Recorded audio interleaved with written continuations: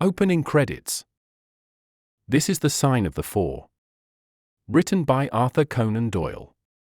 Narrated by Wilfred, UK.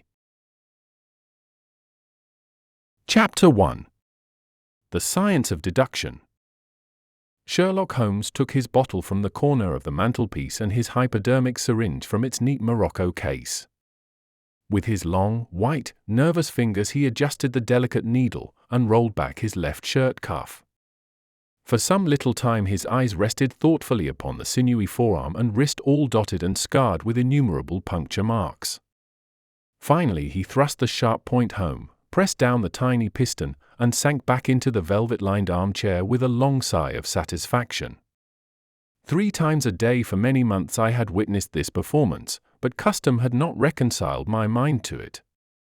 On the contrary, from day to day I had become more irritable at the sight, and my conscience swelled nightly within me at the thought that I had lacked the courage to protest. Again and again I had registered a vow that I should deliver my soul upon the subject, but there was that in the cool, nonchalant air of my companion which made him the last man with whom one would care to take anything approaching to a liberty. His great powers, his masterly manner, and the experience which I had had of his many extraordinary qualities, all made me diffident and backward in crossing him. Yet upon that afternoon, whether it was the bone which I had taken with my lunch, or the additional exasperation produced by the extreme deliberation of his manner, I suddenly felt that I could hold out no longer. "Which is it today?" I asked. "Morphine or cocaine?" He raised his eyes languidly from the old black-letter volume which he had opened. "It is cocaine," he said, "a 7% solution. Would you care to try it?" "No, indeed," I answered, brusquely. "My constitution has not got over the Afghan campaign yet. I cannot afford to throw any extra strain upon it." He smiled at my vehemence. "Perhaps you are right, Watson," he said. "I suppose that its influence is physically a bad one. I find it, however, so transcendently stimulating and clarifying to the mind that its secondary action is a matter of small moment." "But consider," I said, earnestly. "Count the cost. Your brain may, as you say, be roused and excited, but it is a pathological and morbid process, which involves increased tissue change and may at last leave a permanent weakness. You know, too, what a black reaction comes upon you. Surely the game is hardly worth the candle. Why should you, for a mere passing pleasure, risk the loss of those great powers with which you have been endowed?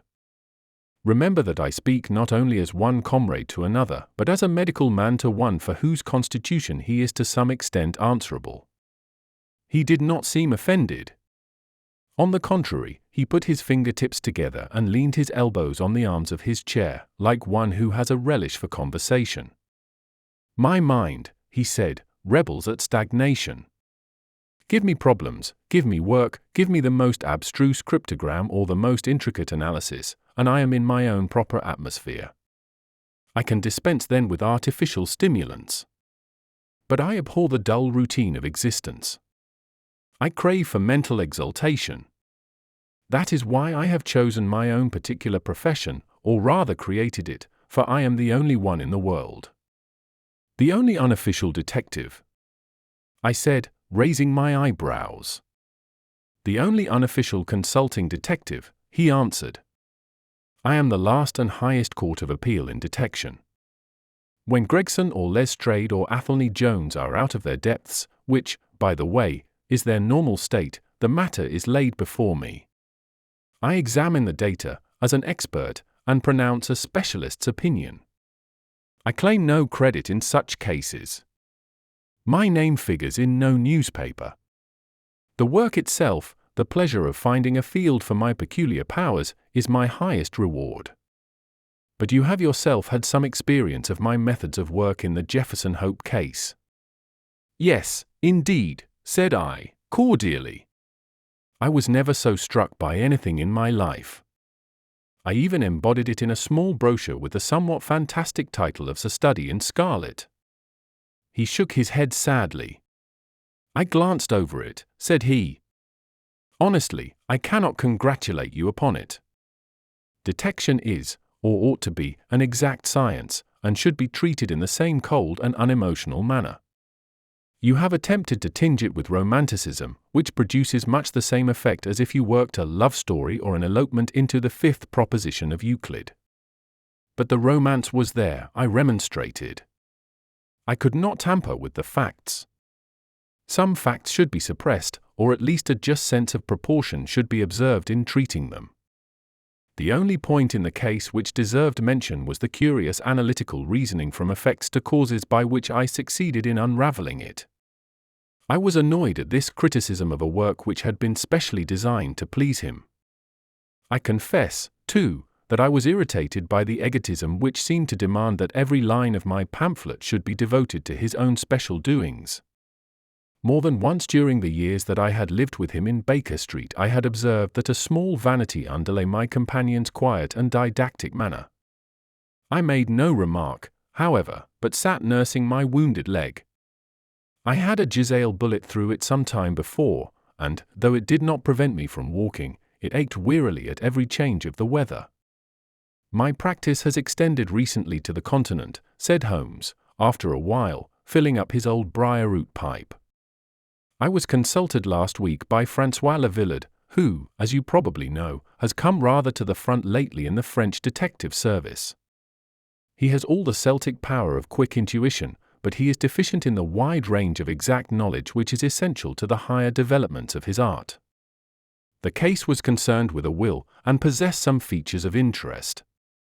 I was able to refer him to two parallel cases, the one at Riga in 1857, and the other at St. Louis in 1871, which have suggested to him the true solution. Here is the letter which I had this morning acknowledging my assistance. He tossed over, as he spoke, a crumpled sheet of foreign notepaper.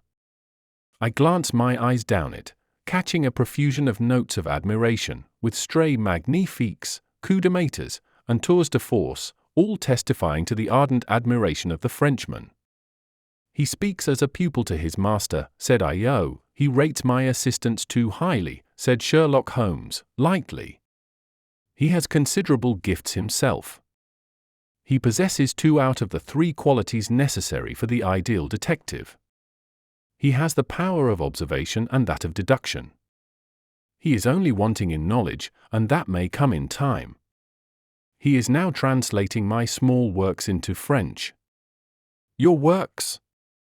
Oh, didn't you know? He cried, laughing. Yes, I have been guilty of several monographs. They are all upon technical subjects. Here, for example, is one upon the distinction between the ashes of the various tobaccos. In it I enumerate 140 forms of cigar-dash, cigarette-dash, and pipe tobacco, with colored plates illustrating the difference in the ash. It is a point which is continually turning up in criminal trials, and which is sometimes of supreme importance as a clue.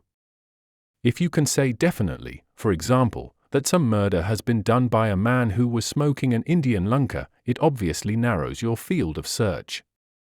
To the trained eye there is as much difference between the black ash of a trichinopoly and the white fluff of bird's eye as there is between a cabbage and a potato. You have an extraordinary genius for minutiae, I remarked. I appreciate their importance. Here is my monograph upon the tracing of footsteps, with some remarks upon the uses of plaster of Paris as a preserver of impresses. Here, too, is a curious little work upon the influence of a trade upon the form of the hand, with lithotypes of the hands of slaters, sailors, cork cutters, compositors, weavers, and diamond polishers. That is a matter of great practical interest to the scientific detective, especially in cases of unclaimed bodies, or in discovering the antecedents of criminals. But I weary you with my hobby. Not at all, I answered, earnestly. It is of the greatest interest to me, especially since I have had the opportunity of observing your practical application of it. But you spoke just now of observation and deduction. Surely the one to some extent implies the other. Why, hardly, he answered, leaning back luxuriously in his armchair, and sending up thick blue wreaths from his pipe. For example, observation shows me that you have been to the Wigmore Street post office this morning, but deduction lets me know that when there you dispatched a telegram. Right, said I, right on both points. But I confess that I don't see how you arrived at it. It was a sudden impulse upon my part, and I have mentioned it to no one. It is simplicity itself, he remarked, chuckling at my surprise, so absurdly simple that an explanation is superfluous, and yet it may serve to define the limits of observation and of deduction. Observation tells me that you have a little reddish mold adhering to your instep. Just opposite the Wigmore Street office they have taken up the pavement and thrown up some earth which lies in such a way that it is difficult to avoid treading in it in entering. The earth is of this peculiar reddish tint which is found, as far as I know, nowhere else in the neighborhood. So much is observation. The rest is deduction. How, then, did you deduce the telegram? Why, of course I knew that you had not written a letter, since I sat opposite to you all morning. I see also in your open desk there that you have a sheet of stamps and a thick bundle of postcards. What could you go into the post office for, then, but to send a wire? Eliminate all other factors, and the one which remains must be the truth. In this case it certainly is so, I replied, after a little thought. The thing, however, is, as you say, of the simplest. Would you think me impertinent if I were to put your theories to a more severe test? On the contrary, he answered, it would prevent me from taking a second dose of cocaine. I should be delighted to look into any problem which you might submit to me. I have heard you say that it is difficult for a man to have any object in daily use without leaving the impress of his individuality upon it in such a way that a trained observer might read it. Now, I have here a watch which has recently come into my possession. Would you have the kindness to let me have an opinion upon the character or habits of the late owner? I handed him over the watch with some slight feeling of amusement in my heart, for the test was, as I thought, an impossible one, and I intended it as a lesson against the somewhat dogmatic tone which he occasionally assumed. He balanced the watch in his hand, gazed hard at the dial, opened the back, and examined the works, first with his naked eyes and then with a powerful convex lens. I could hardly keep from smiling at his crestfallen face when he finally snapped the case to and handed it back. There are hardly any data, he remarked. The watch has been recently cleaned, which robs me of my most suggestive facts. You are right, I answered. It was cleaned before being sent to me. In my heart I accused my companion of putting forward a most lame and impotent excuse to cover his failure. What data could he expect from an uncleaned watch? Though unsatisfactory, my research has not been entirely barren, he observed, staring up at the ceiling with dreamy, lackluster eyes. Subject to your correction, I should judge that the watch belonged to your elder brother, who inherited it from your father. That you gather, no doubt, from the HW upon the back. Quite so. The W suggests your own name. The date of the watch is nearly 50 years back, and the initials are as old as the watch, so it was made for the last generation. Jewelry usually descends to the eldest son, and he is most likely to have the same name as the father. Your father has, if I remember right, been dead many years. It has, therefore, been in the hands of your eldest brother. Right, so far, said I. Anything else? He was a man of untidy habits, very untidy and careless. He was left with good prospects, but he threw away his chances, lived for some time in poverty with occasional short intervals of prosperity, and finally, taking to drink, he died. That is all I can gather. I sprang from my chair and limped impatiently about the room with considerable bitterness in my heart. This is unworthy of you, Holmes, I said. I could not have believed that you would have descended to this. You have made inquiries into the history of my unhappy brother, and you now pretend to deduce this knowledge in some fanciful way. You cannot expect me to believe that you have read all this from his old watch. It is unkind, and, to speak plainly, has a touch of charlatanism in it. My dear doctor, said he, kindly, pray accept my apologies. Viewing the matter as an abstract problem, I had forgotten how personal and painful a thing it might be to you. I assure you, however, that I never even knew that you had a brother until you handed me the watch. Then how in the name of all that is wonderful did you get these facts? They are absolutely correct in every particular. Ah, that is good luck. I could only say what was the balance of probability. I did not at all expect to be so accurate. But it was not mere guesswork. No, I never guess. It is a shocking habit, destructive to the logical faculty. What seems strange to you is only so because you do not follow my train of thought or observe the small facts upon which large inferences may depend. For example, I began by stating that your brother was careless. When you observe the lower part of that watch case, you notice that it is not only dinted in 2 places, but it is cut and marked all over from the habit of keeping other hard objects, such as coins or keys, in the same pocket. Surely it is no great feat to assume that a man who treats a 50-guinea watch so cavalierly must be a careless man. Neither is it a very far-fetched inference that a man who inherits one article of such value is pretty well provided for in other respects. I nodded, to show that I followed his reasoning. It is very customary for pawnbrokers in England, when they take a watch, to scratch the number of the ticket with a pinpoint upon the inside of the case. It is more handy than a label, as there is no risk of the number being lost or transposed. There are no less than 4 such numbers visible to my lens on the inside of this case. Inference, that your brother was often at low water. Secondary inference, that he had occasional bursts of prosperity, or he could not have redeemed the pledge. Finally, I ask you to look at the inner plate, which contains the keyhole. Look at the thousands of scratches all round the hole, marks where the key has slipped. What sober man's key could have scored those grooves? But you will never see a drunkard's watch without them. He wins it at night, and he leaves these traces of his unsteady hand. Where is the mystery in all this? It is as clear as daylight, I answered. I regret the injustice which I did you. I should have had more faith in your marvelous faculty. May I ask whether you have any professional inquiry on foot at present? None. Hence the cocaine. I cannot live without brain work. What else is there to live for? Stand at the window here. Was ever such a dreary, dismal, unprofitable world? See how the yellow fog swirls down the street and drifts across the dun-coloured houses. What could be more hopelessly prosaic and material? What is the use of having powers, doctor, when one has no field upon which to exert them? Crime is commonplace, existence is commonplace, and no qualities save those which are commonplace have any function upon earth. I had opened my mouth to reply to this tirade, when with a crisp knock our landlady entered, bearing a card upon the brass salver. "A young lady for you, sir," she said, addressing my companion. "Miss Mary Morstan," he read.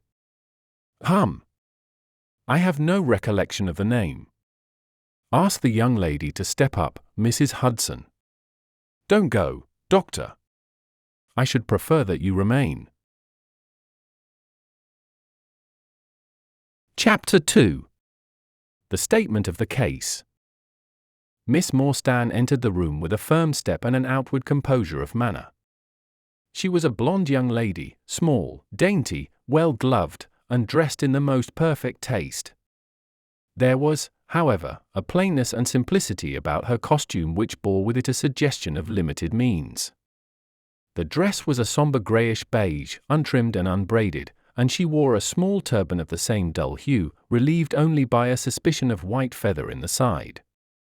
Her face had neither regularity of feature nor beauty of complexion, but her expression was sweet and amiable, and her large blue eyes were singularly spiritual and sympathetic. In an experience of women which extends over many nations and 3 separate continents, I have never looked upon a face which gave a clearer promise of a refined and sensitive nature. I could not but observe that as she took the seat which Sherlock Holmes placed for her, her lip trembled, her hand quivered, and she showed every sign of intense inward agitation. "I have come to you, Mr. Holmes," she said, "because you once enabled my employer, Mrs. Cecil Forrester, to unravel a little domestic complication." She was much impressed by your kindness and skill." "Mrs. Cecil Forrester," he repeated thoughtfully. "I believe that I was of some slight service to her. The case, however, as I remember it, was a very simple one." "She did not think so. But at least you cannot say the same of mine. I can hardly imagine anything more strange, more utterly inexplicable, than the situation in which I find myself."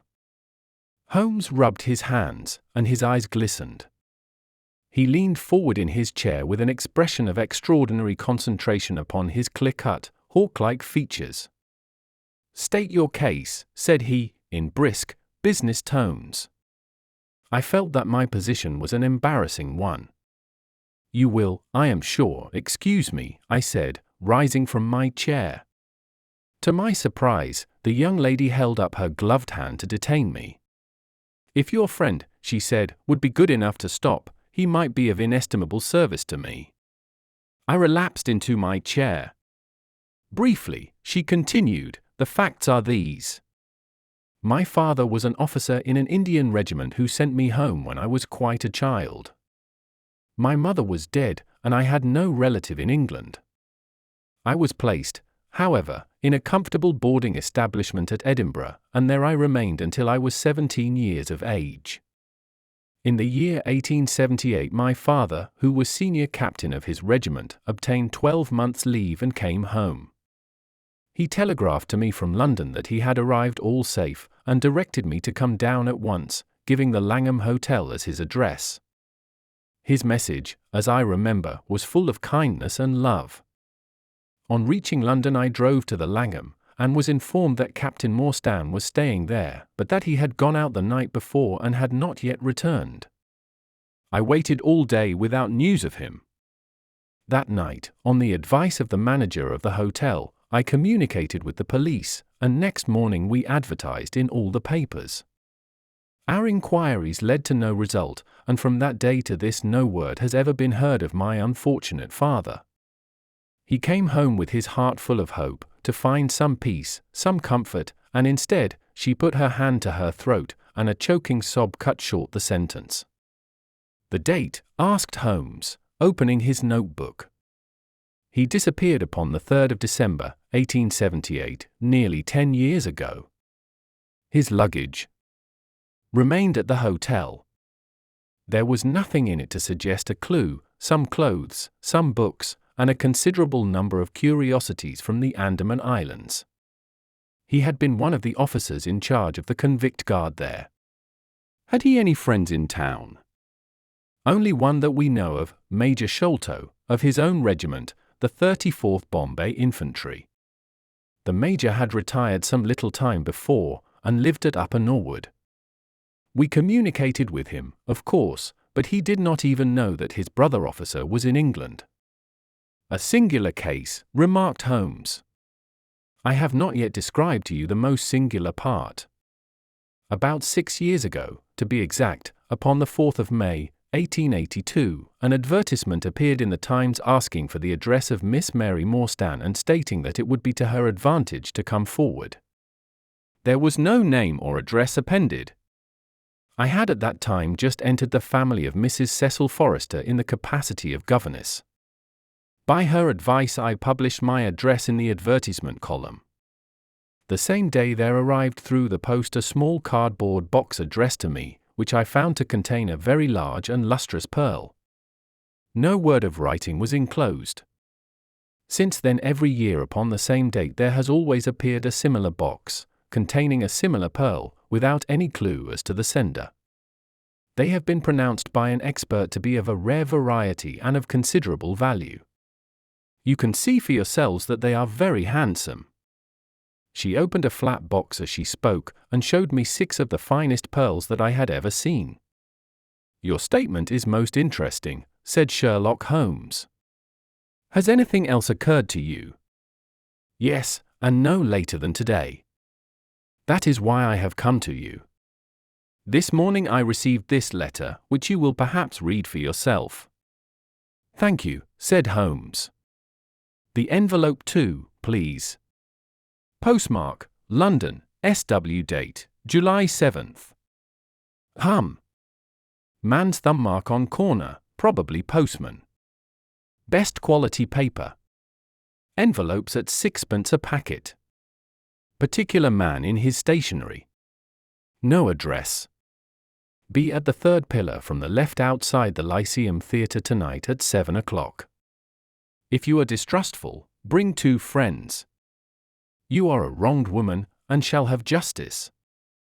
Do not bring police. If you do, all will be in vain. Your unknown friend. Well, really, this is a very pretty little mystery. What do you intend to do, Miss Morstan? That is exactly what I want to ask you. Then we shall most certainly go. You and I and yes, why, Dr. Watson is the very man. Your correspondent says 2 friends. He and I have worked together before. But would he come, she asked, with something appealing in her voice and expression. I should be proud and happy, said I, fervently, if I can be of any service. You are both very kind, she answered. I have led a retired life, and have no friends whom I could appeal to. If I am here at 6 it will do, I suppose. You must not be later, said Holmes. There is one other point, however. Is this handwriting the same as that upon the pearl box addresses? I have them here, she answered, producing 6 pieces of paper. You are certainly a model client. You have the correct intuition. Let us see, now. He spread out the papers upon the table, and gave little darting glances from one to the other. They are disguised hands, except the letter, he said, presently, but there can be no question as to the authorship. See how the irrepressible Greek E will break out, and see the twirl of the final S.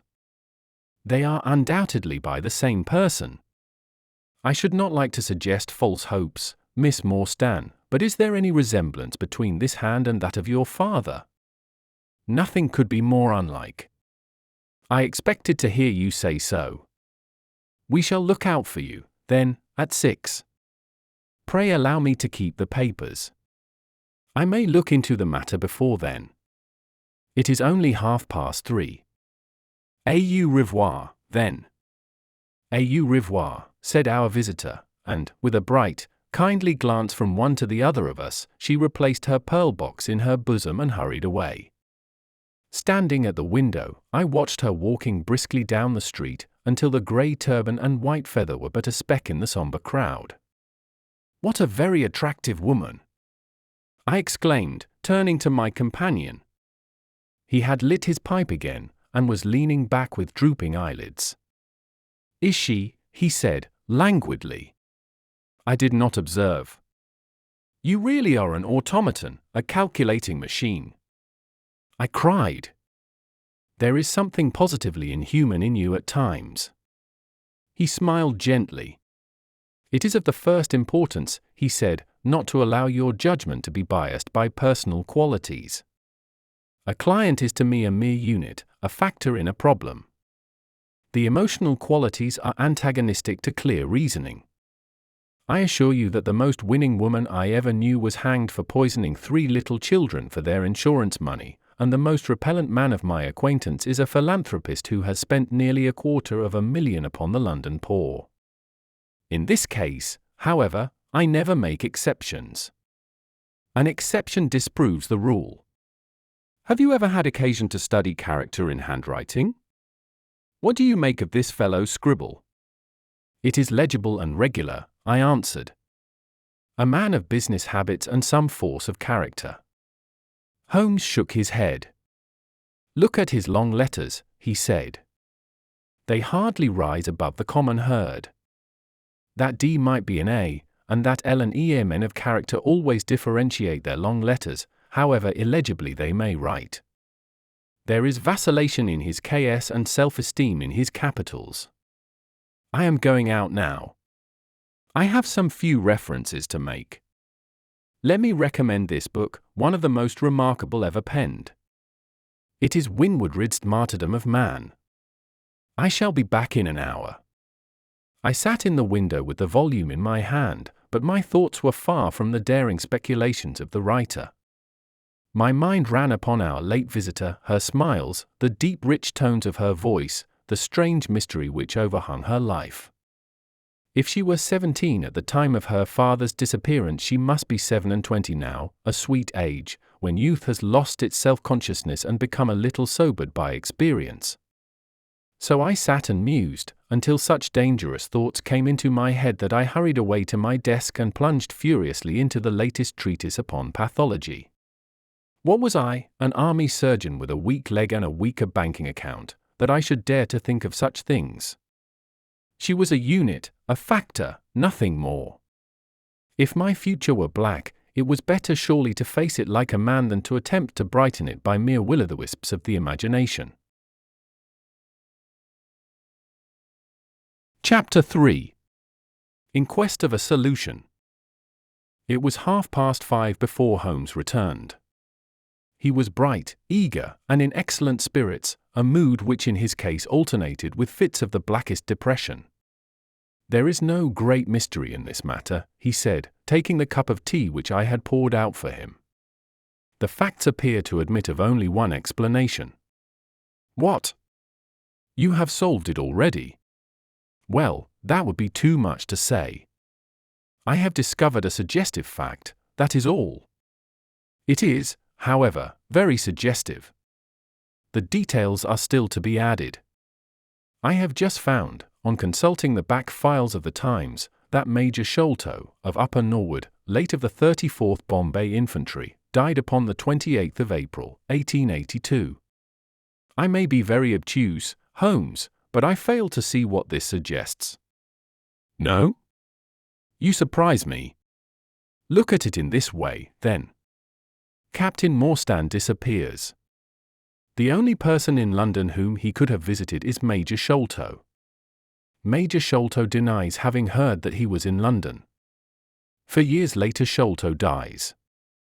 Within a week of his death Captain Morstan's daughter receives a valuable present, which is repeated from year to year, and now culminates in a letter which describes her as a wronged woman. What wrong can it refer to except this deprivation of her father? And why should the presents begin immediately after Sholto's death, unless it is that Sholto's heir knows something of the mystery and desires to make compensation? Have you any alternative theory which will meet the facts? But what a strange compensation! And how strangely made! Why, too, should he write a letter now, rather than 6 years ago? Again, the letter speaks of giving her justice. What justice can she have? It is too much to suppose that her father is still alive. There is no other injustice in her case that you know of. There are certainly difficulties, said Sherlock Holmes, pensively. But our expedition of tonight will solve them all. Ah, here is a four-wheeler, and Miss Morstan is inside. Are you all ready? Then we had better go down, for it is a little past the hour. I picked up my hat and my heaviest stick, but I observed that Holmes took his revolver from his drawer and slipped it into his pocket. It was clear that he thought that our night's work might be a serious one. Miss Morstan was muffled in a dark cloak, and her sensitive face was composed, but pale. She must have been more than woman if she did not feel some uneasiness at the strange enterprise upon which we were embarking, yet her self-control was perfect, and she readily answered the few additional questions which Sherlock Holmes put to her. Major Sholto was a very particular friend of Papa's, she said. His letters were full of allusions to the Major. He and Papa were in command of the troops at the Andaman Islands, so they were thrown a great deal together. By the way, a curious paper was found in Papa's desk which no one could understand. I don't suppose that it is of the slightest importance, but I thought you might care to see it, so I brought it with me. It is here. Holmes unfolded the paper carefully and smoothed it out upon his knee. He then very methodically examined it all over with his double lens. It is paper of native Indian manufacture, he remarked. It has at some time been pinned to a board. The diagram upon it appears to be a plan of part of a large building with numerous halls, corridors, and passages. At one point is a small cross done in red ink, and above it is 3.37 from left in faded pencil writing. In the left-hand corner is a curious hieroglyphic like for crosses in a line with their arms touching. Beside it is written, in very rough and coarse characters, the sign of the four: Jonathan Small, Mahomet Singh, Abdullah Khan, Dust Akbar. No, I confess that I do not see how this bears upon the matter. Yet it is evidently a document of importance. It has been kept carefully in a pocket-book, for the one side is as clean as the other. It was in his pocket-book that we found it. Preserve it carefully, then, Miss Morstan, for it may prove to be of use to us. I begin to suspect that this matter may turn out to be much deeper and more subtle than I at first supposed. I must reconsider my ideas. He leaned back in the cab, and I could see by his drawn brow and his vacant eye that he was thinking intently. Miss Morstan and I chatted in an undertone about our present expedition and its possible outcome, but our companion maintained his impenetrable reserve until the end of our journey. It was a September evening, and not yet 7 o'clock, but the day had been a dreary one, and a dense drizzly fog lay low upon the great city. Mud-coloured clouds drooped sadly over the muddy streets. Down the Strand the lamps were but misty splotches of diffused light which threw a feeble circular glimmer upon the slimy pavement. The yellow glare from the shop windows streamed out into the steamy, vaporous air, and threw a murky, shifting radiance across the crowded thoroughfare. There was, to my mind, something eerie and ghost-like in the endless procession of faces which flitted across these narrow bars of light, sad faces and glad, haggard and merry. Like all humankind, they flitted from the gloom into the light, and so back into the gloom once more. I am not subject to impressions, but the dull, heavy evening, with the strange business upon which we were engaged, combined to make me nervous and depressed. I could see from Miss Morstan's manner that she was suffering from the same feeling. Holmes alone could rise superior to petty influences. He held his open notebook upon his knee, and from time to time he jotted down figures and memoranda in the light of his pocket lantern. At the Lyceum Theatre the crowds were already thick at the side entrances. In front a continuous stream of hansoms and four-wheelers were rattling up, discharging their cargoes of shirt-fronted men and beshawled, be-diamonded women. We had hardly reached the third pillar, which was our rendezvous, before a small, dark, brisk man in the dress of a coachman accosted us. "Are you the parties who come with Miss Morstan?" he asked. "I am Miss Morstan, and these two gentlemen are my friends," said she. He bent a pair of wonderfully penetrating and questioning eyes upon us. "You will excuse me, miss," he said with a certain dogged manner, "but I was to ask you to give me your word that neither of your companions is a police officer." "I give you my word on that," she answered. He gave a shrill whistle, on which a street Arab led across a four-wheeler and opened the door. The man who had addressed us mounted to the box, while we took our places inside. We had hardly done so before the driver whipped up his horse, and we plunged away at a furious pace through the foggy streets. The situation was a curious one. We were driving to an unknown place, on an unknown errand. Yet our invitation was either a complete hoax, which was an inconceivable hypothesis, or else we had good reason to think that important issues might hang upon our journey. Miss Morstan's demeanour was as resolute and collected as ever. I endeavoured to cheer and amuse her by reminiscences of my adventures in Afghanistan, but, to tell the truth, I was myself so excited at our situation and so curious as to our destination that my stories were slightly involved. To this day she declares that I told her one moving anecdote as to how a musket looked into my tent at the dead of night, and how I fired a double-barreled tiger cub at it. At first I had some idea as to the direction in which we were driving, but soon, what with our pace, the fog, and my own limited knowledge of London, I lost my bearings, and knew nothing, save that we seemed to be going a very long way. Sherlock Holmes was never at fault, however, and he muttered the names as the cab rattled through squares and in and out by tortuous by-streets. "Rochester Row," said he. "Now Vincent Square. Now we come out on the Vauxhall Bridge Road. We are making for the Surrey side, apparently." "Yes, I thought so." Now we are on the bridge. You can catch glimpses of the river. We did indeed get a fleeting view of a stretch of the Thames with the lamps shining upon the broad, silent water, but our cab dashed on, and was soon involved in a labyrinth of streets upon the other side. Wordsworth Road, said my companion. Priory Road. Lark Hall Lane. Stockwell Place. Robert Street. Cold Harbour Lane. Our quest does not appear to take us to very fashionable regions. We had, indeed, reached a questionable and forbidding neighbourhood. Long lines of dull brick houses were only relieved by the coarse glare and tawdry brilliancy of public houses at the corner. Then came rows of two-storied villas each with a fronting of miniature garden, and then again interminable lines of new staring brick buildings, the monster tentacles which the giant city was throwing out into the country. At last the cab drew up at the third house in a new terrace.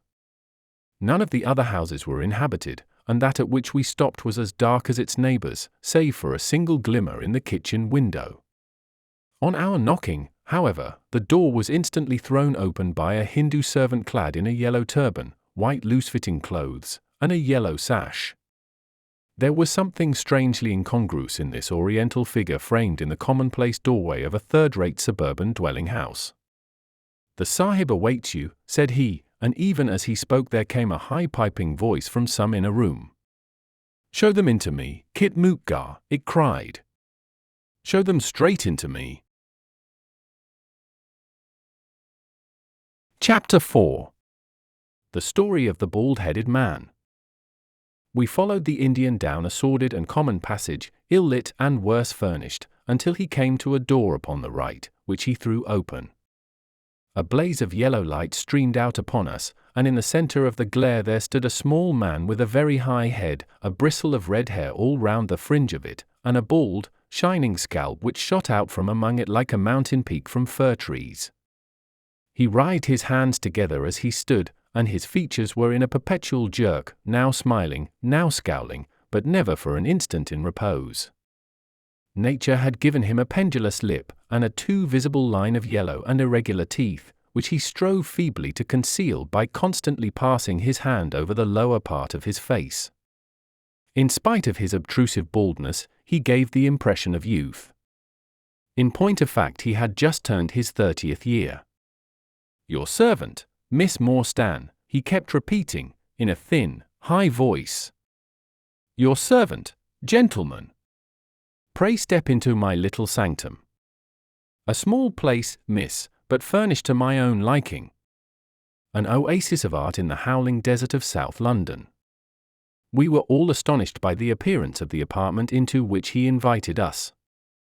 In that sorry house it looked as out of place as a diamond of the first water in a setting of brass. The richest and glossiest of curtains and tapestries draped the walls, looped back here and there to expose some richly mounted painting or oriental vase. The carpet was of amber and black, so soft and so thick that the foot sank pleasantly into it, as into a bed of moss. Two great tiger skins thrown athwart it increased the suggestion of Eastern luxury, as did a huge hookah which stood upon a mat in the corner. A lamp in the fashion of a silver dove was hung from an almost invisible golden wire in the centre of the room. As it burned it filled the air with a subtle and aromatic odour. "Mr. Thaddeus Sholto," said the little man, still jerking and smiling. "That is my name. You are Miss Morstan, of course. And these gentlemen, this is Mr. Sherlock Holmes, and this is Dr. Watson." "A doctor, eh?" cried he, much excited. "Have you your stethoscope? Might I ask you, would you have the kindness? I have grave doubts as to my mitral valve, if you would be so very good. The aortic I may rely upon, but I should value your opinion upon the mitral." I listened to his heart, as requested, but was unable to find anything amiss, save indeed that he was in an ecstasy of fear, for he shivered from head to foot. "It appears to be normal," I said. "You have no cause for uneasiness." "You will excuse my anxiety, Miss Morstan," he remarked, airily. "I am a great sufferer, and I have long had suspicions as to that valve. I am delighted to hear that they are unwarranted. Had your father, Miss Morstan, refrained from throwing a strain upon his heart, he might have been alive now. I could have struck the man across the face, so hot was I at this callous and offhand reference to so delicate a matter. Miss Morstan sat down, and her face grew white to the lips. I knew in my heart that he was dead, said she. I can give you every information, said he, and, what is more, I can do you justice, and I will, too, whatever Brother Bartholomew may say. I am so glad to have your friends here, not only as an escort to you, but also as witnesses to what I am about to do and say. The three of us can show a bold front to Brother Bartholomew. But let us have no outsiders, no police or officials. We can settle everything satisfactorily among ourselves, without any interference. Nothing would annoy Brother Bartholomew more than any publicity. He sat down upon a low settee and blinked at us inquiringly with his weak, watery blue eyes. For my part, said Holmes, whatever you may choose to say will go no further. I nodded to show my agreement. That is well. That is well, said he. May I offer you a glass of Chianti, Miss Morstan? Or of Tokai? I keep no other wines. Shall I open a flask? No? Well, then, I trust that you have no objection to tobacco smoke, to the mild balsamic odor of the Eastern tobacco. I am a little nervous, and I find my hookah an invaluable sedative. He applied a taper to the great bowl, and the smoke bubbled merrily through the rosewater. We sat all three in a semicircle, with our heads advanced, and our chins upon our hands, while the strange, jerky little fellow, with his high, shining head, puffed uneasily in the center. When I first determined to make this communication to you, said he, I might have given you my address, but I feared that you might disregard my request and bring unpleasant people with you. I took the liberty, therefore, of making an appointment in such a way that my man Williams might be able to see you first. I have complete confidence in his discretion, and he had orders, if he were dissatisfied, to proceed no further in the matter. You will excuse these precautions, but I am a man of somewhat retiring, and I might even say refined, tastes, and there is nothing more unaesthetic than a policeman. I have a natural shrinking from all forms of rough materialism. I seldom come in contact with the rough crowd. I live, as you see, with some little atmosphere of elegance around me. I may call myself a patron of the arts. It is my weakness. The landscape is a genuine correct, and, though a connoisseur might perhaps throw a doubt upon that Salvator Rosa, there cannot be the least question about the Bouguereau. I am partial to the modern French school. You will excuse me, Mr. Sholto, said Miss Morstan, but I am here at your request to learn something which you desire to tell me. It is very late, and I should desire the interview to be as short as possible.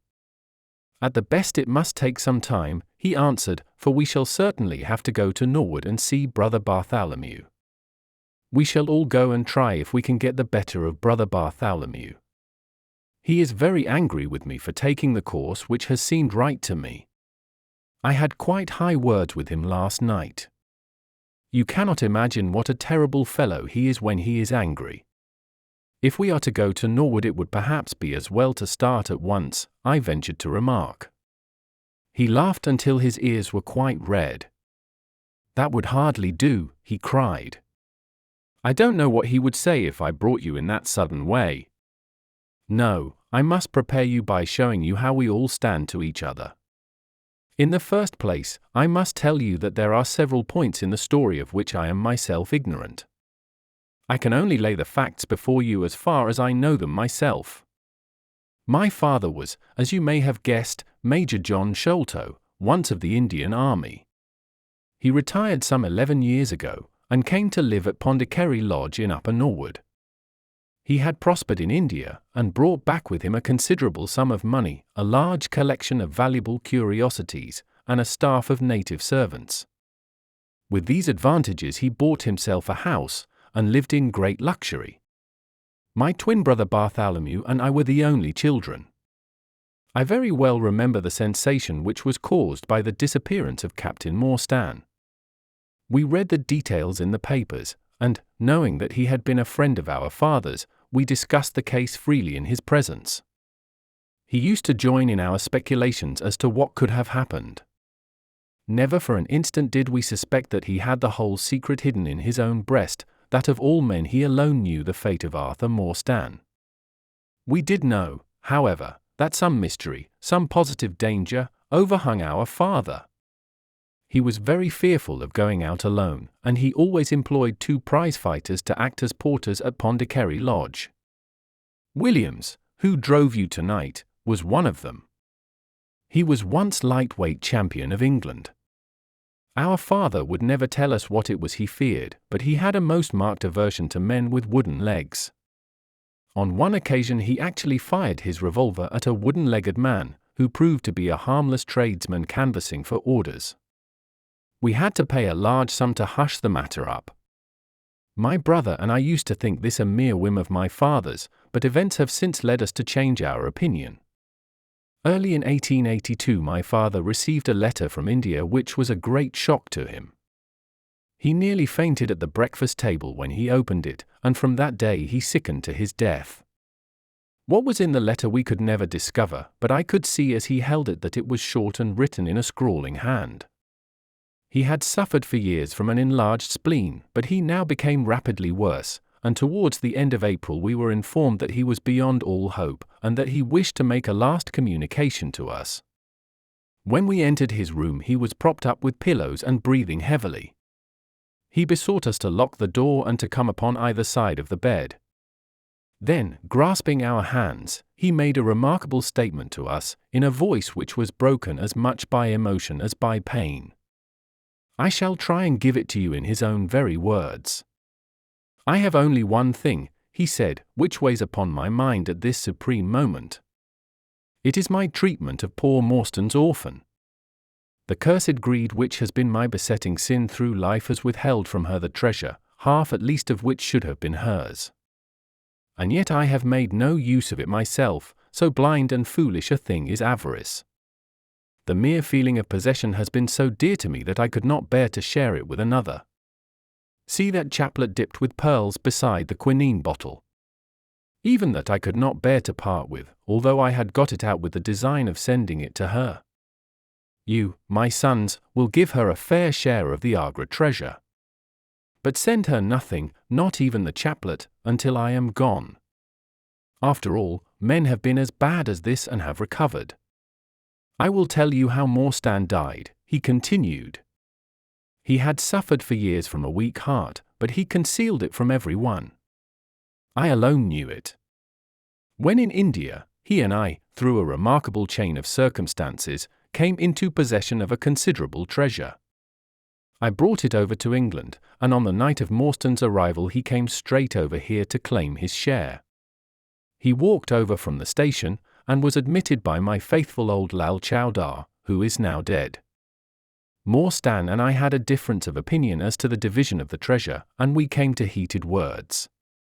Morstan had sprung out of his chair in a paroxysm of anger when he suddenly pressed his hand to his side, his face turned a dusky hue, and he fell backwards, cutting his head against the corner of the treasure chest. When I stooped over him I found, to my horror, that he was dead. For a long time I sat half distracted, wondering what I should do. My first impulse was, of course, to call for assistance, but I could not but recognize that there was every chance that I would be accused of his murder. His death at the moment of a quarrel, and the gash in his head, would be black against me. Again, an official inquiry could not be made without bringing out some facts about the treasure which I was particularly anxious to keep secret. He had told me that no soul upon earth knew where he had gone. There seemed to be no necessity why any soul ever should know. I was still pondering over the matter, when, looking up, I saw my servant, Lal Chowdar, in the doorway. He stole in and bolted the door behind him. "Do not fear, Sahib," he said. "No one need know that you have killed him. Let us hide him away, and who is the wiser?" "I did not kill him," said I. Lal Chowdar shook his head and smiled. "I heard it all, Sahib," said he. I heard you quarrel, and I heard the blow. But my lips are sealed. All are asleep in the house. Let us put him away together. That was enough to decide me. If my own servant could not believe my innocence, how could I hope to make it good before 12 foolish tradesmen in a jury box? Lal Chowdar and I disposed of the body that night, and within a few days the London papers were full of the mysterious disappearance of Captain Morstan. You will see from what I say that I can hardly be blamed in the matter.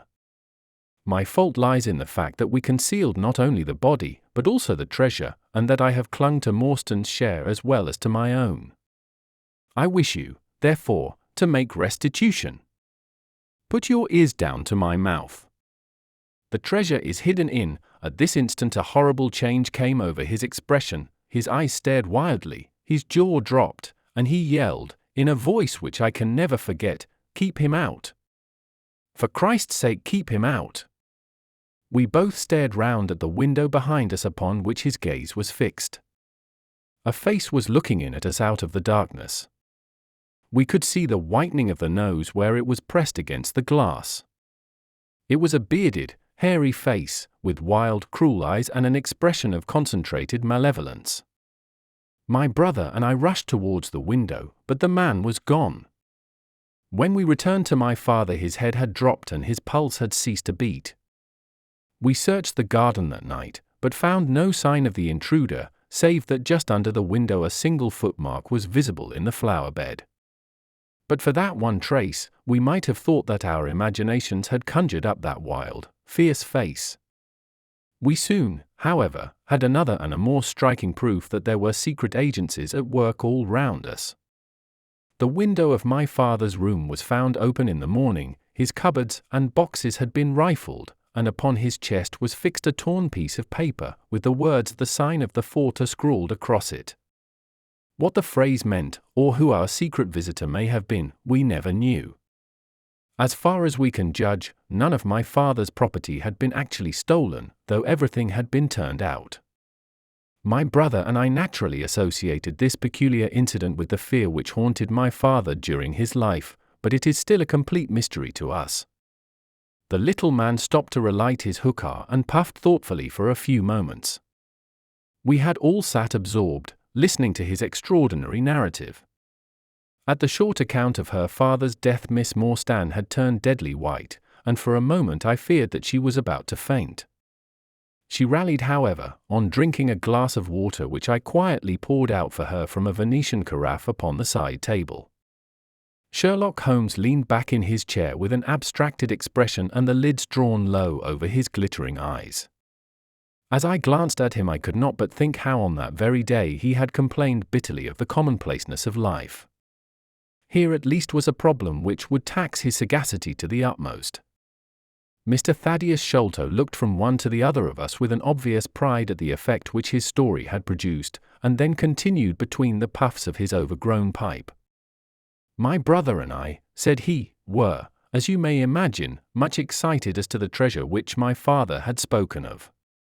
For weeks and for months we dug and delved in every part of the garden, without discovering its whereabouts. It was maddening to think that the hiding place was on his very lips at the moment that he died. We could judge the splendor of the missing riches by the chaplet which he had taken out. Over this chaplet my brother Bartholomew and I had some little discussion. The pearls were evidently of great value, and he was averse to part with them, for, between friends, my brother was himself a little inclined to my father's fault. He thought, too, that if we parted with the chaplet it might give rise to gossip and finally bring us into trouble. It was all that I could do to persuade him to let me find out Miss Morstan's address and send her a detached pearl at fixed intervals, so that at least she might never feel destitute. It was a kindly thought, said our companion earnestly. It was extremely good of you. The little man waved his hand deprecatingly. We were your trustees, he said. That was the view which I took of it, though brother Bartholomew could not altogether see it in that light. We had plenty of money ourselves. I desired no more. Besides, it would have been such bad taste to have treated a young lady in so scurvy a fashion. Le mauvais goût mène au crime. The French have a very neat way of putting these things. Our difference of opinion on this subject went so far that I thought it best to set up rooms for myself, so I left Pondicherry Lodge, taking the old Kit Mootgar and Williams with me. Yesterday, however, I learned that an event of extreme importance has occurred. The treasure has been discovered. I instantly communicated with Miss Morstan, and it only remains for us to drive out to Norwood and demand our share. I explained my views last night to Brother Bartholomew, so we shall be expected, if not welcome, visitors. Mr. Thaddeus Sholto ceased, and sat twitching on his luxurious settee.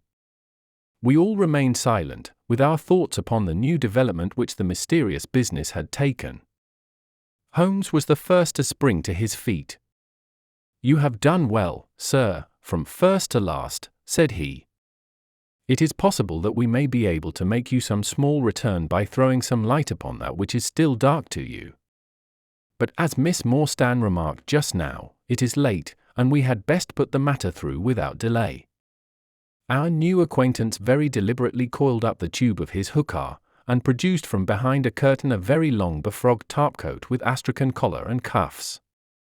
This he buttoned tightly up, in spite of the extreme closeness of the night, and finished his attire by putting on a rabbit-skin cap with hanging lappets which covered the ears, so that no part of him was visible save his mobile and peaky face.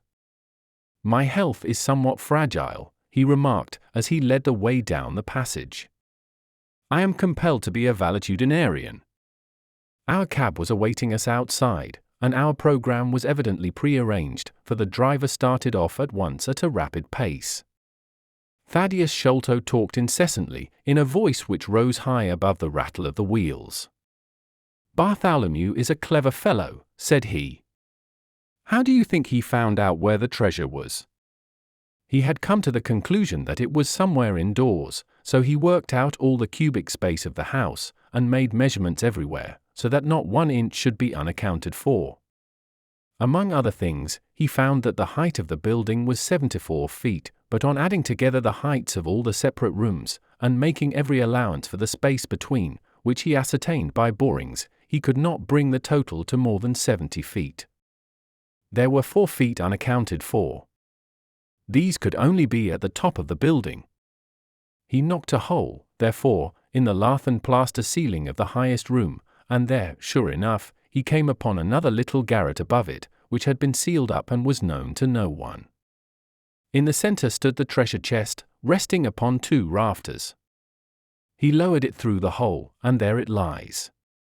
He computes the value of the jewels at not less than £500,000 sterling. At the mention of this gigantic sum we all stared at one another open-eyed. Miss Morstan, could we secure her rights, would change from a needy governess to the richest heiress in England. Surely it was the place of a loyal friend to rejoice at such news, yet I am ashamed to say that selfishness took me by the soul, and that my heart turned as heavy as lead within me. I stammered out some few halting words of congratulation, and then sat downcast, with my head drooped, deaf to the babble of our new acquaintance.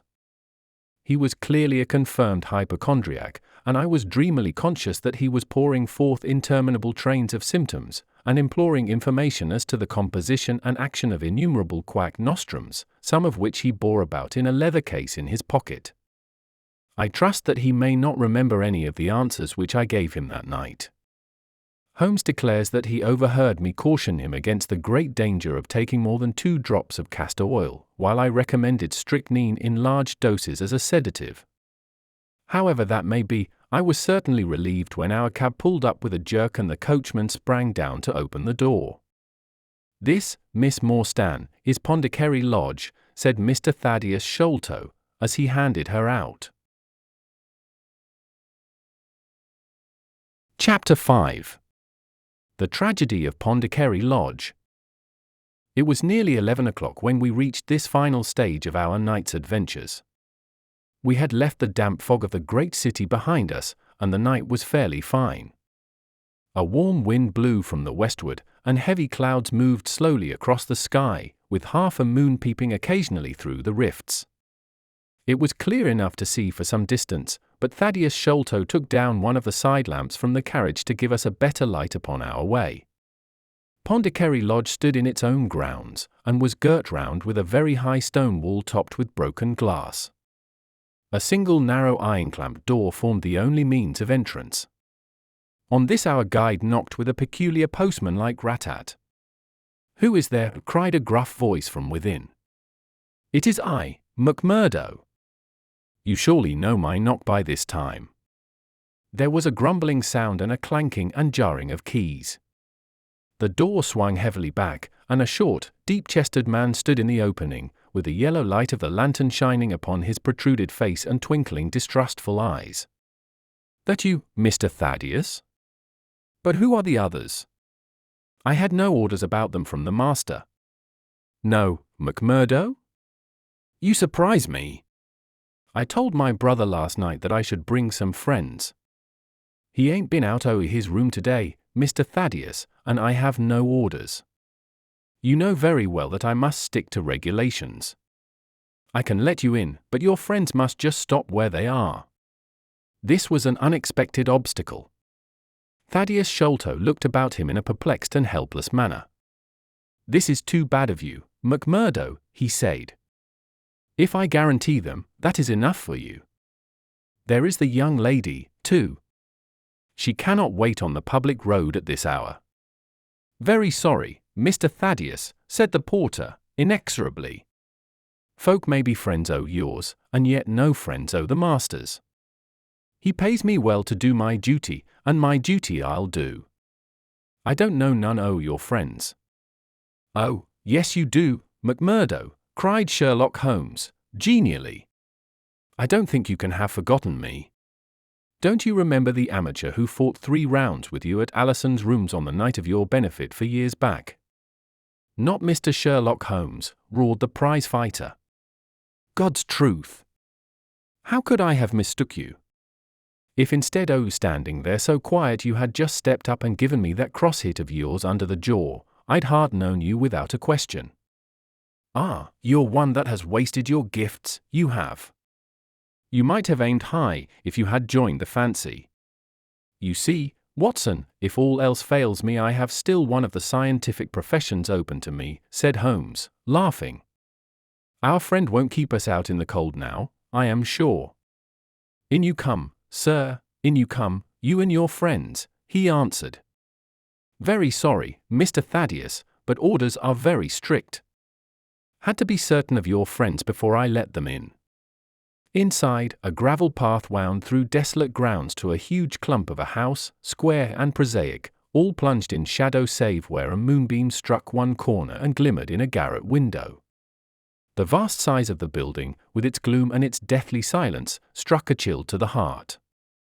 Even Thaddeus Sholto seemed ill at ease, and the lantern quivered and rattled in his hand. "I cannot understand it," he said. "There must be some mistake.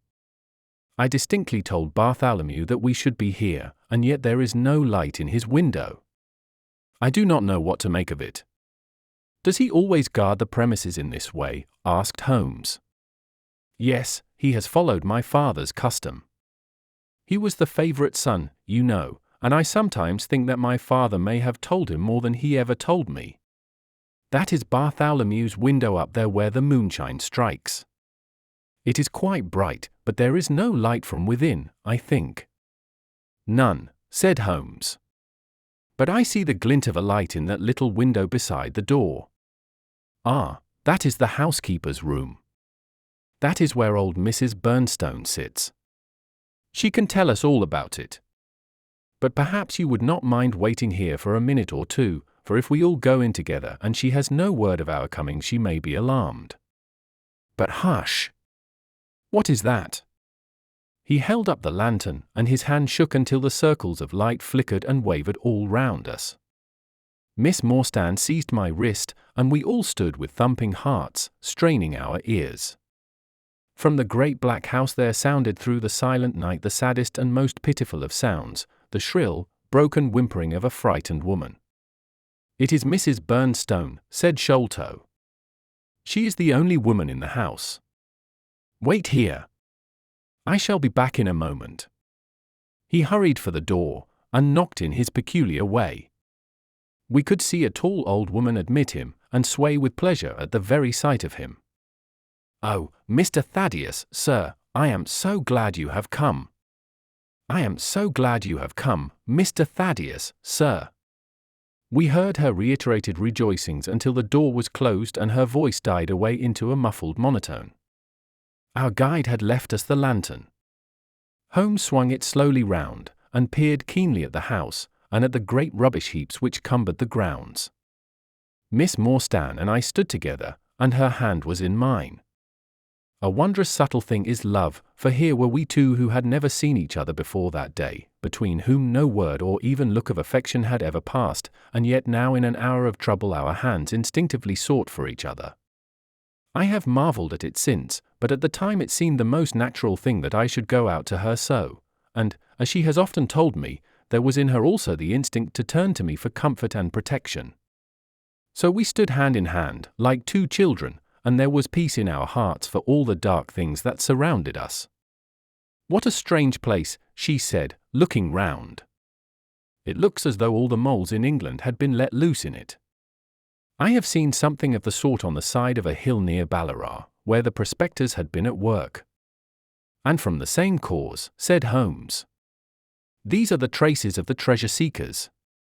You must remember that they were 6 years looking for it. No wonder that the grounds look like a gravel pit." At that moment the door of the house burst open, and Thaddeus Sholto came running out, with his hands thrown forward and terror in his eyes.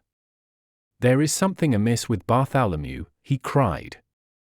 "I am frightened. My nerves cannot stand it." He was, indeed, half blubbering with fear, and his twitching feeble face peeping out from the great astrakhan collar had the helpless appealing expression of a terrified child. "Come into the house," said Holmes, in his crisp, firm way. "Yes, do," pleaded Thaddeus Sholto. "I really do not feel equal to giving directions." We all followed him into the housekeeper's room, which stood upon the left-hand side of the passage.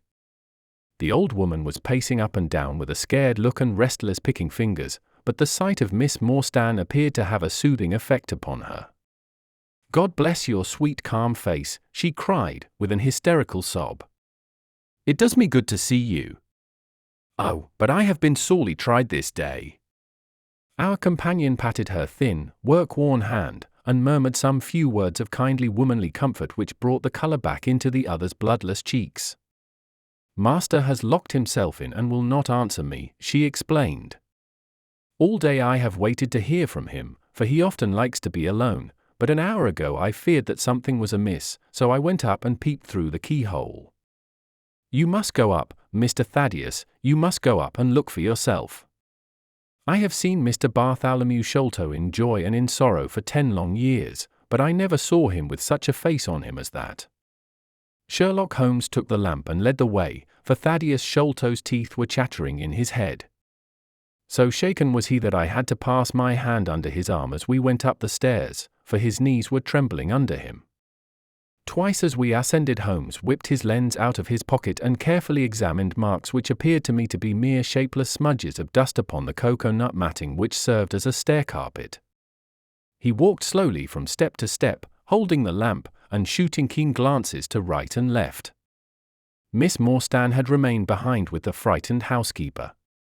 The third flight of stairs ended in a straight passage of some length, with a great picture in Indian tapestry upon the right of it and 3 doors upon the left.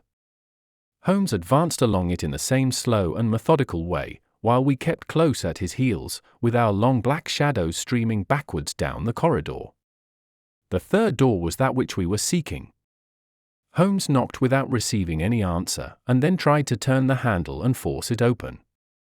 It was locked on the inside, however, and by a broad and powerful bolt, as we could see when we set our lamp up against it. The key being turned, however, the hole was not entirely closed. Sherlock Holmes bent down to it, and instantly rose again with a sharp intaking of the breath. "There is something devilish in this, Watson," said he, more moved than I had ever before seen him. "What do you make of it?" I stooped to the hole, and recoiled in horror. Moonlight was streaming into the room, and it was bright with a vague and shifty radiance. Looking straight at me, and suspended, as it were, in the air, for all beneath was in shadow, there hung a face, the very face of our companion Thaddeus. There was the same high, shining head, the same circular bristle of red hair, the same bloodless countenance. The features were set, however, in a horrible smile, a fixed and unnatural grin, which in that still and moonlit room was more jarring to the nerves than any scowl or contortion.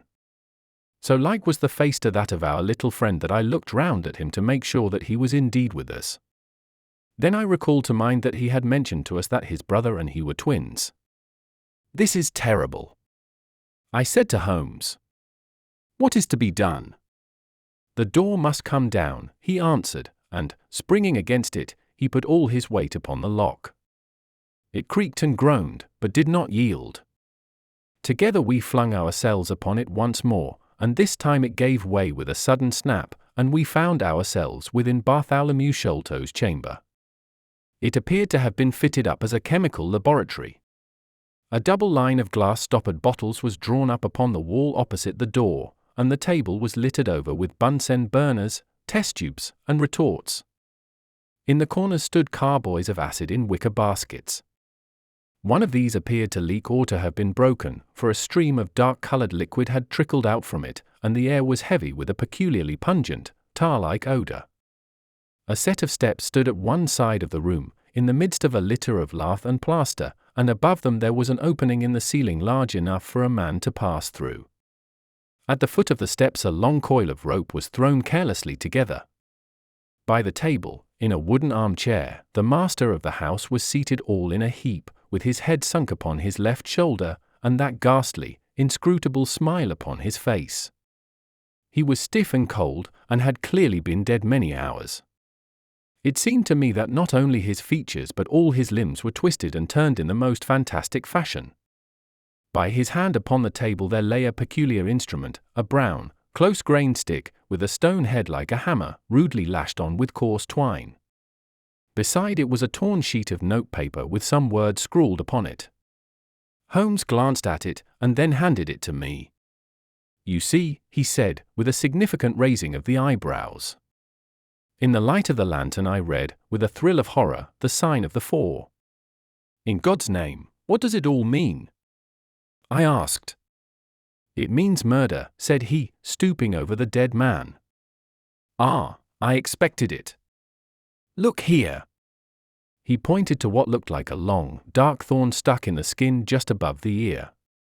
"It looks like a thorn," said I. "It is a thorn. You may pick it out. But be careful, for it is poisoned." I took it up between my finger and thumb. It came away from the skin so readily that hardly any mark was left behind. One tiny speck of blood showed where the puncture had been. "This is all an insoluble mystery to me," said I. "It grows darker instead of clearer." "On the contrary," he answered, "it clears every instant. I only require a few missing links to have an entirely connected case." We had almost forgotten our companion's presence since we entered the chamber. He was still standing in the doorway, the very picture of terror, wringing his hands and moaning to himself. Suddenly, however, he broke out into a sharp, querulous cry. "The treasure is gone," he said. "They have robbed him of the treasure. There is the hole through which we lowered it. I helped him to do it. I was the last person who saw him.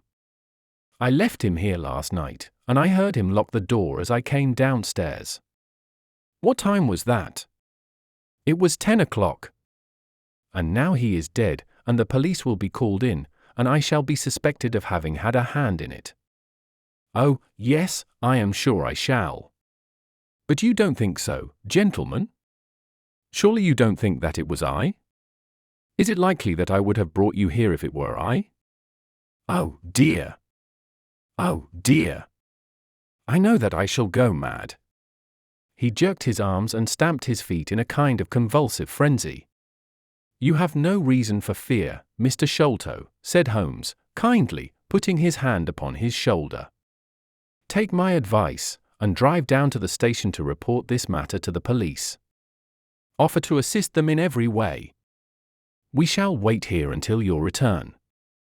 The little man obeyed in a half-stupefied fashion, and we heard him stumbling down the stairs in the dark. Chapter 6. Sherlock Holmes gives a demonstration. "Now, Watson," said Holmes, rubbing his hands, "we have half an hour to ourselves. Let us make good use of it. My case is, as I have told you, almost complete, but we must not err on the side of overconfidence. Simple as the case seems now, there may be something deeper underlying it." "Simple?" I ejaculated. "Surely," said he, with something of the air of a clinical professor expounding to his class. "Just sit in the corner there, that your footprints may not complicate matters. Now to work. In the first place, how did these folk come, and how did they go? The door has not been opened since last night. How of the window?" He carried the lamp across to it, muttering his observations aloud the while, but addressing them to himself rather than to me. "Window is snibbed on the inner side. Framework is solid. No hinges at the side. Let us open it. No water pipe near. Roof quite out of reach. Yet a man has mounted by the window. It rained a little last night. Here is the print of a foot in mould upon the sill. And here is a circular muddy mark, and here again upon the floor, and here again by the table. See here, Watson. This is really a very pretty demonstration." I looked at the round, well-defined muddy discs. "This is not a footmark," said I, "it is something much more valuable to us.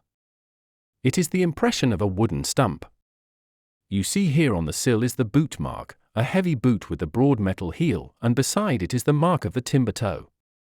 It is the wooden-legged man." "Quite so. But there has been someone else, a very able and efficient ally.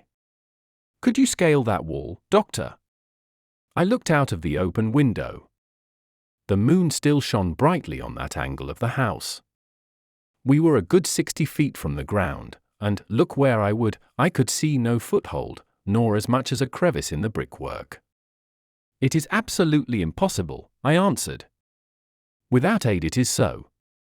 But suppose you had a friend up here who lowered you this good stout rope which I see in the corner, securing one end of it to this great hook in the wall.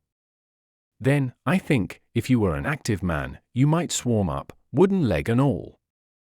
You would depart, of course, in the same fashion, and your ally would draw up the rope, untie it from the hook, shut the window, snib it on the inside, and get away in the way that he originally came. As a minor point it may be noted," he continued, fingering the rope, "that our wooden-legged friend, though a fair climber, was not a professional sailor. His hands were far from horny. My lens discloses more than one blood mark, especially towards the end of the rope, from which I gather that he slipped down with such velocity that he took the skin off his hand." "This is all very well," said I, "but the thing becomes more unintelligible than ever. How about this mysterious ally? How came he into the room?" "Yes, the ally," repeated Holmes, pensively. "There are features of interest about this ally. He lifts the case from the regions of the commonplace. I fancy that this ally breaks fresh ground in the annals of crime in this country, though parallel cases suggest themselves from India, and, if my memory serves me, from Senegambia." "How came he, then?" I reiterated. "The door is locked, the window is inaccessible." "Was it through the chimney?" "The grate is much too small," he answered. I had already considered that possibility. "How then?" I persisted. "You will not apply my precept," he said, shaking his head. "How often have I said to you that when you have eliminated the impossible, whatever remains, however improbable, must be the truth? We know that he did not come through the door, the window, or the chimney. We also know that he could not have been concealed in the room, as there is no concealment possible. Whence, then, did he come?" "He came through the hole in the roof," I cried. "Of course he did. He must have done so. If you will have the kindness to hold the lamp for me, we shall now extend our researches to the room above, the secret room in which the treasure was found. He mounted the steps, and, seizing a rafter with either hand, he swung himself up into the garret. Then, lying on his face, he reached down for the lamp and held it while I followed him. The chamber in which we found ourselves was about 10 feet one way and 6 the other. The floor was formed by the rafters, with thin lath and plaster between, so that in walking one had to step from beam to beam. The roof ran up to an apex, and was evidently the inner shell of the true roof of the house. There was no furniture of any sort, and the accumulated dust of years lay thick upon the floor. "Here you are, you see," said Sherlock Holmes, putting his hand against the sloping wall. "This is a trapdoor which leads out onto the roof. I can press it back, and here is the roof itself, sloping at a gentle angle.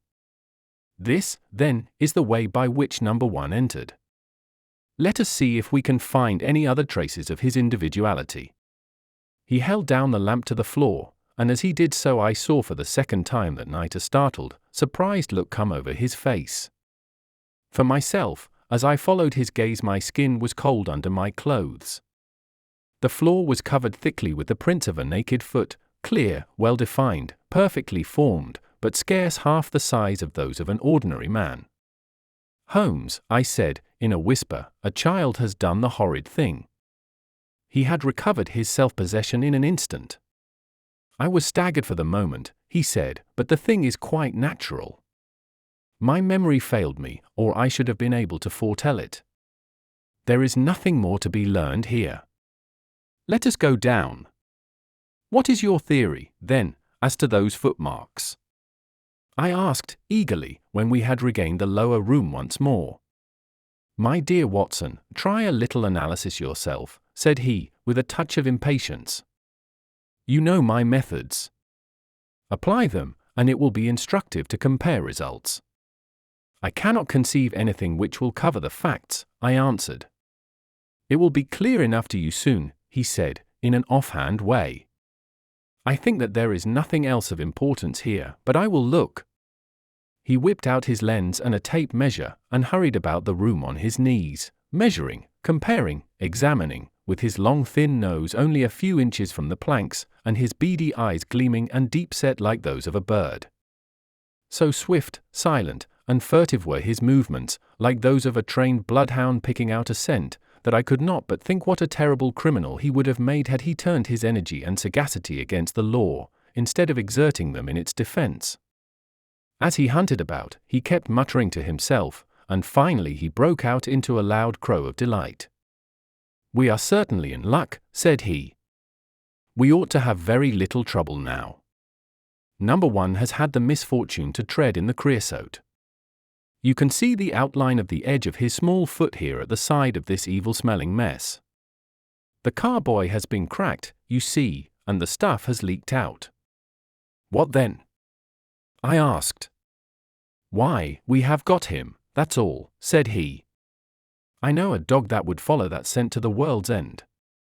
If a pack can track a trailed herring across a shire, how far can a specially trained hound follow so pungent a smell as this? It sounds like a sum in the rule of 3. The answer should give us the, but hello! Here are the accredited representatives of the law." Heavy steps and the clamour of loud voices were audible from below, and the hall door shut with a loud crash. "Before they come," said Holmes, "just put your hand here on this poor fellow's arm, and here on his leg. What do you feel?" "The muscles are as hard as a board," I answered. "Quite so. They are in a state of extreme contraction, far exceeding the usual rigor mortis. Coupled with this distortion of the face, this Hippocratic smile, or the risus sardonicus, as the old writers called it, what conclusion would it suggest to your mind?" "Death from some powerful vegetable alkaloid," I answered, "some strychnine-like substance which would produce tetanus." That was the idea which occurred to me the instant I saw the drawn muscles of the face. On getting into the room I at once looked for the means by which the poison had entered the system. As you saw, I discovered a thorn which had been driven or shot with no great force into the scalp. You observe that the part struck was that which would be turned towards the hole in the ceiling if the man were erect in his chair. Now examine the thorn. I took it up gingerly and held it in the light of the lantern. It was long, sharp, and black, with a glazed look near the point as though some gummy substance had dried upon it. The blunt end had been trimmed and rounded off with a knife. "Is that an English thorn?" he asked. "No, it certainly is not. With all these data you should be able to draw some just inference. But here are the regulars, so the auxiliary forces may be to retreat." As he spoke, the steps which had been coming nearer sounded loudly on the passage, and a very stout, portly man in a grey suit strode heavily into the room. He was red-faced, burly, and plethoric, with a pair of very small twinkling eyes which looked keenly out from between swollen and puffy pouches. He was closely followed by an inspector in uniform, and by the still palpitating Thaddeus Sholto. "Here's a business," he cried, in a muffled, husky voice. "Here's a pretty business. But who are all these? Why, the house seems to be as full as a rabbit warren." "I think you must recollect me, Mr. Athelney Jones," said Holmes, quietly. "Why, of course I do," he wheezed. "It's Mr. Sherlock Holmes, the theorist. Remember you? I'll never forget how you lectured us all on causes and inferences and effects in the Bishopgate jewel case. It's true you set us on the right track, but you'll own now that it was more by good luck than good guidance. It was a piece of very simple reasoning. Oh, come, now, come. Never be ashamed to own up. But what is all this? Bad business. Bad business. Stern facts here, no room for theories. How lucky that I happened to be out at Norwood over another case. I was at the station when the message arrived. What do you think the man died of?" "Oh, this is hardly a case for me to theorize over," said Holmes, dryly. No. Still, we can't deny that you hit the nail on the head sometimes."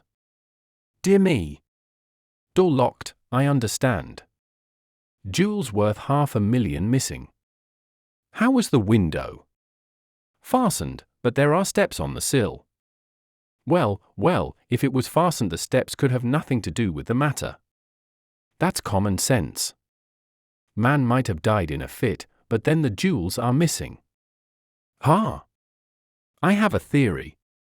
These flashes come upon me at times. Just step outside, Sergeant, and you, Mr. Sholto. Your friend can remain. What do you think of this, Holmes?" Sholto was, on his own confession, with his brother last night. The brother died in a fit, on which Sholto walked off with the treasure. "How's that?" "On which the dead man very considerately got up and locked the door on the inside." "Hum! There's a flaw there. Let us apply common sense to the matter.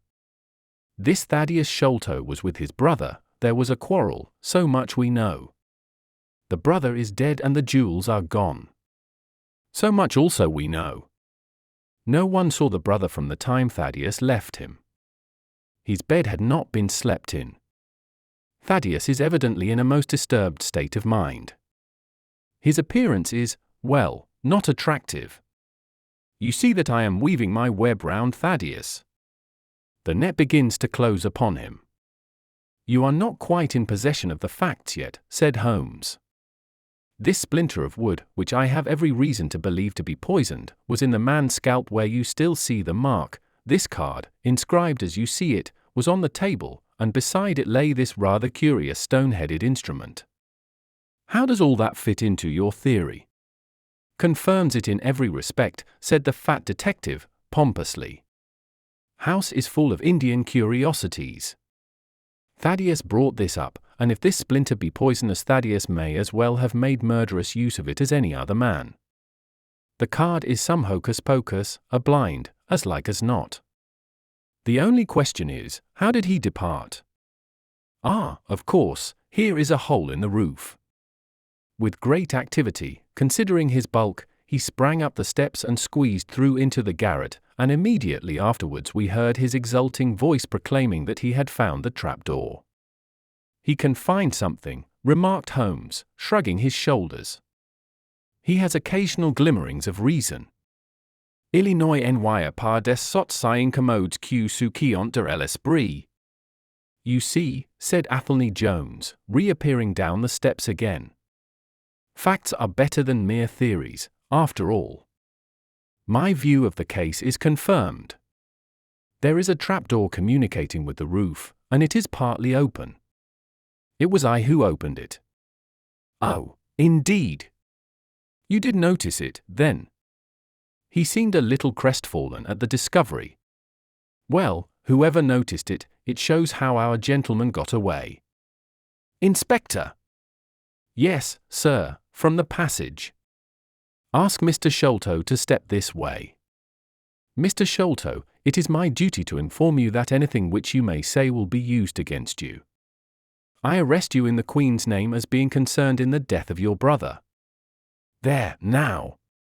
Didn't I tell you?" he cried, the poor little man, throwing out his hands, and looking from one to the other of us.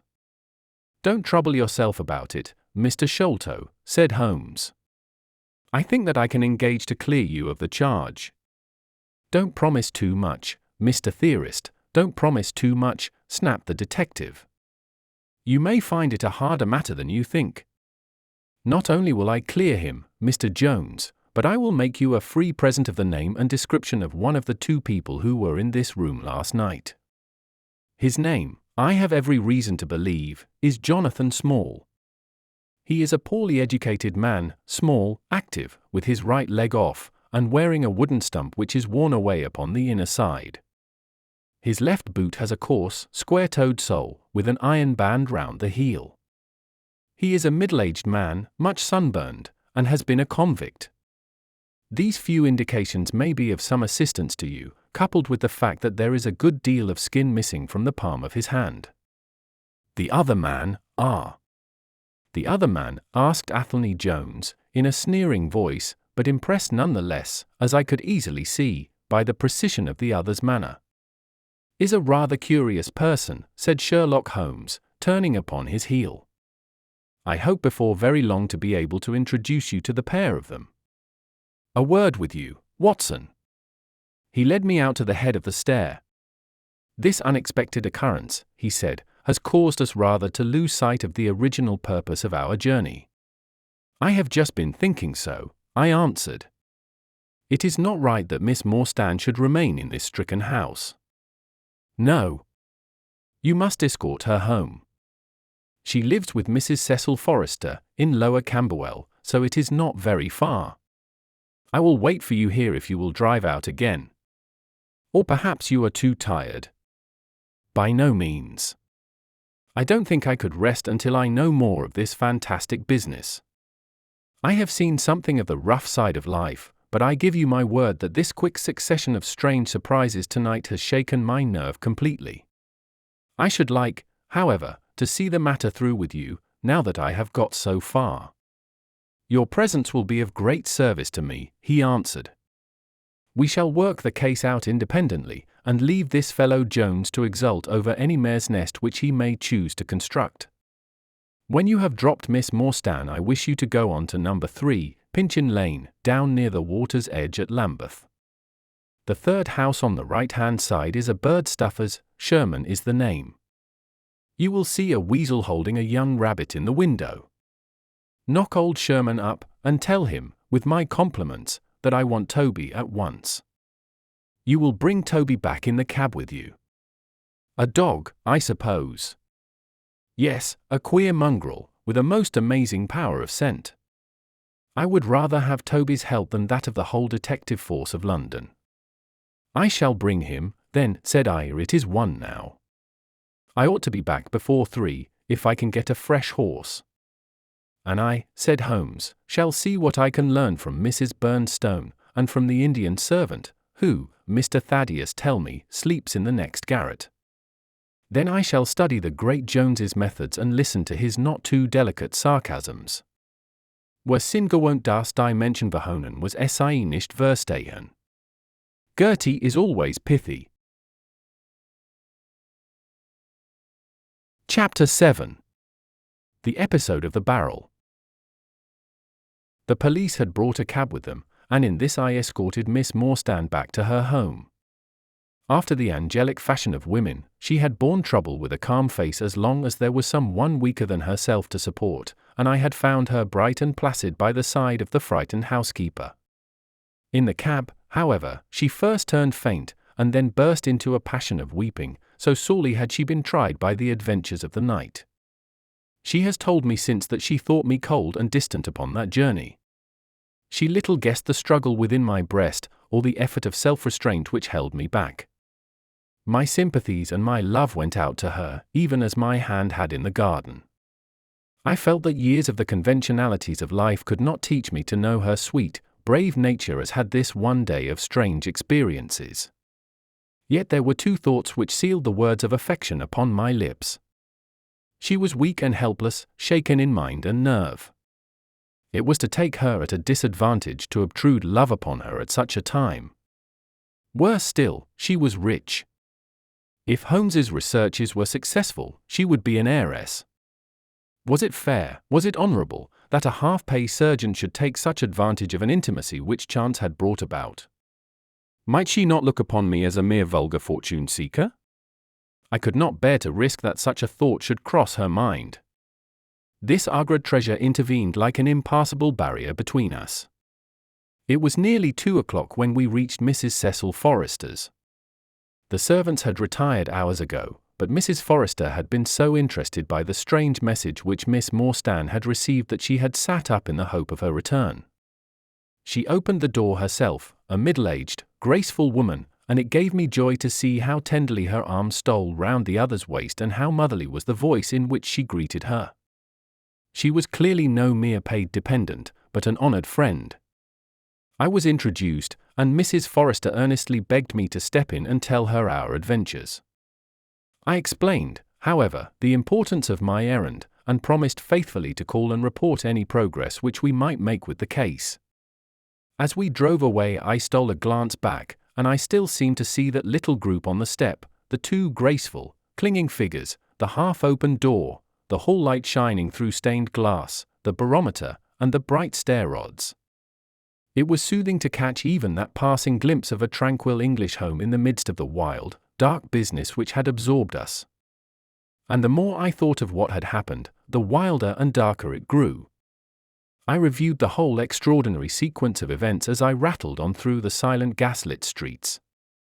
There was the original problem, that at least was pretty clear now. The death of Captain Morstan, the sending of the pearls, the advertisement, the letter, we had had light upon all those events. They had only led us, however, to a deeper and far more tragic mystery. The Indian treasure, the curious plan found among Morstan's baggage, the strange scene at Major Sholto's death, the rediscovery of the treasure immediately followed by the murder of the discoverer, the very singular accompaniments to the crime, the footsteps, the remarkable weapons, the words upon the card, corresponding with those upon Captain Morstan's chart. Here was indeed a labyrinth in which a man less singularly endowed than my fellow lodger might well despair of ever finding the clue. Pinchin Lane was a row of shabby 2-storied brick houses in the lower quarter of Lambeth. I had to knock for some time at number 3 before I could make my impression. At last, however, there was the glint of a candle behind the blind, and a face looked out at the upper window. "Go on, you drunken vagabond," said the face. "If you kick up any more row I'll open the kennels and let out 43 dogs upon you." "If you'll let one out it's just what I have come for," said I. "Go on," yelled the voice. "So help me gracious, I have a wiper in the bag, and I'll drop it on your head if you don't hook it." "But I want a dog," I cried. "I won't be argued with," shouted Mr. Sherman. "Now stand clear, for when I say 3, down goes the wiper." "Mr. Sherlock Holmes," I began, but the words had a most magical effect, for the window instantly slammed down, and within a minute the door was unbarred and open. Mr. Sherman was a lanky, lean old man, with stooping shoulders, a stringy neck, and blue-tinted glasses. "A friend of Mr. Sherlock is always welcome," said he. "Step in, sir. Keep clear of the badger, for he bites." "Ah, Naughty, naughty, would you take a nip at the gentleman? This to a stoat which thrust its wicked head and red eyes between the bars of its cage. Don't mind that, sir, it's only a slow worm. It hain't got no fangs, so I gives it the run o'er the room, for it keeps the beetles down. You must not mind my being just a little short wiu at first, for I'm guided by the children, and there's many a one just comes down this lane to knock me up. What was it that Mr. Sherlock Holmes wanted, sir? He wanted a dog of yours. Ah. That would be Toby. Yes, Toby was the name. Toby lived at number 7 on the left here. He moved slowly forward with his candle among the queer animal family which he had gathered round him. In the uncertain, shadowy light I could see dimly that there were glancing, glimmering eyes peeping down at us from every cranny and corner. Even the rafters above our heads were lined by solemn fowls, who lazily shifted their weight from one leg to the other as our voices disturbed their slumbers. Toby proved to be an ugly, long-haired, lop-eared creature, half spaniel and half lurcher, brown and white in colour, with a very clumsy waddling gait. It accepted after some hesitation a lump of sugar which the old naturalist handed to me, and, having thus sealed an alliance, it followed me to the cab, and made no difficulties about accompanying me. It had just struck 3 on the palace clock when I found myself back once more at Pondicherry Lodge. The ex-prize-fighter McMurdo had, I found, been arrested as an accessory, and both he and Mr. Sholto had been marched off to the station. 2 constables guarded the narrow gate, but they allowed me to pass with the dog on my mentioning the detective's name. Holmes was standing on the doorstep, with his hands in his pockets, smoking his pipe. "Ah, you have him there," said he. "Good dog, then. Athelney Jones has gone. We have had an immense display of energy since you left. He has arrested not only friend Thaddeus, but the gatekeeper, the housekeeper, and the Indian servant. We have the place to ourselves, but for a sergeant upstairs. Leave the dog here, and come up." We tied Toby to the hall table, and reascended the stairs. The room was as he had left it, save that a sheet had been draped over the central figure. A weary-looking police sergeant reclined in the corner. "Lend me your bull's-eye, sergeant," said my companion. "Now tie this bit of card round my neck, so as to hang it in front of me. Thank you. Now I must kick off my boots and stockings. Just you carry them down with you, Watson. I am going to do a little climbing. And dip my handkerchief into the creosote. That will do. Now come up into the garret with me for a moment." We clambered up through the hole. Holmes turned his light once more upon the footsteps in the dust. "I wish you particularly to notice these footmarks," he said. "Do you observe anything noteworthy about them?" "They belong," I said, "to a child or a small woman. Apart from their size, though. Is there nothing else? They appear to be much as other footmarks." "Not at all. Look here. This is the print of a right foot in the dust. Now I make one with my naked foot beside it. What is the chief difference? Your toes are all cramped together. The other print has each toe distinctly divided." "Quite so. That is the point.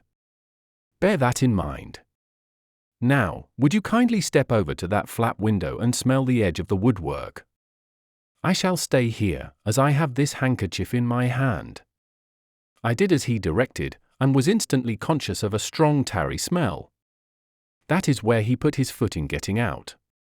If you can trace him, I should think that Toby will have no difficulty. Now run downstairs, loose the dog, and look out for Blondin. By the time that I got out into the grounds, Sherlock Holmes was on the roof, and I could see him like an enormous glowworm crawling very slowly along the ridge. I lost sight of him behind a stack of chimneys, but he presently reappeared, and then vanished once more upon the opposite side. When I made my way round there, I found him seated at one of the corner eaves. "That you, Watson?" he cried. "Yes. This is the place. What is that black thing down there?" "A water barrel." "Top on it?" "Yes." No sign of a ladder. No, confound the fellow. It's a most breakneck place. I ought to be able to come down where he could climb up. The water pipe feels pretty firm. Here goes, anyhow. There was a scuffling of feet, and the lantern began to come steadily down the side of the wall. Then with a light spring he came onto the barrel, and from there to the earth. It was easy to follow him, he said, drawing on his stockings and boots. Tiles were loosened the whole way along, and in his hurry he had dropped this. It confirms my diagnosis, as you doctors express it. The object which he held up to me was a small pocket or pouch woven out of coloured grasses and with a few tawdry beads strung round it. In shape and size it was not unlike a cigarette case. Inside were half a dozen spines of dark wood, sharp at one end and rounded at the other, like that which had struck Bartholomew Sholto. "They are hellish things," said he. "Look out that you don't prick yourself. I'm delighted to have them, for the chances are that they are all he has. There is the less fear of you or me finding one in our skin before long. I would sooner face a martini bullet, myself. Are you game for a 6-mile trudge, Watson?" "Certainly," I answered. "Your leg will stand it." "Oh, yes. Here you are, doggy. Good old Toby. Smell it, Toby, smell it." He pushed the creosote handkerchief under the dog's nose, while the creature stood with its fluffy legs separated, and with a most comical cock to its head, like a connoisseur sniffing the bouquet of a famous vintage. Holmes then threw the handkerchief to a distance, fastened a stout cord to the mongrel's collar, and led him to the foot of the water barrel. The creature instantly broke into a succession of high, tremulous yelps, and, with his nose on the ground, and his tail in the air, pattered off upon the trail at a pace which strained his leash and kept us at the top of our speed. The east had been gradually whitening, and we could now see some distance in the cold grey light.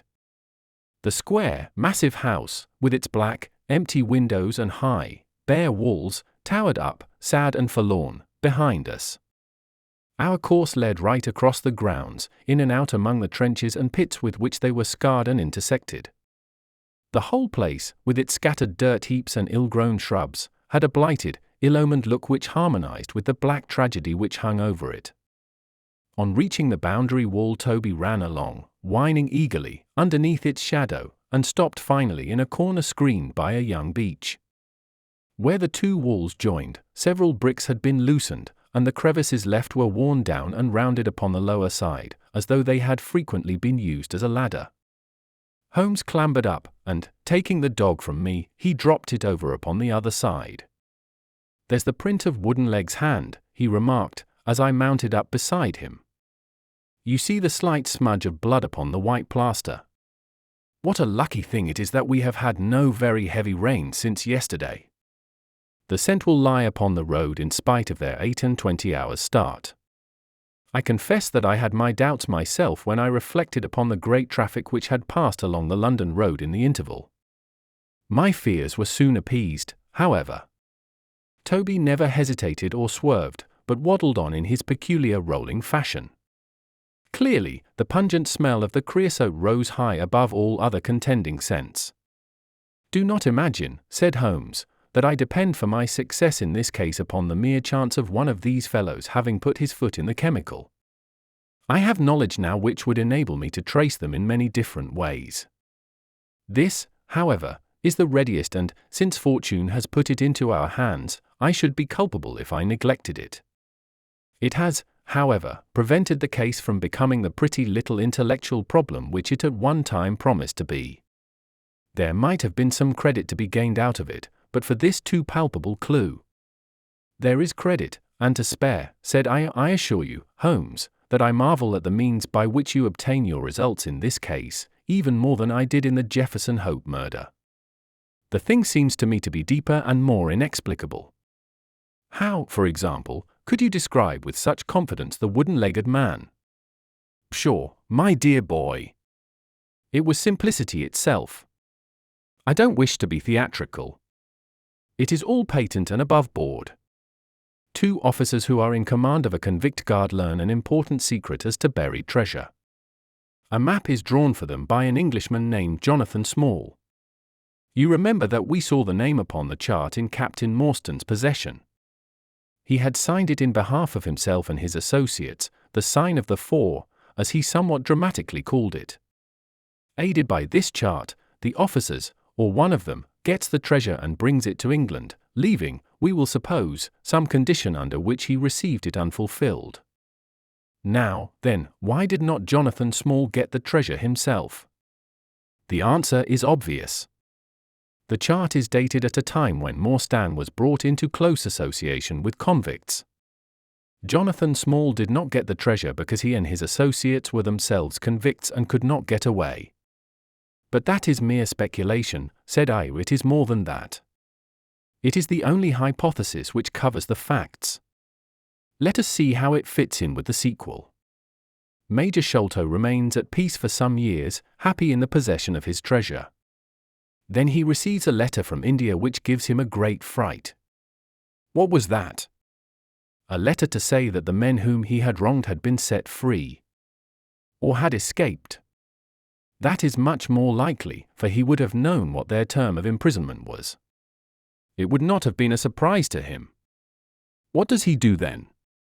He guards himself against a wooden-legged man, a white man, mark you, for he mistakes a white tradesman for him, and actually fires a pistol at him. Now, only one white man's name is on the chart. The others are Hindus or Mohammedans. There is no other white man. Therefore we may say with confidence that the wooden-legged man is identical with Jonathan Small. Does the reasoning strike you as being faulty? No, it is clear and concise.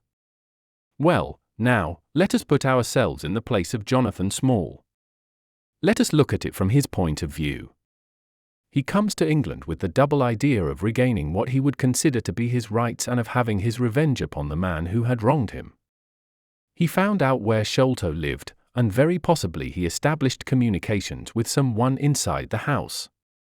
There is this butler, Lal-Io, whom we have not seen.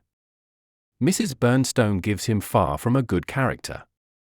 Small could not find out, however, where the treasure was hid, for no one ever knew, save the Major and one faithful servant who had died. Suddenly Small learns that the Major is on his deathbed. In a frenzy lest the secret of the treasure die with him, he runs the gauntlet of the guards, makes his way to the dying man's window, and is only deterred from entering by the presence of his two sons. Mad with hate, however, against the dead man, he enters the room that night, searches his private papers in the hope of discovering some memorandum relating to the treasure, and finally leaves a memento of his visit in the short inscription upon the card. He had doubtless planned beforehand that should he slay the Major he would leave some such record upon the body as a sign that it was not a common murder, but, from the point of view of the four associates, something in the nature of an act of justice. Whimsical and bizarre conceits of this kind are common enough in the annals of crime, and usually afford valuable indications as to the criminal. Do you follow all this? Very clearly. Now, what could Jonathan Small do? He could only continue to keep a secret watch upon the efforts made to find the treasure. Possibly he leaves England and only comes back at intervals.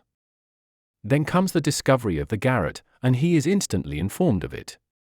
We again trace the presence of some confederate in the household.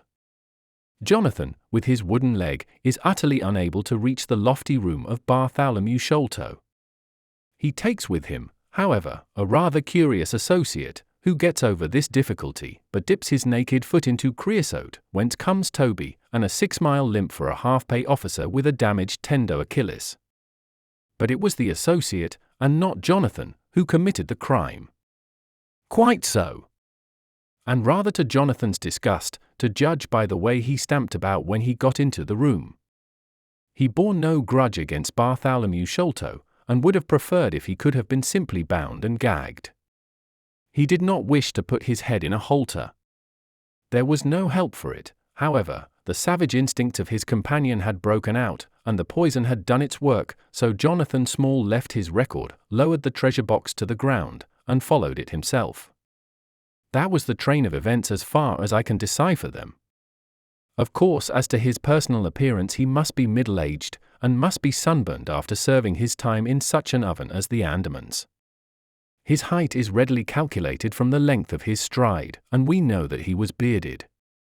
His hairiness was the one point which impressed itself upon Thaddeus Sholto when he saw him at the window. I don't know that there is anything else. The associate?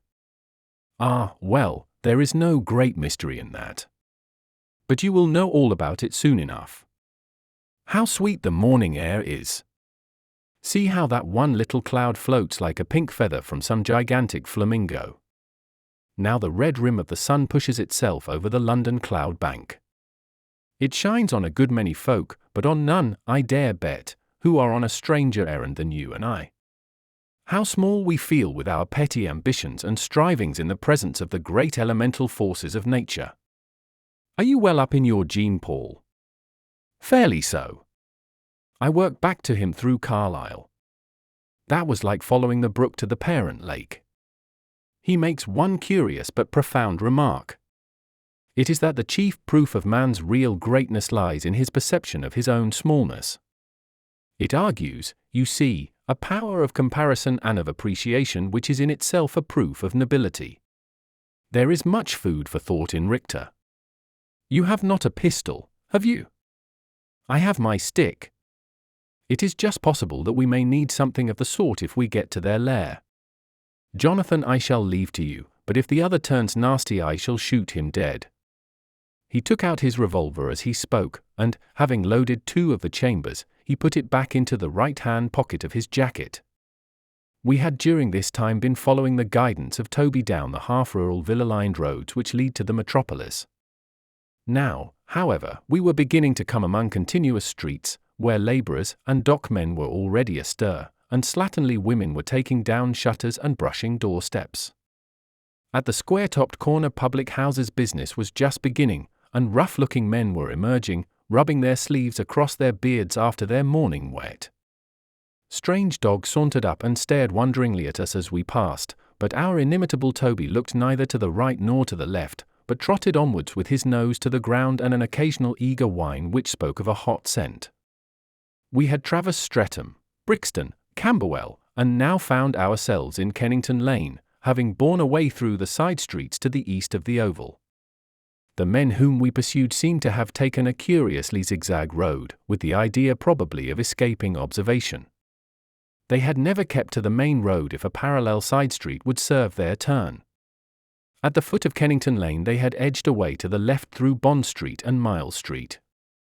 Where the latter street turns into Knight's Place, Toby ceased to advance, but began to run backwards and forwards with one ear cocked and the other drooping, the very picture of canine indecision. Then he waddled round in circles, looking up to us from time to time, as if to ask for sympathy in his embarrassment. "What the deuce is the matter with the dog?" growled Holmes. "They surely would not take a cab, or go off in a balloon." "Perhaps they stood here for some time," I suggested. "Ah, it's all right. He's off again," said my companion, in a tone of relief. He was indeed off, for after sniffing round again he suddenly made up his mind, and darted away with an energy and determination such as he had not yet shown. The scent appeared to be much hotter than before, for he had not even to put his nose on the ground, but tugged at his leash and tried to break into a run. I could see by the gleam in Holmes's eyes that he thought we were nearing the end of our journey. Our course now ran down 9 Elms until we came to Broderick and Nelson's large timber yard, just past the White Eagle Tavern. Here the dog, frantic with excitement, turned down through the side gate into the enclosure, where the sawyers were already at work.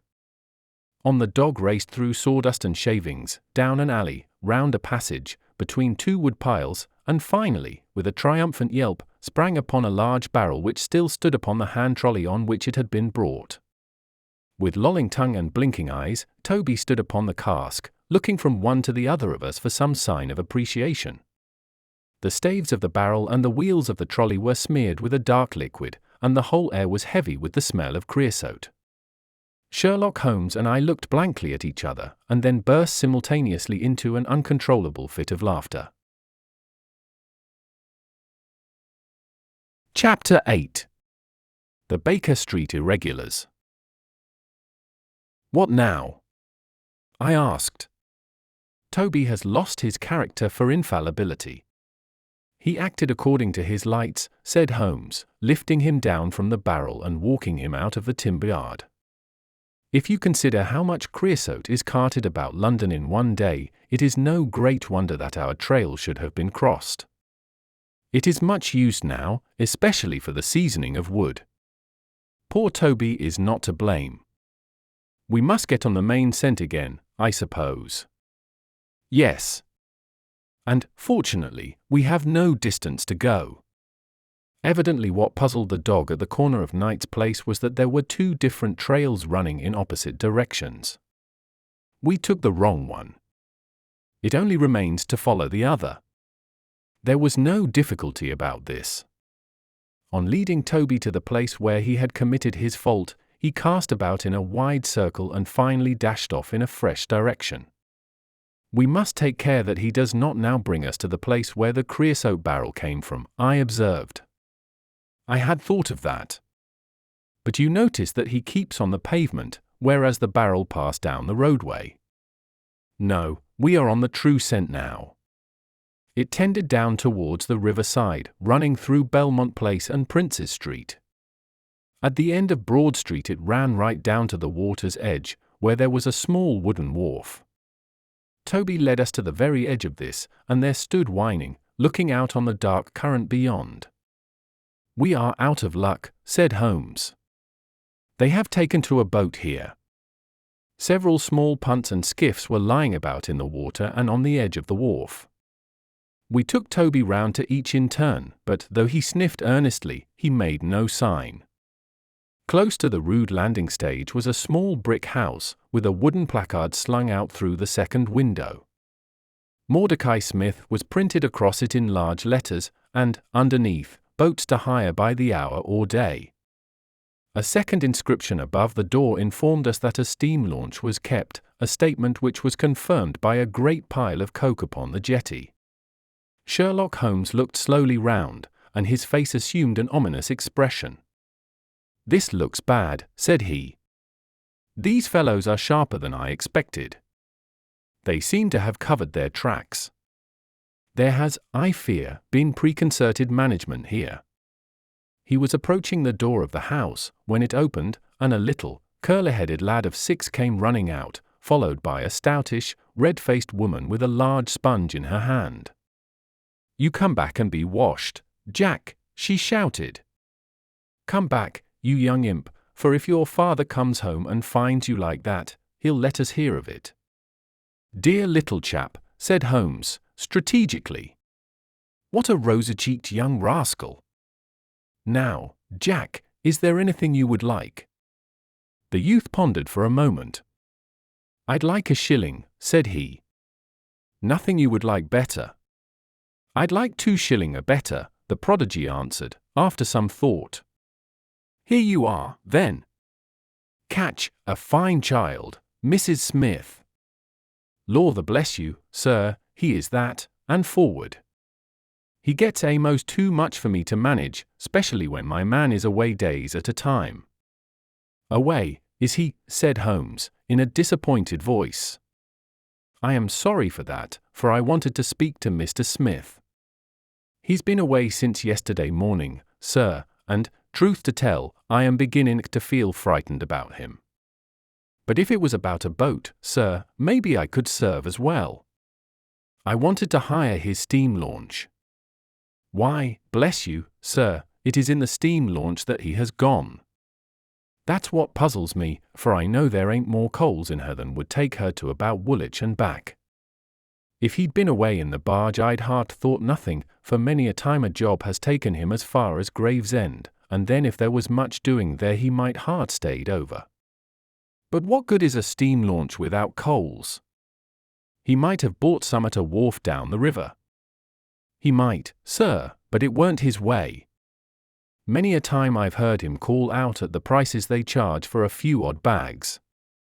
Besides, I don't like that wooden-legged man, w.i.e. his ugly face and outlandish talk. What did he want always knocking about here for?" "A wooden-legged man," said Holmes, with bland surprise. Yes, sir, a brown, monkey-faced chap that's called Moren once for my old man.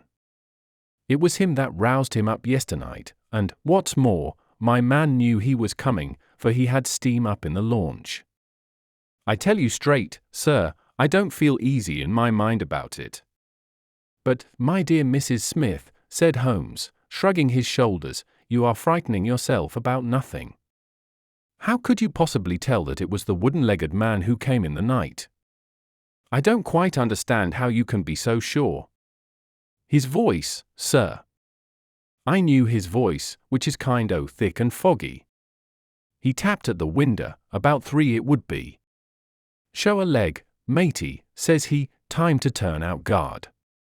My old man woke up Jim, that's my eldest, and away they went, without so much as a word to me. I could hear the wooden leg clacking on the stones. And was this wooden-legged man alone? Couldn't say, I am sure, sir. I didn't hear no one else. I am sorry, Mrs. Smith, for I wanted a steam launch, and I have heard good reports of the, let me see, what is her name? The Aurora, sir. Ah. She's not that old green launch with a yellow line, very broad in the beam. No, indeed. She's as trim a little thing as any on the river. She's been fresh painted, black with 2 red streaks. Thanks. I hope that you will hear soon from Mr. Smith. I am going down the river, and if I should see anything of the Aurora I shall let him know that you are uneasy. A black funnel, you say? No, sir. Black with a white band. Ah, of course. It was the sides which were black. Good morning, Mrs. Smith. There is a boatman here with a wherry, Watson. We shall take it and cross the river. The main thing with people of that sort, said Holmes, as we sat in the sheets of the wherry, is never to let them think that their information can be of the slightest importance to you. If you do, they will instantly shut up like an oyster. If you listen to them under protest, as it were, you are very likely to get what you want. Our course now seems pretty clear, said I. What would you do, then? I would engage a launch and go down the river on the track of the Aurora. My dear fellow, it would be a colossal task. She may have touched at any wharf on either side of the stream between here and Greenwich. Below the bridge there is a perfect labyrinth of landing places for miles. It would take you days and days to exhaust them if you set about it alone. Employ the police, then. No. I shall probably call Athelney Jones in at the last moment. He is not a bad fellow, and I should not like to do anything which would injure him professionally. But I have a fancy for working it out myself, now that we have gone so far. Could we advertise, then, asking for information from wharfingers? Worse and worse. Our men would know that the chase was hot at their heels, and they would be off out of the country. As it is, they are likely enough to leave, but as long as they think they are perfectly safe they will be in no hurry. Jones's energy will be of use to us there, for his view of the case is sure to push itself into the daily press, and the runaways will think that every one is off on the wrong scent. What are we to do, then? I asked, as we landed near Millbank Penitentiary. Take this hansom, drive home, have some breakfast, and get an hour's sleep. It is quite on the cards that we may be afoot tonight again. Stop at a telegraph office, cabby. We will keep Toby, for he may be of use to us yet. We pulled up at the Great Peter Street Post Office, and Holmes dispatched his wire. Whom do you think that is to? He asked, as we resumed our journey. I am sure I don't know. You remember the Baker Street division of the detective police force whom I employed in the Jefferson Hope case? Well, said I, laughing. This is just the case where they might be invaluable. If they fail, I have other resources, but I shall try them first. That wire was to my dirty little lieutenant, Wiggins, and I expect that he and his gang will be with us before we have finished our breakfast. It was between 8 and 9 o'clock now, and I was conscious of a strong reaction after the successive excitements of the night. I was limp and weary, befogged in mind and fatigued in body. I had not the professional enthusiasm which carried my companion on, nor could I look at the matter as a mere abstract intellectual problem. As far as the death of Bartholomew Sholto went, I had heard little good of him, and could feel no intense antipathy to his murderers. The treasure, however, was a different matter. That, or part of it, belonged rightfully to Miss Morstan. While there was a chance of recovering it, I was ready to devote my life to the one object. True, if I found it, it would probably put her forever beyond my reach. Yet it would be a petty and selfish love which would be influenced by such a thought as that. If Holmes could work to find the criminals, I had a tenfold stronger reason to urge me on to find the treasure. A bath at Baker Street and a complete change freshened me up wonderfully. When I came down to our room, I found the breakfast laid and Holmes pouring out the coffee. "Here it is," said he, laughing, and pointing to an open newspaper. "The energetic Jones and the ubiquitous reporter have fixed it up between them. But you have had enough of the case. Better have your ham and eggs first." I took the paper from him and read the short notice, which was headed "Mysterious Business at Upper Norwood." "About 12 o'clock last night," said the Standard, "Mr. Bartholomew Sholto, of Pondicherry Lodge, Upper Norwood, was found dead in his room under circumstances which point to foul play. As far as we can learn, no actual traces of violence were found upon Mr. Sholto's person, but a valuable collection of Indian gems which the deceased gentleman had inherited from his father has been carried off. The discovery was first made by Mr. Sherlock Holmes and Dr. Watson, who had called at the house with Mr. Thaddeus Sholto, brother of the deceased. By a singular piece of good fortune, Mr. Athelney Jones, the well-known member of the detective police force, happened to be at the Norwood police station, and was on the ground within half an hour of the first alarm. His trained and experienced faculties were at once directed towards the detection of the criminals, with the gratifying result that the brother, Thaddeus Sholto, has already been arrested, together with the housekeeper, Mrs. Burnstone, an Indian butler named Lal Rao, and a porter, or gatekeeper, named McMurdo. It is quite certain that the thief or thieves were well acquainted with the house, for Mr. Jones's well-known technical knowledge and his powers of minute observation have enabled him to prove conclusively that the miscreants could not have entered by the door or by the window, but must have made their way across the roof of the building, and so through a trapdoor into a room which communicated with that in which the body was found. This fact, which has been very clearly made out, proves conclusively that it was no mere haphazard burglary.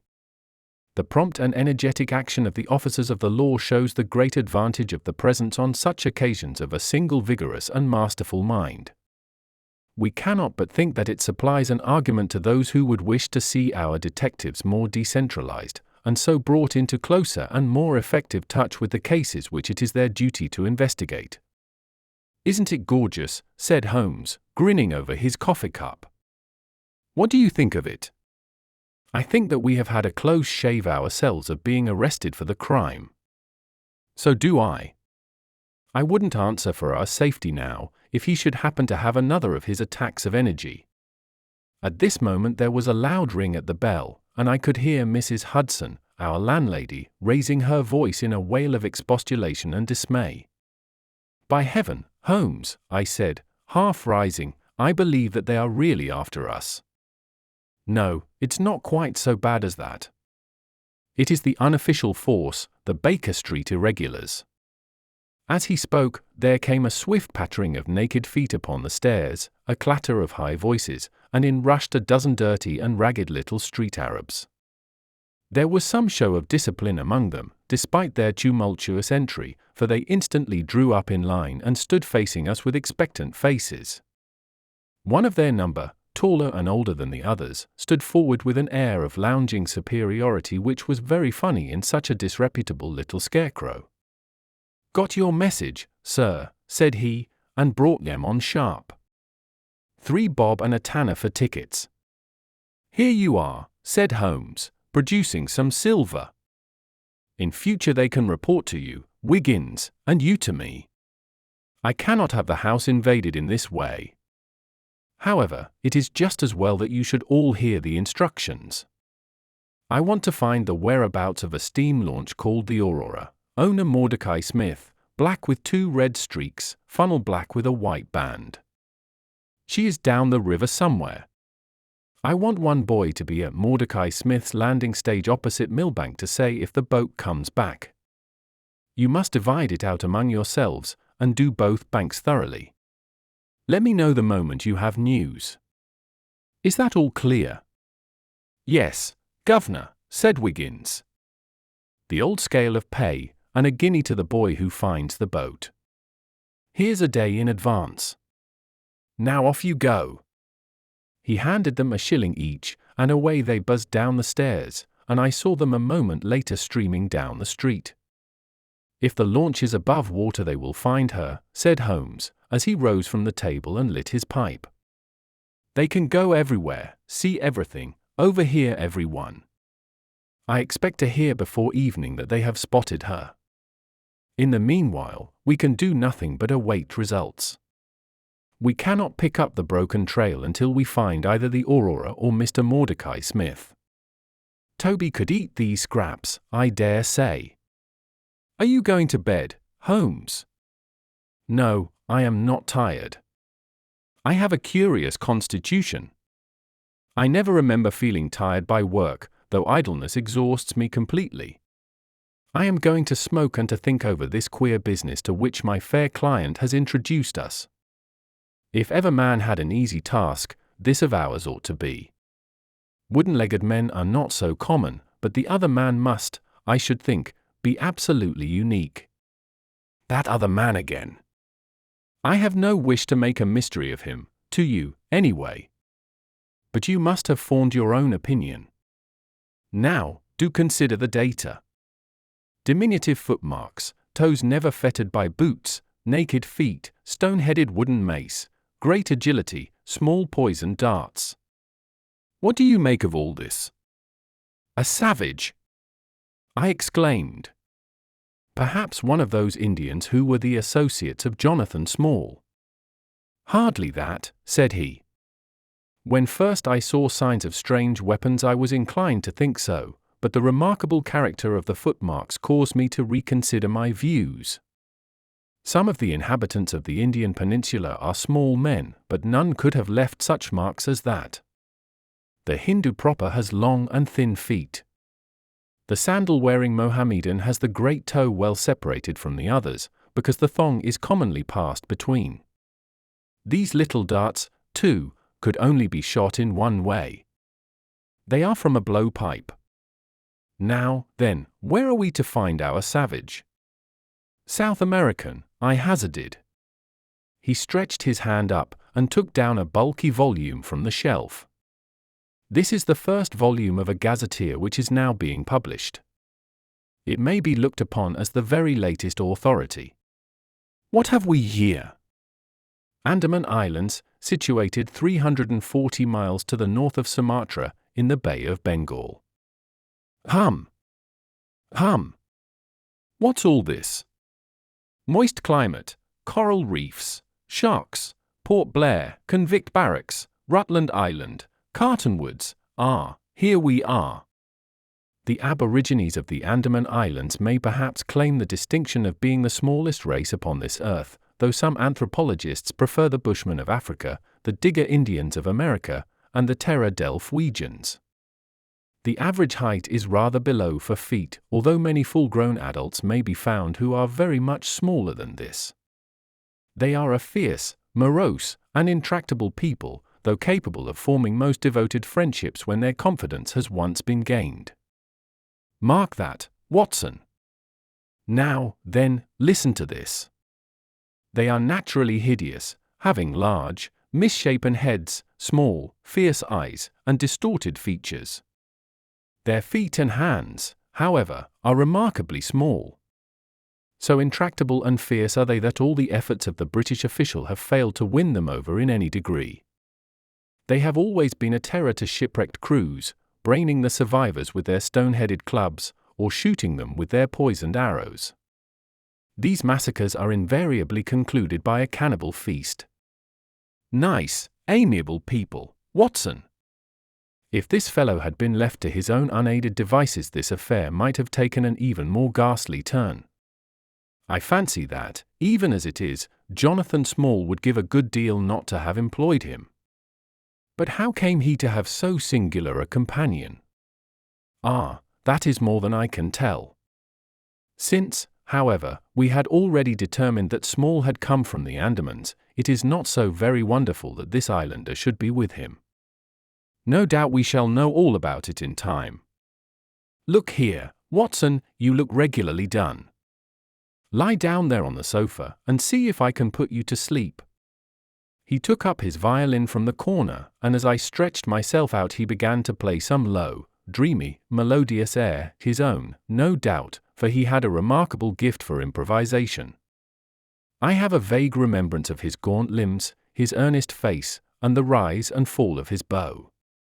Then I seemed to be floated peacefully away upon a soft sea of sound, until I found myself in dreamland, with the sweet face of Mary Morstan looking down upon me. Chapter 9. A Break in the Chain. It was late in the afternoon before I woke, strengthened and refreshed. Sherlock Holmes still sat exactly as I had left him, save that he had laid aside his violin and was deep in a book. He looked across at me as I stirred, and I noticed that his face was dark and troubled. "You have slept soundly," he said. "I feared that our talk would wake you." "I heard nothing," I answered. "Have you had fresh news, then?" "Unfortunately, no. I confess that I am surprised and disappointed. I expected something definite by this time. Wiggins has just been up to report. He says that no trace can be found of the launch. It is a provoking check, for every hour is of importance. Can I do anything? I am perfectly fresh now, and quite ready for another night's outing. No, we can do nothing. We can only wait. If we go ourselves, the message might come in our absence, and delay be caused. You can do what you will, but I must remain on guard. Then I shall run over to Camberwell and call upon Mrs. Cecil Forrester. She asked me to, yesterday." On Mrs. Cecil Forrester, asked Holmes, with the twinkle of a smile in his eyes. "Well, of course Miss Morstan too. They were anxious to hear what happened." "I would not tell them too much," said Holmes. "Women are never to be entirely trusted, not the best of them." I did not pause to argue over this atrocious sentiment. "I shall be back in an hour or two," I remarked. "All right. Good luck. But, I say, if you are crossing the river you may as well return Toby, for I don't think it is at all likely that we shall have any use for him now." I took our mongrel accordingly, and left him, together with a half-sovereign, at the old naturalist's in Pinchin Lane. At Camberwell I found Miss Morstan a little weary after her night's adventures, but very eager to hear the news. Mrs. Forrester, too, was full of curiosity. I told them all that we had done, suppressing, however, the more dreadful parts of the tragedy. Thus, although I spoke of Mr. Sholto's death, I said nothing of the exact manner and method of it. With all my omissions, however, there was enough to startle and amaze them. "It is a romance," cried Mrs. Forrester. "An injured lady, 500,000 in treasure, a black cannibal, and a wooden-legged ruffian. They take the place of the conventional dragon or wicked earl. And 2 knight-errants to the rescue," added Miss Morstan, with a bright glance at me. "Why, Mary, your fortune depends upon the issue of this search. I don't think that you are nearly excited enough. Just imagine what it must be to be so rich, and to have the world at your feet." It sent a little thrill of joy to my heart to notice that she showed no sign of elation at the prospect. On the contrary, she gave a toss of her proud head, as though the matter were one in which she took small interest. "It is for Mr. Thaddeus Sholto that I am anxious," she said. "Nothing else is of any consequence, but I think that he has behaved most kindly and honourably throughout. It is our duty to clear him of this dreadful and unfounded charge. It was evening before I left Camberwell, and quite dark by the time I reached home. My companion's book and pipe lay by his chair, but he had disappeared. I looked about in the hope of seeing a note, but there was none. "I suppose that Mr. Sherlock Holmes has gone out," I said to Mrs. Hudson as she came up to lower the blinds. "No, sir. He has gone to his room, sir. Do you know, sir," sinking her voice into an impressive whisper, "I am afraid for his health." "Why so, Mrs. Hudson?" "Well, is that strange, sir? After you was gone he walked, up and down, until I was weary of the sound of his footstep. Then I heard him talking to himself and muttering, and every time the bell rang out he came on the stairhead, with 'What is that, Mrs. Hudson?' And now he has slammed off to his room, but I can hear him walking away the same as ever. I hope he's not going to be ill, sir." I ventured to say something to him about cooling medicine, but he turned on me, sir, with such a look that I don't know how ever I got out of the room. "I don't think that you have any cause to be uneasy, Mrs. Hudson," I answered. "I have seen him like this before. He has some small matter upon his mind which makes him restless." I tried to speak lightly to our worthy landlady, but I was myself somewhat uneasy when through the long night I still from time to time heard the dull sound of his tread, and knew how his keen spirit was chafing against this involuntary inaction. At breakfast time he looked worn and haggard, with a little fleck of feverish colour upon either cheek. "You are knocking yourself up, old man," I remarked. "I heard you marching about in the night." "No, I could not sleep," he answered. "This infernal problem is consuming me. It is too much to be balked by so petty an obstacle, when all else had been overcome. I know the men, the launch, everything, and yet I can get no news. I have set other agencies at work, and used every means at my disposal. The whole river has been searched on either side, but there is no news, nor has Mrs. Smith heard of her husband. I shall come to the conclusion soon that they have scuttled the craft. But there are objections to that. Or that Mrs. Smith has put us on a wrong scent. No, I think that may be dismissed. I had inquiries made, and there is a launch of that description. Could it have gone up the river? I have considered that possibility too, and there is a search party who will work up as far as Richmond.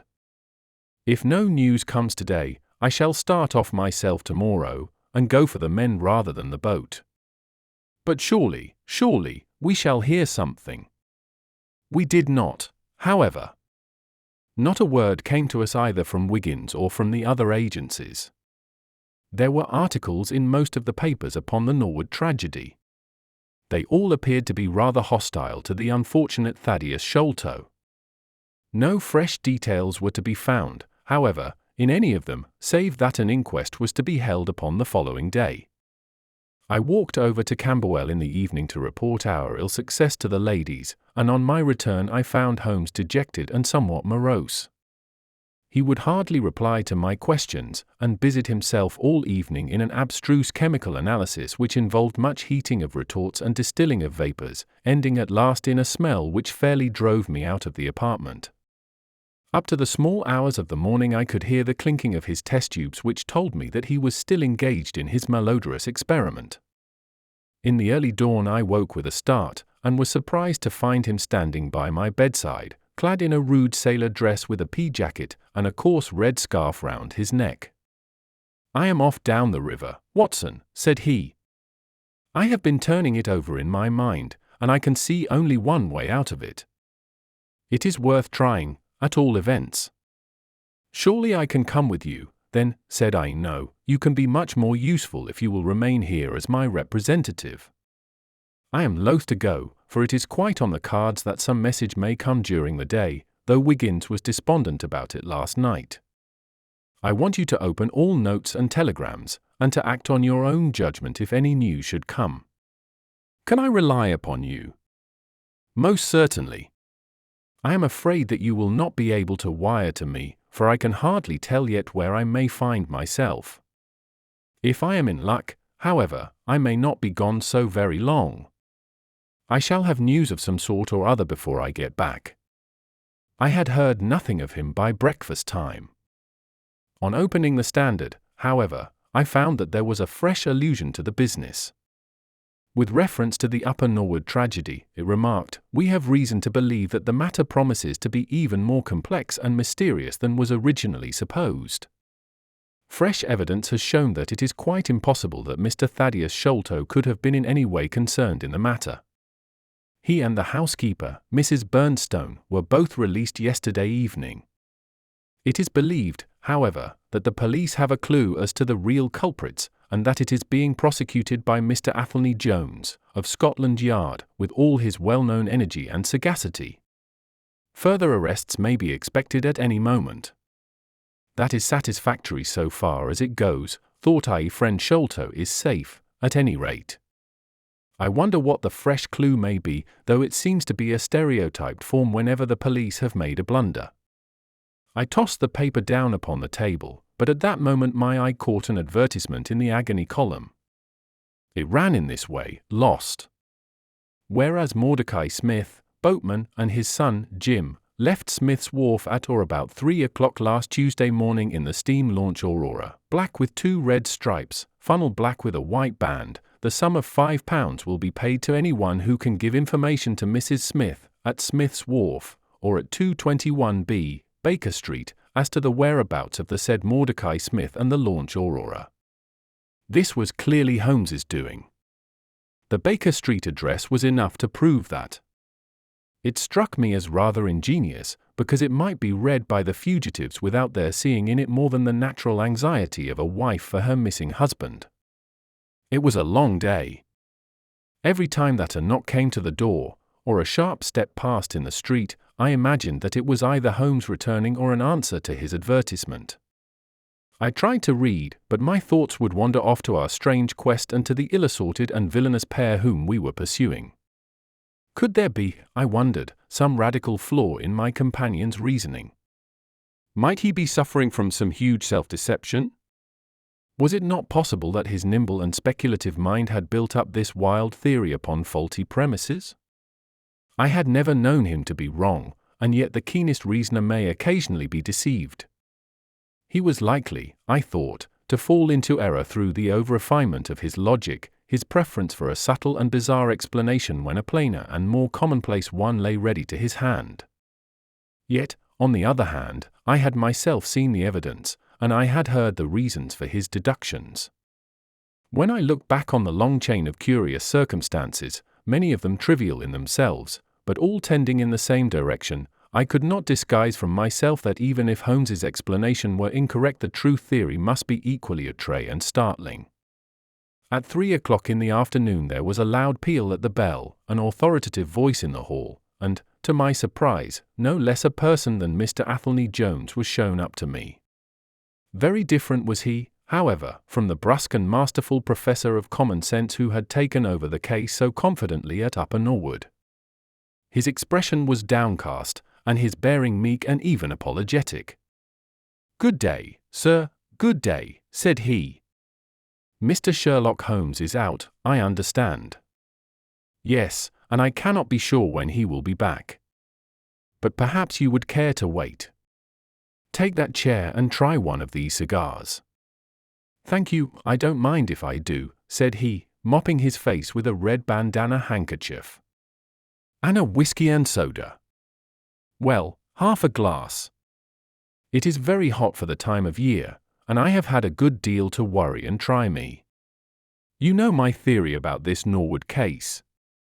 I remember that you expressed one. Well, I have been obliged to reconsider it. I had my net drawn tightly round Mr. Sholto, sir, when pop he went through a hole in the middle of it. He was able to prove an alibi which could not be shaken. From the time that he left his brother's room he was never out of sight of some one or other.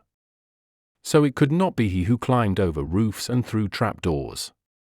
It's a very dark case, and my professional credit is at stake. I should be very glad of a little assistance." "We all need help sometimes," said I. "Your friend Mr. Sherlock Holmes is a wonderful man, sir," said he, in a husky and confidential voice. He's a man who is not to be beat. I have known that young man go into a good many cases, but I never saw the case yet that he could not throw a light upon. He is irregular in his methods, and a little quick perhaps in jumping at theories, but on the whole, I think he would have made a most promising officer, and I don't care who knows it.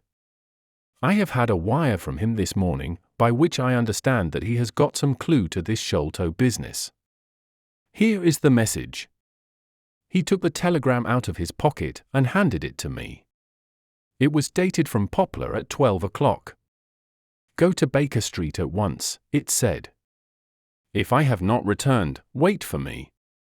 I am close on the track of the Sholto gang. You can come with us tonight if you want to be in at the finish. This sounds well. He has evidently picked up the scent again, said I. Then he has been at fault too, exclaimed Jones, with evident satisfaction. Even the best of us are thrown off sometimes. Of course this may prove to be a false alarm, but it is my duty as an officer of the law to allow no chance to slip. But there is someone at the door. Perhaps this is he. A heavy step was heard ascending the stair, with a great wheezing and rattling as from a man who was sorely put to it for breath. Once or twice he stopped, as though the climb were too much for him, but at last he made his way to our door and entered. His appearance corresponded to the sounds which we had heard. He was an aged man, clad in seafaring garb, with an old pea jacket buttoned up to his throat. His back was bowed, his knees were shaky, and his breathing was painfully asthmatic. As he leaned upon a thick oaken cudgel, his shoulders heaved in the effort to draw the air into his lungs. He had a coloured scarf round his chin, and I could see little of his face save a pair of keen dark eyes, overhung by bushy white brows, and long grey side whiskers. Altogether he gave me the impression of a respectable master mariner who had fallen into years and poverty. "What is it, my man?" I asked. He looked about him in the slow methodical fashion of old age. "Is Mr. Sherlock Holmes here?" said he. "No, but I am acting for him." "You can tell me any message you have for him." "It was to him himself I was to tell it," said he. "But I tell you that I am acting for him." "Was it about Mordecai Smith's boat?" "Yes." "I knows well where it is. And I knows where the men he is after are. And I knows where the treasure is. I knows all about it." "Then tell me, and I shall let him know." "It was to him I was to tell it," he repeated, with the petulant obstinacy of a very old man. "Well, you must wait for him." No, I ain't going to lose a whole day to please no one. If Mr. Holmes ain't here, then Mr. Holmes must find it all out for himself. I don't care about the look of either of you, and I won't tell a word." He shuffled towards the door, but Athelney Jones got in front of him. "Wait a bit, my friend," said he. "You have important information, and you must not walk off. We shall keep you, whether you like or not, until our friend returns." The old man made a little run towards the door, but as Athelney Jones put his broad back up against it, he recognized the uselessness of resistance. "Pretty sort of treatment this," he cried, stamping his stick. "I come here to see a gentleman, and you too, who I never saw in my life, seize me and treat me in this fashion." "You will be none the worse," I said. "We shall recompense you for the loss of your time. Sit over here on the sofa, and you will not have long to wait." He came across sullenly enough, and seated himself with his face resting on his hands. Jones and I resumed our cigars and our talk. Suddenly, however, Holmes's voice broke in upon us. "I think that you might offer me a cigar too," he said. We both started in our chairs. There was Holmes sitting close to us with an air of quiet amusement. "Holmes!" I exclaimed. "You here? But where is the old man?" "Here is the old man," said he, holding out a heap of white hair. "Here he is, wig, whiskers, eyebrows, and all." I thought my disguise was pretty good, but I hardly expected that it would stand that test. "Ah, you rogue," cried Jones, highly delighted. You would have made an actor, and a rare one. You had the proper workhouse cough, and those weak legs of yours are worth £10 a week. I thought I knew the glint of your eye, though. You didn't get away from us so easily, you see. I have been working in that get-up all day, said he, lighting his cigar. You see, a good many of the criminal classes begin to know me, especially since our friend here took to publishing some of my cases, so I can only go on the warpath under some simple disguise like this. You got my wire. Yes, that was what brought me here. How has your case prospered? It has all come to nothing. I have had to release 2 of my prisoners, and there is no evidence against the other 2. Never mind. We shall give you 2 others in the place of them. But you must put yourself under my orders. You are welcome to all the official credit, but you must act on the line that I point out. Is that agreed?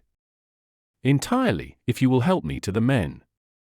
Well, then, in the first place I shall want a fast police boat, a steam launch, to be at the Westminster Stairs at 7 o'clock. That is easily managed. There is always one about there, but I can step across the road and telephone to make sure. Then I shall want 2 staunch men, in case of resistance. There will be 2 or 3 in the boat. What else? When we secure the men we shall get the treasure.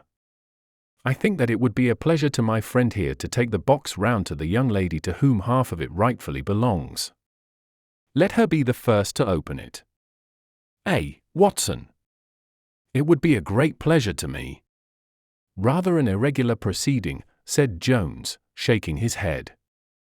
However, the whole thing is irregular, and I suppose we must wink at it. The treasure must afterwards be handed over to the authorities until after the official investigation. Certainly. That is easily managed. One other point. I should much like to have a few details about this matter from the lips of Jonathan Small himself. You know I like to work the detail of my cases out. There is no objection to my having an unofficial interview with him, either here in my rooms or elsewhere, as long as he is efficiently guarded. Well, you are master of the situation. I have had no proof yet of the existence of this Jonathan Small. However, if you can catch him, I don't see how I can refuse you an interview with him. That is understood, then? Perfectly. Is there anything else? Only that I insist upon your dining with us. It will be ready in half an hour. I have oysters and a brace of grouse, with something a little choice in white wines. Watson, you have never yet recognized my merits as a housekeeper. Chapter 10. The End of the Islander. Our meal was a merry one.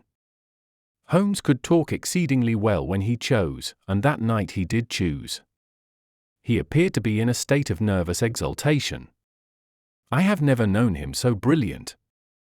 He spoke on a quick succession of subjects, on miracle plays, on medieval pottery, on Stradivarius violins, on the Buddhism of Ceylon, and on the warships of the future, handling each as though he had made a special study of it. His bright humor marked the reaction from his black depression of the preceding days. Athelney Jones proved to be a sociable soul in his hours of relaxation, and faced his dinner with the air of a bon vivant. For myself, I felt elated at the thought that we were nearing the end of our task, and I caught something of Holmes's gaiety. None of us alluded during dinner to the cause which had brought us together. When the cloth was cleared, Holmes glanced at his watch, and filled up 3 glasses with port. "One bumper," said he, "to the success of our little expedition. And now it is high time we were off. Have you a pistol, Watson? I have my old service revolver in my desk. You had best take it, then. It is well to be prepared. I see that the cab is at the door. I ordered it for 6:30. It was a little past 7 before we reached the Westminster Wharf, and found our launch awaiting us." Holmes eyed it critically. "Is there anything to mark it as a police boat?" "Yes, that green lamp at the side." "Then take it off." The small change was made, we stepped on board, and the ropes were cast off.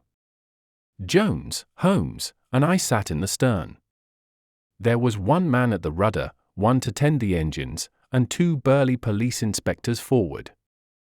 "Where to?" asked Jones. "To the tower. Tell them to stop opposite Jacobson's yard." Our craft was evidently a very fast one. We shot past the long lines of loaded barges as though they were stationary. Holmes smiled with satisfaction as we overhauled a river steamer and left her behind us. "We ought to be able to catch anything on the river," he said. "Well, hardly that. But there are not many launches to beat us. We shall have to catch the Aurora, and she has a name for being a clipper. I will tell you how the land lies, Watson. You recollect how annoyed I was at being balked by so small a thing?" "Yes."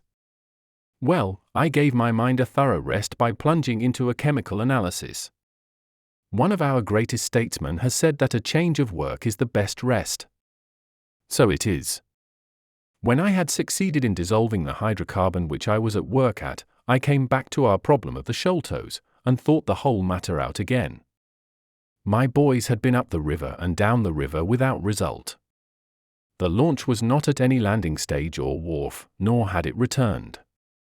Yet it could hardly have been scuttled to hide their traces, though that always remained as a possible hypothesis if all else failed.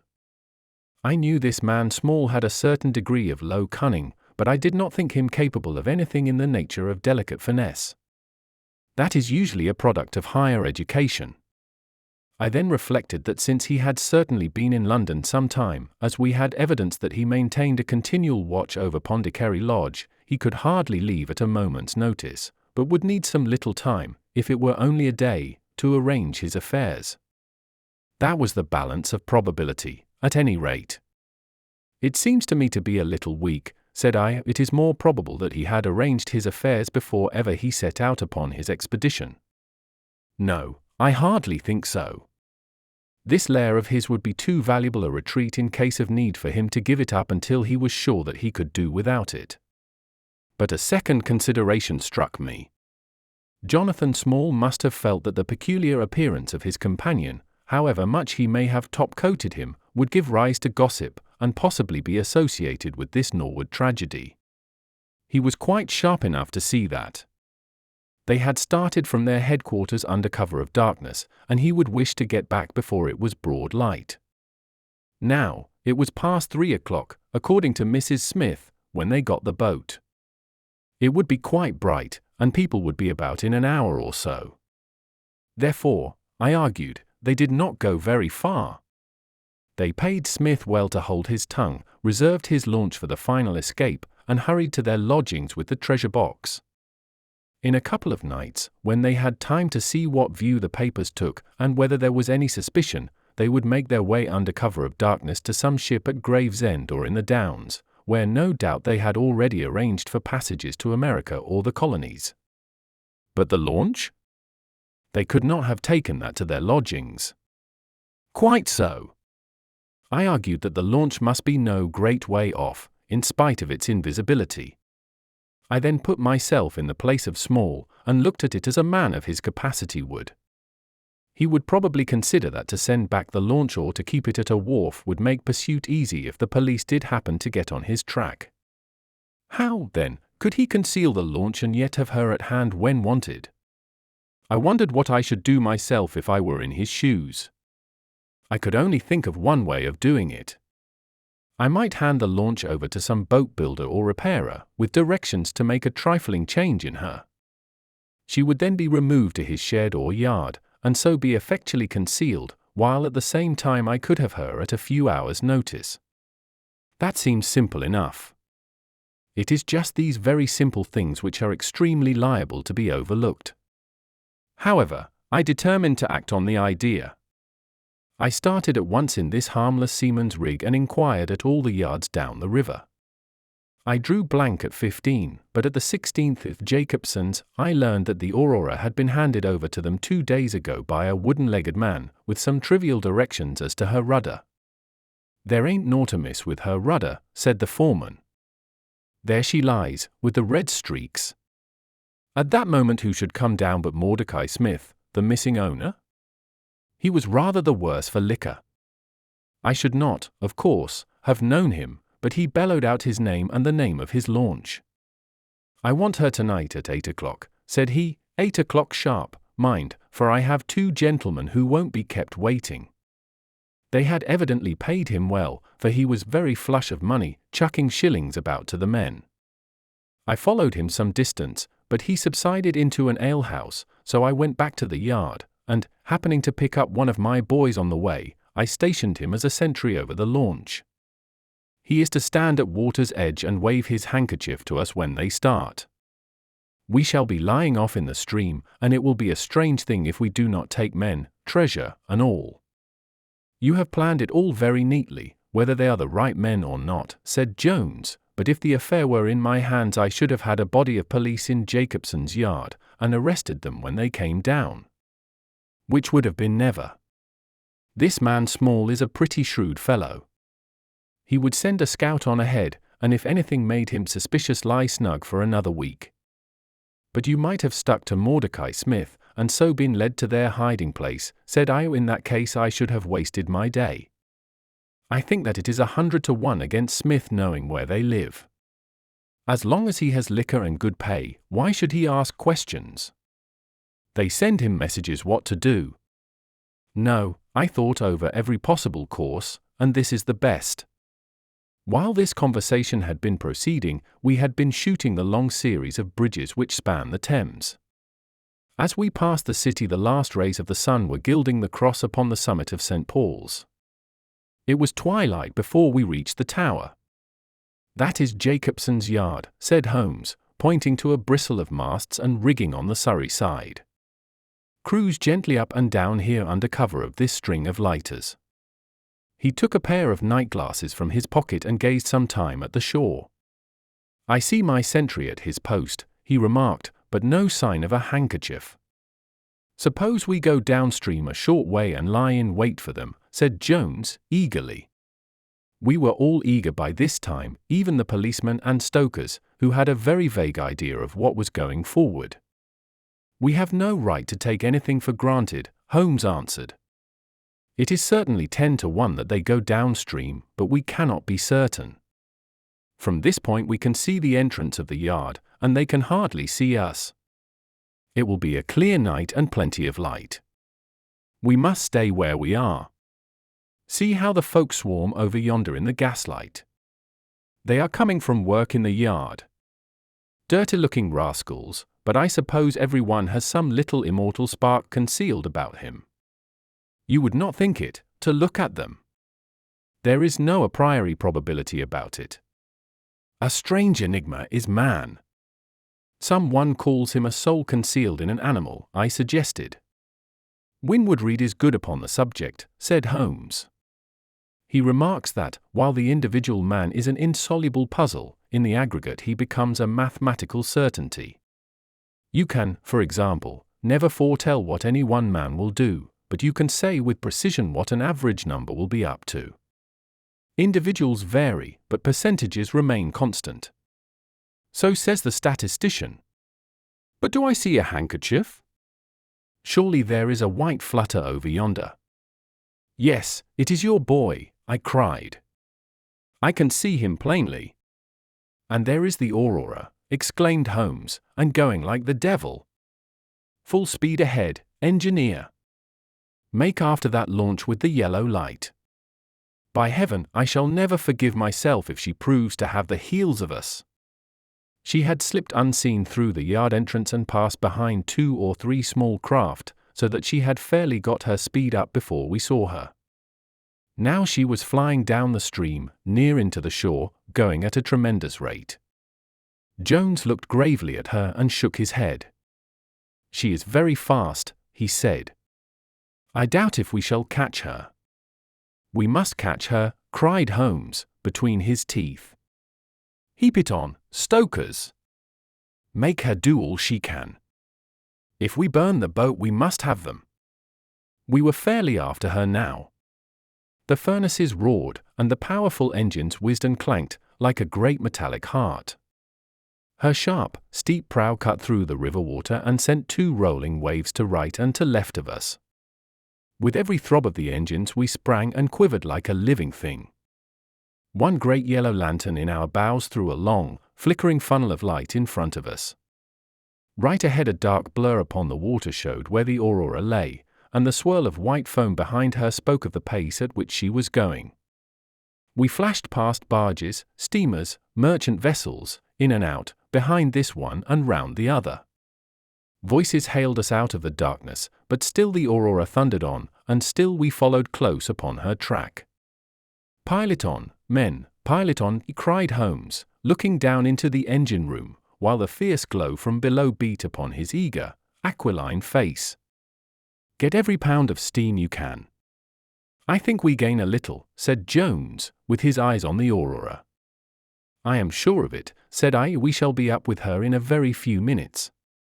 At that moment, however, as our evil fate would have it, a tug with 3 barges in tow blundered in between us.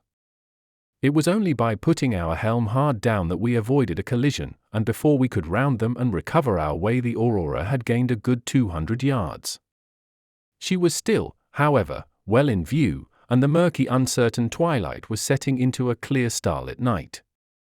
Our boilers were strained to their utmost, and the frail shell vibrated and creaked with the fierce energy which was driving us along.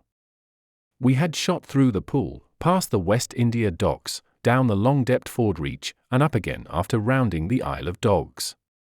The dull blur in front of us resolved itself now clearly enough into the dainty Aurora. Jones turned our searchlight upon her, so that we could plainly see the figures upon her deck. One man sat by the stern, with something black between his knees over which he stooped. Beside him lay a dark mass which looked like a Newfoundland dog. The boy held the tiller, while against the red glare of the furnace I could see old Smith, stripped to the waist, and shoveling coals for dear life. They may have had some doubt at first as to whether we were really pursuing them, but now as we followed every winding and turning which they took there could no longer be any question about it. At Greenwich we were about 300 paces behind them. At Blackwall we could not have been more than 250. I have coursed many creatures in many countries during my checkered career, but never did sport give me such a wild thrill as this mad, flying manhunt down the Thames. Steadily we drew in upon them, yard by yard. In the silence of the night we could hear the panting and clanking of their machinery. The man in the stern still crouched upon the deck, and his arms were moving as though he were busy, while every now and then he would look up and measure with a glance the distance which still separated us. Nearer we came and nearer. Jones yelled to them to stop. We were not more than 4 boats' lengths behind them, both boats flying at a tremendous pace. It was a clear reach of the river, with Barking level upon one side and the melancholy Plumstead marshes upon the other. At our hail the man in the stern sprang up from the deck and shook his 2 clenched fists at us, cursing the while in a high, cracked voice. He was a good-sized, powerful man, and as he stood poising himself with legs astride I could see that from the thigh downwards there was but a wooden stump upon the right side. At the sound of his strident, angry cries there was movement in the huddled bundle upon the deck. It straightened itself into a little black man, the smallest I have ever seen, with a great, misshapen head and a shock of tangled, dishevelled hair. Holmes had already drawn his revolver, and I whipped out mine at the sight of this savage, distorted creature. He was wrapped in some sort of dark ulster or blanket, which left only his face exposed, but that face was enough to give a man a sleepless night.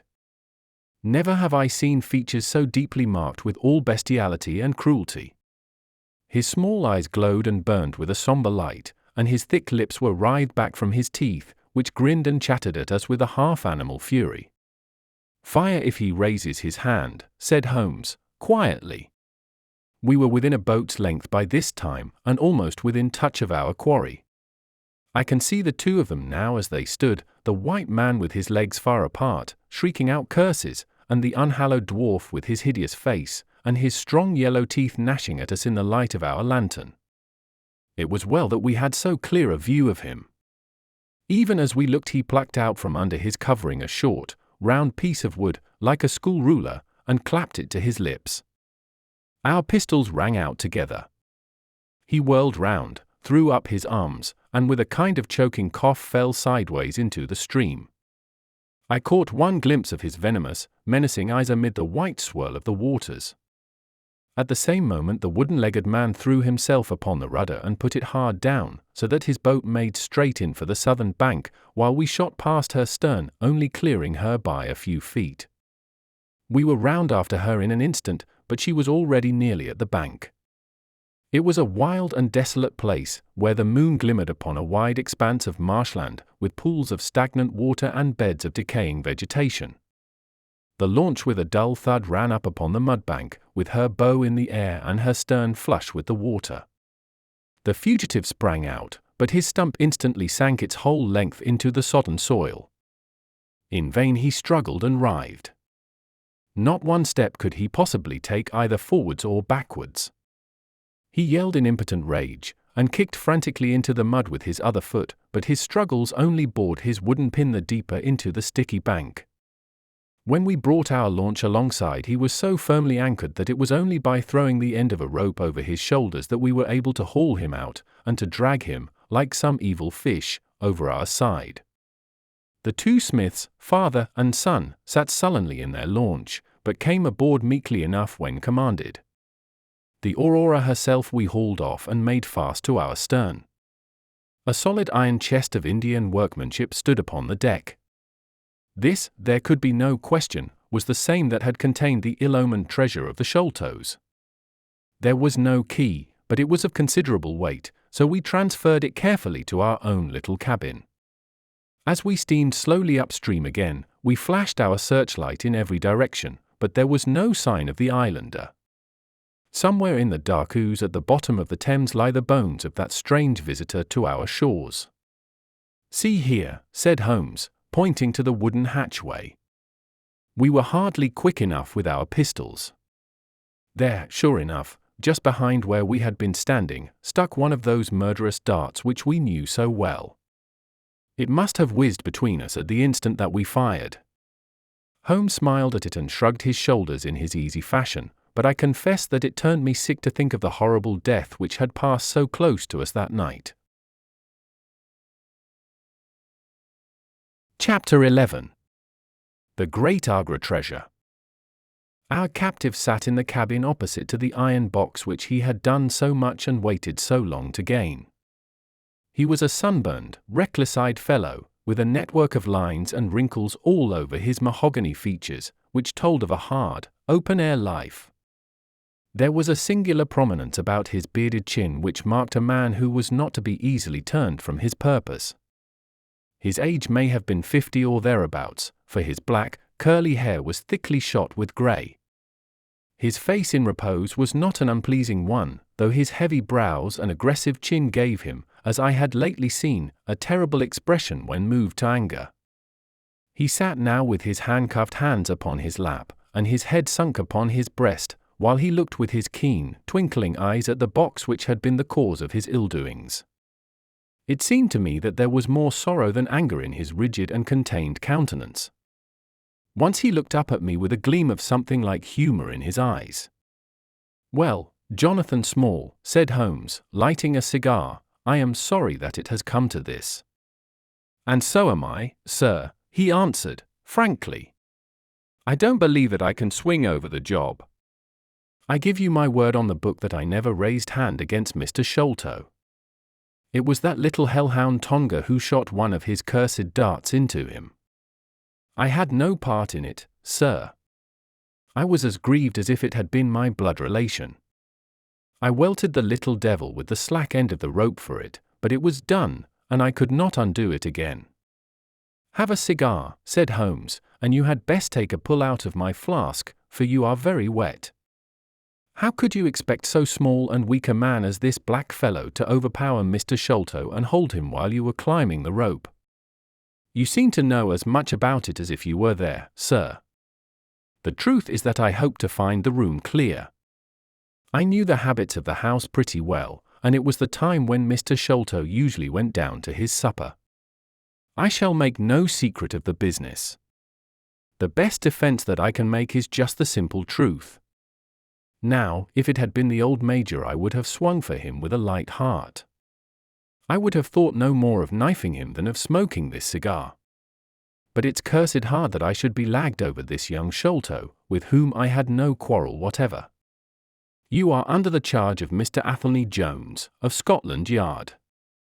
He is going to bring you up to my rooms, and I shall ask you for a true account of the matter. You must make a clean breast of it, for if you do I hope that I may be of use to you. I think I can prove that the poison acts so quickly that the man was dead before ever you reached the room. That he was, sir. I never got such a turn in my life as when I saw him grinning at me with his head on his shoulder as I climbed through the window. It fairly shook me, sir. I'd have half killed Tonga for it if he had not scrambled off. That was how he came to leave his club, and some of his darts too, as he tells me, which I dare say helped to put you on our track, though how you kept on it is more than I can tell. I don't feel no malice against you for it. But it does seem a queer thing, he added, with a bitter smile, that I who have a fair claim to nigh upon $500,000 of money should spend the first half of my life building a breakwater in the Andamans, and am like to spend the other half digging drains at Dartmoor. It was an evil day for me when first I clapped eyes upon the merchant I met and had to do with the Agra treasure, which never brought anything but a curse yet upon the man who owned it. To him it brought murder, to Major Sholto it brought fear and guilt, to me it has meant slavery for life. At this moment Athelney Jones thrust his broad face and heavy shoulders into the tiny cabin. Quite a family party, he remarked. I think I shall have a pull at that flask, Holmes. Well, I think we may all congratulate each other. Pity we didn't take the other alive, but there was no choice. I say, Holmes, you must confess that you cut it rather fine. It was all we could do to overhaul her. All is well that ends well, said Holmes. But I certainly did not know that the Aurora was such a clipper. Smith says she is one of the fastest launches on the river, and that if he had had another man to help him with the engines we should never have caught her. He swears he knew nothing of this Norwood business. Neither he did, cried our prisoner, not a word. I chose his launch because I heard that she was a flyer. We told him nothing, but we paid him well, and he was to get something handsome if we reached our vessel, the Esmeralda, at Gravesend, outward bound for the Brazils. Well, if he has done no wrong we shall see that no wrong comes to him.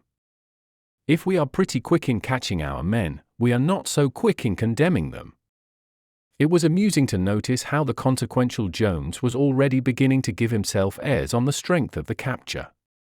From the slight smile which played over Sherlock Holmes's face, I could see that the speech had not been lost upon him. We will be at Vauxhall Bridge presently, said Jones, and shall land you, Dr. Watson, with the treasure box. I need hardly tell you that I am taking a very grave responsibility upon myself in doing this. It is most irregular, but of course an agreement is an agreement. I must, however, as a matter of duty, send an inspector with you, since you have so valuable a charge. You will drive, no doubt. Yes, I shall drive. It is a pity there is no key, that we may make an inventory first. You will have to break it open. Where is the key, my man? At the bottom of the river, said Small, shortly. Hum. There was no use your giving this unnecessary trouble. We have had work enough already through you. However, Doctor, I need not warn you to be careful. Bring the box back with you to the Baker Street rooms. You will find us there, on our way to the station. They landed me at Vauxhall, with my heavy iron box, and with a bluff, genial inspector as my companion. A quarter of an hour's drive brought us to Mrs. Cecil Forrester's. The servant seemed surprised at so late a visitor. Mrs. Cecil Forrester was out for the evening, she explained, and likely to be very late. Miss Morstan, however, was in the drawing-room, so to the drawing-room I went, box in hand, leaving the obliging inspector in the cab. She was seated by the open window, dressed in some sort of white diaphanous material, with a little touch of scarlet at the neck and waist. The soft light of a shaded lamp fell upon her as she leaned back in the basket chair, playing over her sweet, grave face, and tinting with a dull, metallic sparkle the rich coils of her luxuriant hair. One white arm and hand drooped over the side of the chair, and her whole pose and figure spoke of an absorbing melancholy. At the sound of my footfall she sprang to her feet, however, and a bright flush of surprise and of pleasure colored her pale cheeks. "I heard a cab drive up," she said. "I thought that Mrs. Forrester had come back very early, but I never dreamed that it might be you. What news have you brought me?" "I have brought something better than news," said I, putting down the box upon the table and speaking jovially and boisterously, though my heart was heavy within me. "I have brought you something which is worth all the news in the world.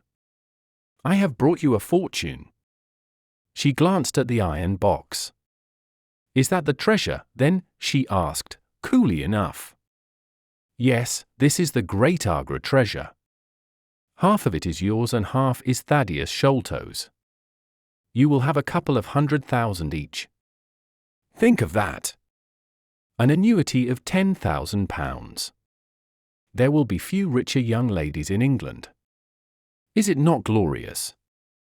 I think that I must have been rather overacting my delight, and that she detected a hollow ring in my congratulations, for I saw her eyebrows rise a little, and she glanced at me curiously. "If I have it," said she, "I owe it to you." "No, no," I answered, "not to me, but to my friend Sherlock Holmes." With all the will in the world, I could never have followed up a clue which has taxed even his analytical genius. As it was, we very nearly lost it at the last moment. "Pray sit down and tell me all about it, Dr. Watson," said she. I narrated briefly what had occurred since I had seen her last, Holmes's new method of search, the discovery of the aurora, the appearance of Athelney Jones, our expedition in the evening, and the wild chase down the Thames. She listened with parted lips and shining eyes to my recital of our adventures. When I spoke of the dart which had so narrowly missed us, she turned so white that I feared that she was about to faint. "It is nothing," she said, as I hastened to pour her out some water. "I am all right again." It was a shock to me to hear that I had placed my friends in such horrible peril. "That is all over," I answered. "It was nothing. I will tell you no more gloomy details. Let us turn to something brighter. There is the treasure. What could be brighter than that? I got leave to bring it with me, thinking that it would interest you to be the first to see it." "It would be of the greatest interest to me," she said. There was no eagerness in her voice, however. It had struck her, doubtless, that it might seem ungracious upon her part to be indifferent to a prize which had cost so much to win. "What a pretty box," she said, stooping over it. "This is Indian work, I suppose?" "Yes, it is Benares metal work." "And so heavy," she exclaimed, trying to raise it.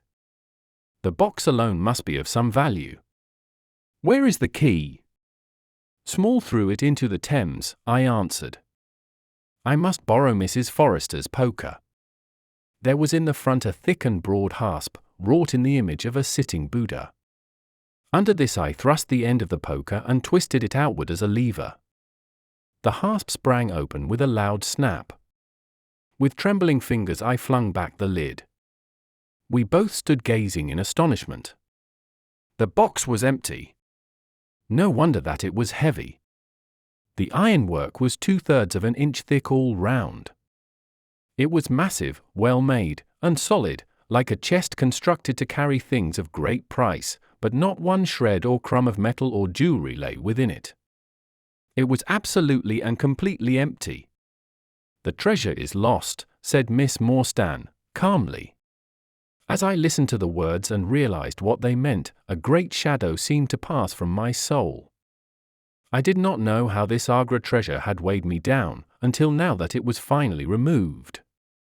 It was selfish, no doubt, disloyal, wrong, but I could realize nothing save that the golden barrier was gone from between us. "Thank God!" I ejaculated from my very heart.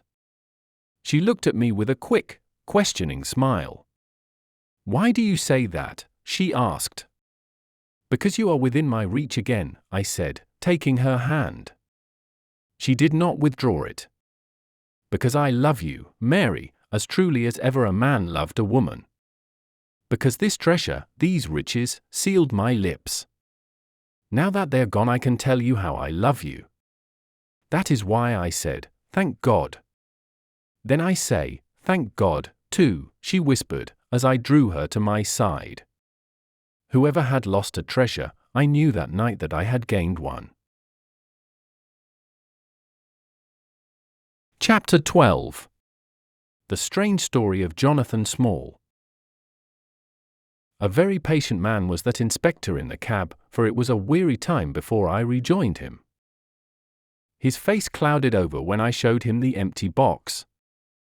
"There goes the reward," said he, gloomily.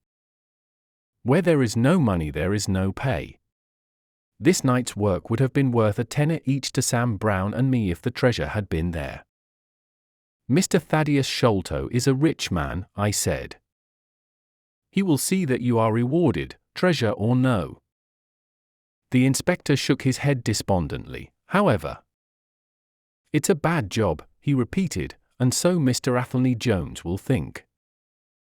His forecast proved to be correct, for the detective looked blank enough when I got to Baker Street and showed him the empty box. They had only just arrived, Holmes, the prisoner, and he, for they had changed their plans so far as to report themselves at a station upon the way.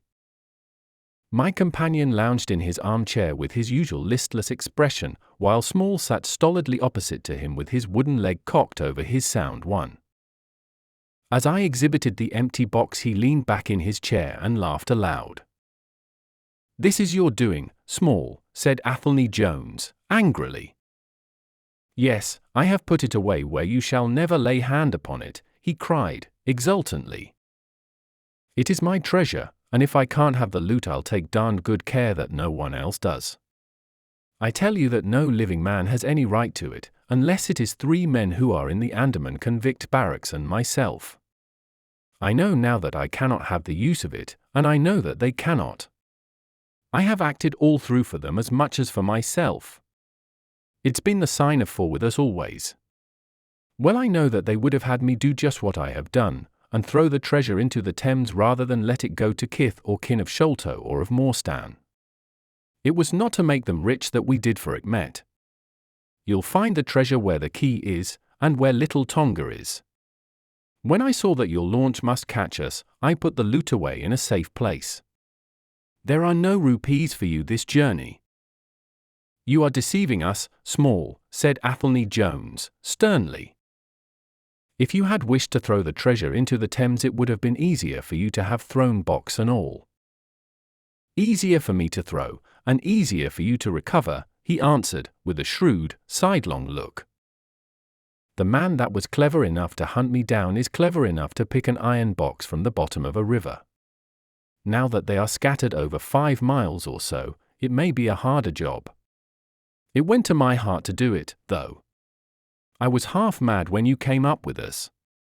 However, there's no good grieving over it. I've had ups in my life, and I've had downs, but I've learned not to cry over spilled milk."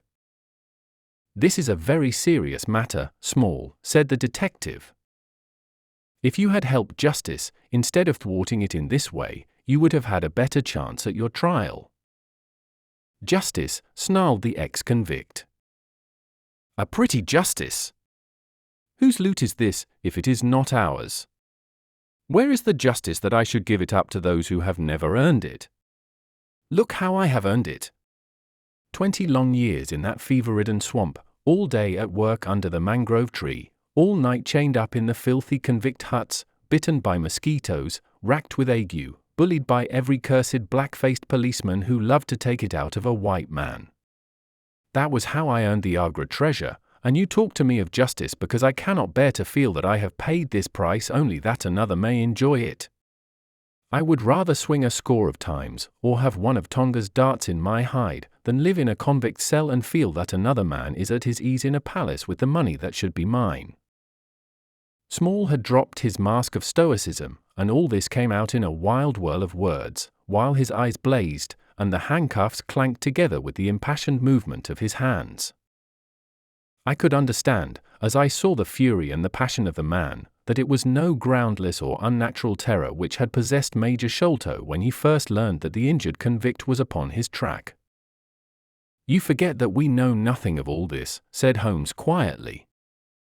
"We have not heard your story, and we cannot tell how far justice may originally have been on your side."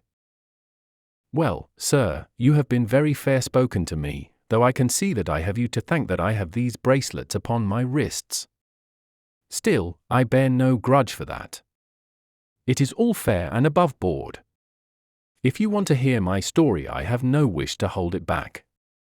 What I say to you is God's truth, every word of it. Thank you. You can put the glass beside me here, and I'll put my lips to it if I am dry. I am a Worcestershire man myself, born near Pershore. I dare say you would find a heap of Smalls living there now if you were to look. I have often thought of taking a look round there, but the truth is that I was never much of a credit to the family, and I doubt if they would be so very glad to see me. They were all steady, chapel-going folk, small farmers, well-known and respected over the countryside, while I was always a bit of a rover. At last, however, when I was about 18, I gave them no more trouble, for I got into a mess over a girl, and could only get out of it again by taking the Queen's shilling and joining the 3rd Buffs, which was just starting for India. I wasn't destined to do much soldiering, however. I had just got past the goose step, and learned to handle my musket, when I was fool enough to go swimming in the Ganges. Luckily for me, my company sergeant, John Holder, was in the water at the same time, and he was one of the finest swimmers in the service. A crocodile took me, just as I was halfway across, and nipped off my right leg as clean as a surgeon could have done it, just above the knee. What with the shock and the loss of blood, I fainted, and should have drowned if Holder had not caught hold of me and paddled for the bank. I was 5 months in hospital over it, and when at last I was able to limp out of it with this timber toe strapped to my stump, I found myself invalided out of the army and unfitted for any active occupation. I was, as you can imagine, pretty down on my luck at this time, for I was a useless cripple though not yet in my 20th year. However, my misfortune soon proved to be a blessing in disguise. A man named Abel White, who had come out there as an indigo planter, wanted an overseer to look after his coolies and keep them up to their work. He happened to be a friend of our colonel's, who had taken an interest in me since the accident. To make a long story short, the colonel recommended me strongly for the post, and, as the work was mostly to be done on horseback, my leg was no great obstacle, for I had enough knee left to keep good grip on the saddle. What I had to do was to ride over the plantation, to keep an eye on the men as they worked, and to report the idlers. The pay was fair, I had comfortable quarters, and altogether I was content to spend the remainder of my life in indigo planting. Mr. Abel White was a kind man, and he would often drop into my little shanty and smoke a pipe with me, for white folk out there feel their hearts warm to each other as they never do here at home. Well, I was never in luck's way long. Suddenly, without a note of warning, the Great Mutiny broke upon us. 1 month India lay as still and peaceful, to all appearance, as Surrey or Kent. The next there were 200,000 black devils let loose, and the country was a perfect hell. Of course you know all about it, gentlemen, a deal more than I do, very like, since reading is not in my line. I only know what I saw with my own eyes. Our plantation was at a place called Mutra, near the border of the northwest provinces. Night after night the whole sky was alight with the burning bungalows, and day after day we had small companies of Europeans passing through our estate with their wives and children, on their way to Agra, where were the nearest troops. Mr. Abel White was an obstinate man. He had it in his head that the affair had been exaggerated, and that it would blow over as suddenly as it had sprung up. There he sat on his veranda, drinking whiskey pegs and smoking cheroots, while the country was in a blaze about him. Of course we stuck by him, I and Dawson, who, with his wife, used to do the bookwork and the managing. Well, one fine day the crash came. I had been away on a distant plantation, and was riding slowly home in the evening, when my eye fell upon something all huddled together at the bottom of a steep nullah. I rode down to see what it was, and the cold struck through my heart when I found it was Dawson's wife, all cut into ribbons, and half eaten by jackals and native dogs. A little further up the road Dawson himself was lying on his face, quite dead, with an empty revolver in his hand and 4 sepoys lying across each other in front of him. I reined up my horse, wondering which way I should turn, but at that moment I saw thick smoke curling up from Abel White's bungalow and the flames beginning to burst through the roof. I knew then that I could do my employer no good, but would only throw my own life away if I meddled in the matter. From where I stood I could see hundreds of the black fiends, with their red coats still on their backs, dancing and howling round the burning house. Some of them pointed at me, and a couple of bullets sang past my head, so I broke away across the paddy fields, and found myself late at night safe within the walls at Agra. As it proved, however, there was no great safety there, either. The whole country was up like a swarm of bees. Wherever the English could collect in little bands they held just the ground that their guns commanded. Everywhere else they were helpless fugitives.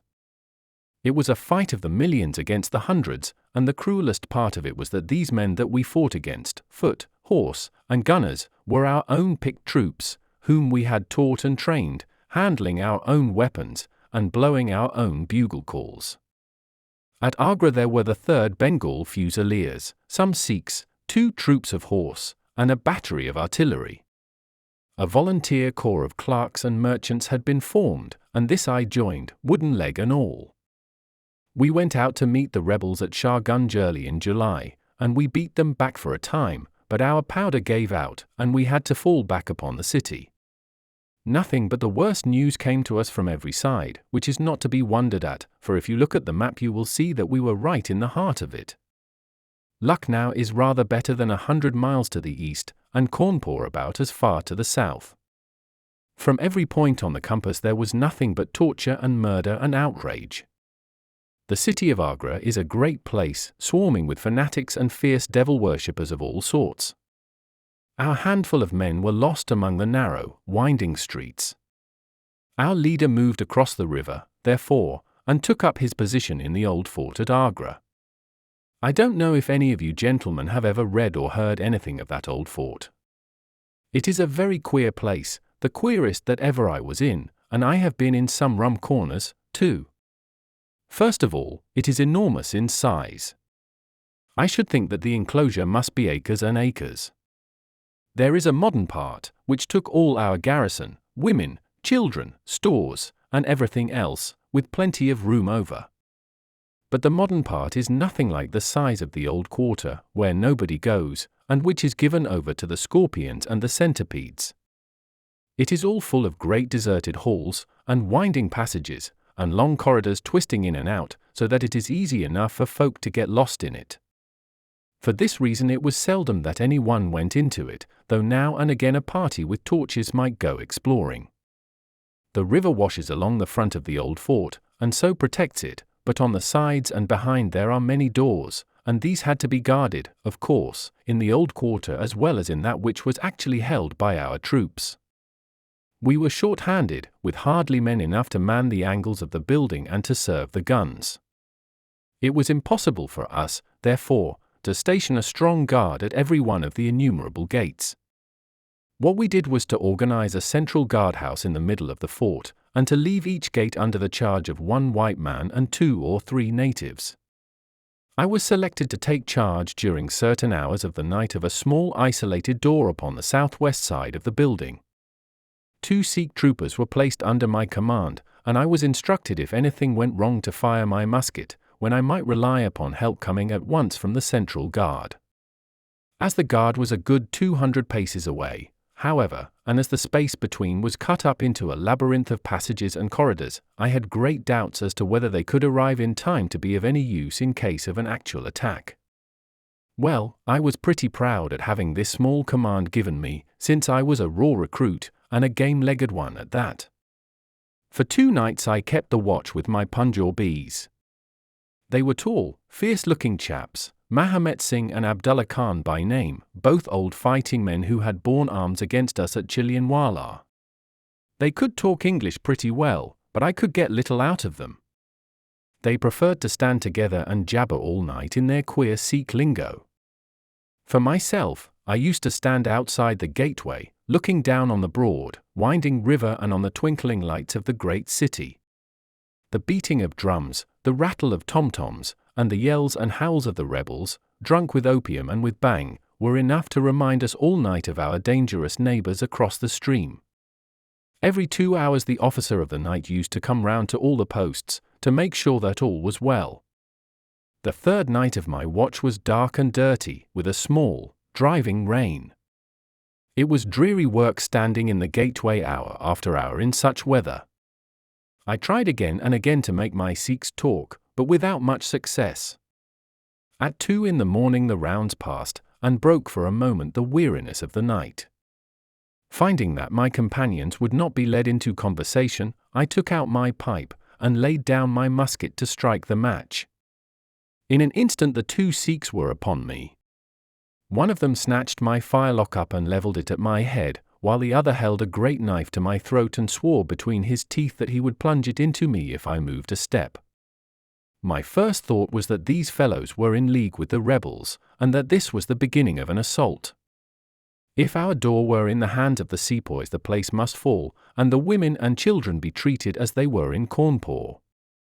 Maybe you gentlemen think that I am just making out a case for myself, but I give you my word that when I thought of that, though I felt the point of the knife at my throat, I opened my mouth with the intention of giving a scream, if it was my last one, which might alarm the main guard.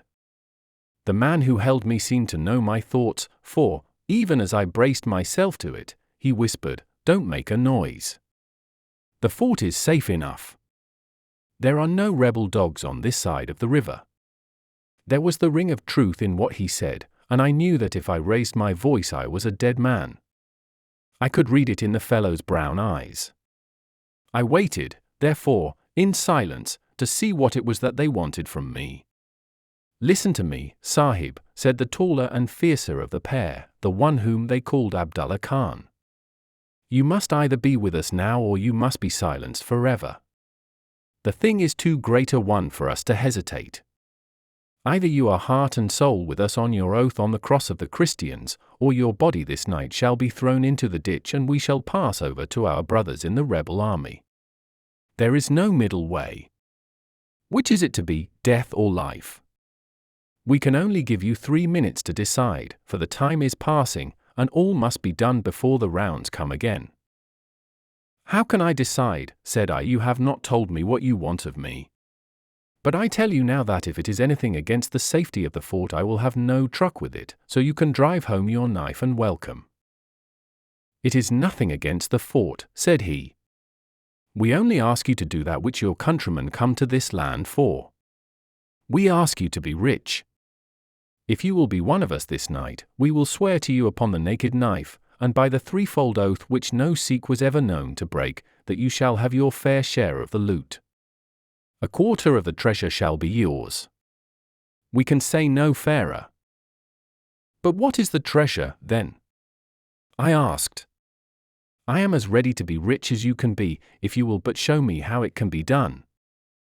"You will swear, then," said he, "by the bones of your father, by the honor of your mother, by the cross of your faith, to raise no hand and speak no word against us, either now or afterwards." "I will swear it," I answered, "provided that the fort is not endangered." "Then my comrade and I will swear that you shall have a quarter of the treasure which shall be equally divided among the 4 of us." "There are but 3, said I. "No, Dust Akbar must have his share. We can tell the tale to you while we await them. Do you stand at the gate, Mahomet Singh, and give notice of their coming. The thing stands thus, Sahib, and I tell it to you because I know that an oath is binding upon a Feringi, and that we may trust you.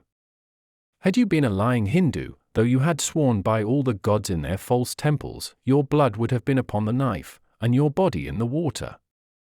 But the Sikh knows the Englishman, and the Englishman knows the Sikh. Hearken, then, to what I have to say. There is a Raja in the northern provinces who has much wealth, though his lands are small. Much has come to him from his father, and more still he has set by himself, for he is of a low nature and hoards his gold rather than spend it. When the troubles broke out he would be friends both with the lion and the tiger, with the sepoy and with the company's Raj. Soon, however, it seemed to him that the white men's day was come, for through all the land he could hear of nothing but of their death and their overthrow. Yet, being a careful man, he made such plans that, come what might, half at least of his treasure should be left to him. That which was in gold and silver he kept by him in the vaults of his palace, but the most precious stones and the choicest pearls that he had he put in an iron box, and sent it by a trusty servant who, under the guise of a merchant, should take it to the fort at Agra, there to lie until the land is at peace.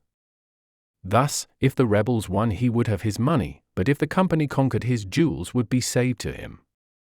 Having thus divided his hoard, he threw himself into the cause of the sepoys, since they were strong upon his borders. By doing this, mark you, Sahib, his property becomes the due of those who have been true to their salt. This pretended merchant, who travels under the name of Ahmed, is now in the city of Agra, and desires to gain his way into the fort. He has with him as travelling companion my foster brother Dust Akbar, who knows his secret. Dust Akbar has promised this night to lead him to a side postern of the fort, and has chosen this one for his purpose. Here he will come presently, and here he will find Mahomet Singh and myself awaiting him. The place is lonely, and none shall know of his coming. The world shall know of the merchant Ahmed no more, but the great treasure of the Raja shall be divided among us. What say you to it, Sahib? In Worcestershire the life of a man seems a great and a sacred thing, but it is very different when there is fire and blood all round you and you have been used to meeting death at every turn. Whether Ahmed the merchant lived or died was a thing as light as air to me, but at the talk about the treasure my heart turned to it, and I thought of what I might do in the old country with it, and how my folk would stare when they saw their ne'er-do-well coming back with his pockets full of gold moidores. I had, therefore, already made up my mind. Abdullah Khan, however, thinking that I hesitated, pressed the matter more closely. Consider, Sahib, said he, that if this man is taken by the commandant he will be hung or shot, and his jewels taken by the government, so that no man will be a rupee the better for them. Now, since we do the taking of him, why should we not do the rest as well? The jewels will be as well with us as in the company's coffers. There will be enough to make every one of us rich men and great chiefs.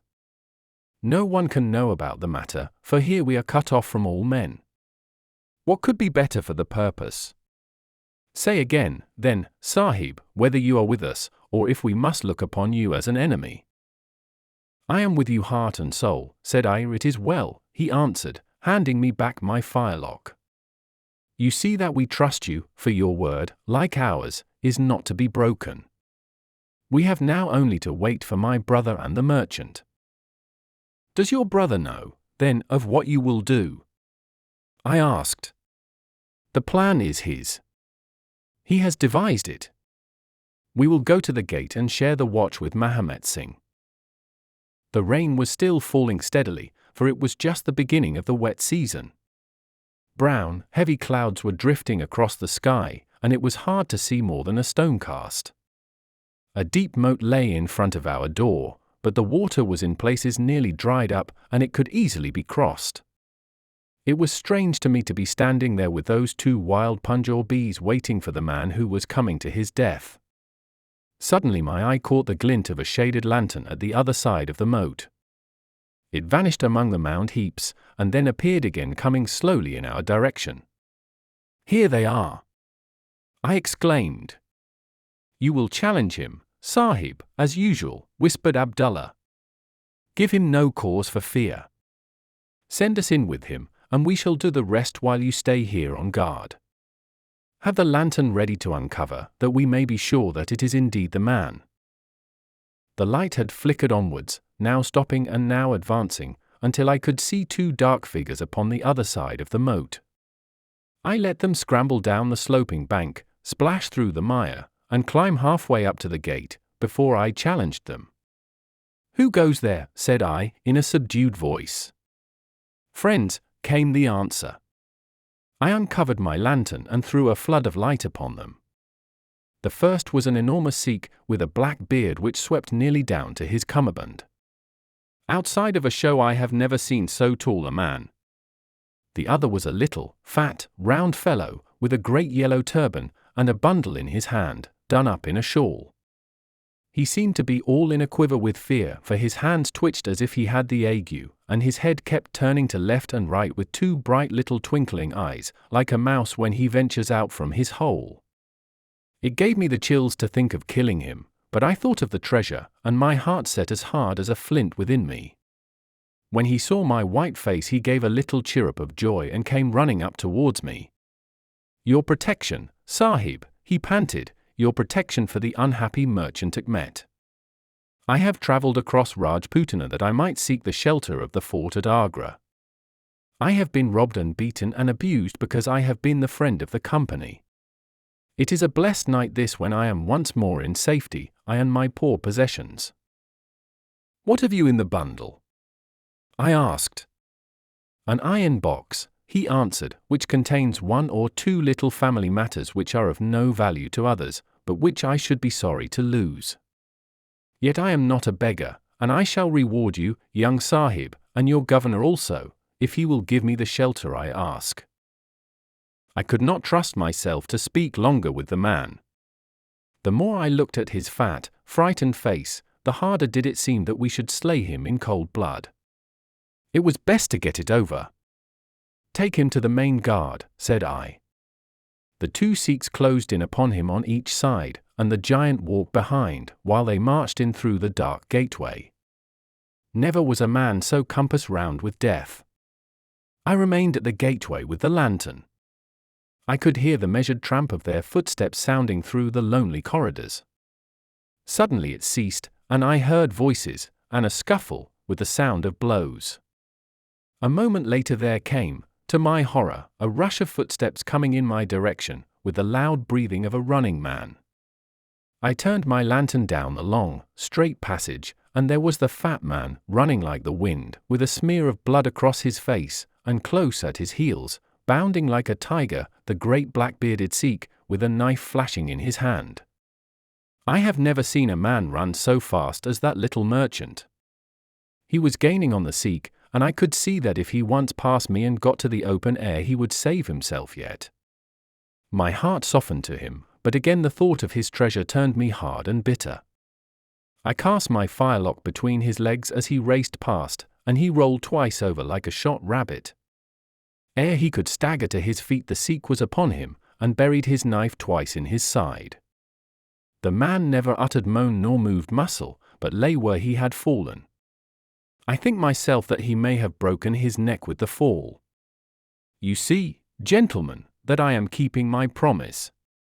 I am telling you every work of the business just exactly as it happened, whether it is in my favor or not. He stopped, and held out his manacled hands for the whiskey and water which Holmes had brewed for him. For myself, I confess that I had now conceived the utmost horror of the man, not only for this cold-blooded business in which he had been concerned, but even more for the somewhat flippant and careless way in which he narrated it. Whatever punishment was in store for him, I felt that he might expect no sympathy from me. Sherlock Holmes and Jones sat with their hands upon their knees, deeply interested in the story, but with the same disgust written upon their faces. He may have observed it, for there was a touch of defiance in his voice and manner as he proceeded. "It was all very bad, no doubt," said he. "I should like to know how many fellows in my shoes would have refused a share of this loot when they knew that they would have their throats cut for their pains. Besides, it was my life or his when once he was in the fort. If he had got out, the whole business would come to light, and I should have been court-martialed and shot as likely as not, for people were not very lenient at a time like that." "Go on with your story," said Holmes, shortly. "Well, we carried him in, Abdullah, Akbar, and I. A fine weight he was, too, for all that he was so short. Mahomet Singh was left to guard the door. We took him to a place which the Sikhs had already prepared. It was some distance off, where a winding passage leads to a great empty hall, the brick walls of which were all crumbling to pieces. The earth floor had sunk in at one place, making a natural grave, so we left Achmet the merchant there, having first covered him over with loose bricks. This done, we all went back to the treasure. It lay where he had dropped it when he was first attacked.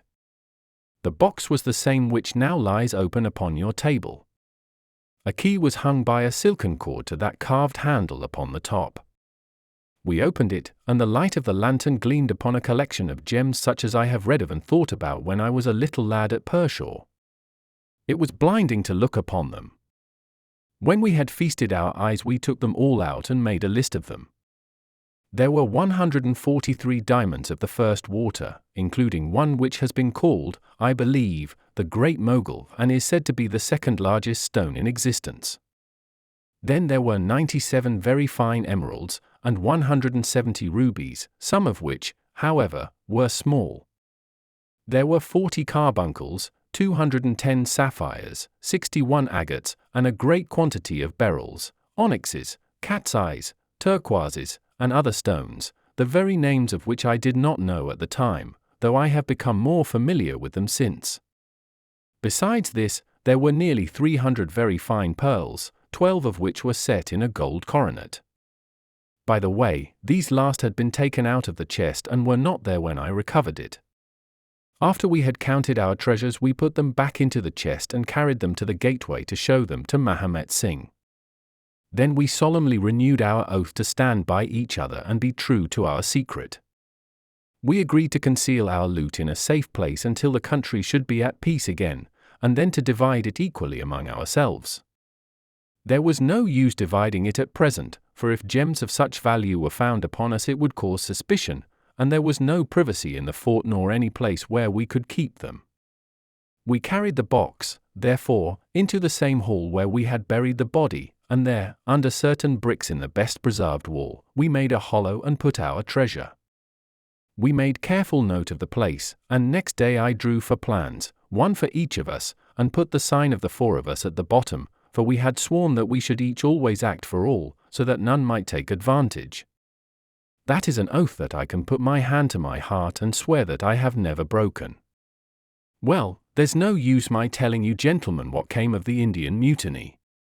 After Wilson took Delhi and Sir Colin relieved Lucknow, the back of the business was broken. Fresh troops came pouring in, and Nana Sahib made himself scarce over the frontier. A flying column under Colonel Greath came round to Agra and cleared the Pundis away from it. Peace seemed to be settling upon the country, and we 4 were beginning to hope that the time was at hand when we might safely go off with our shares of the plunder. In a moment, however, our hopes were shattered by our being arrested as the murderers of Achmet.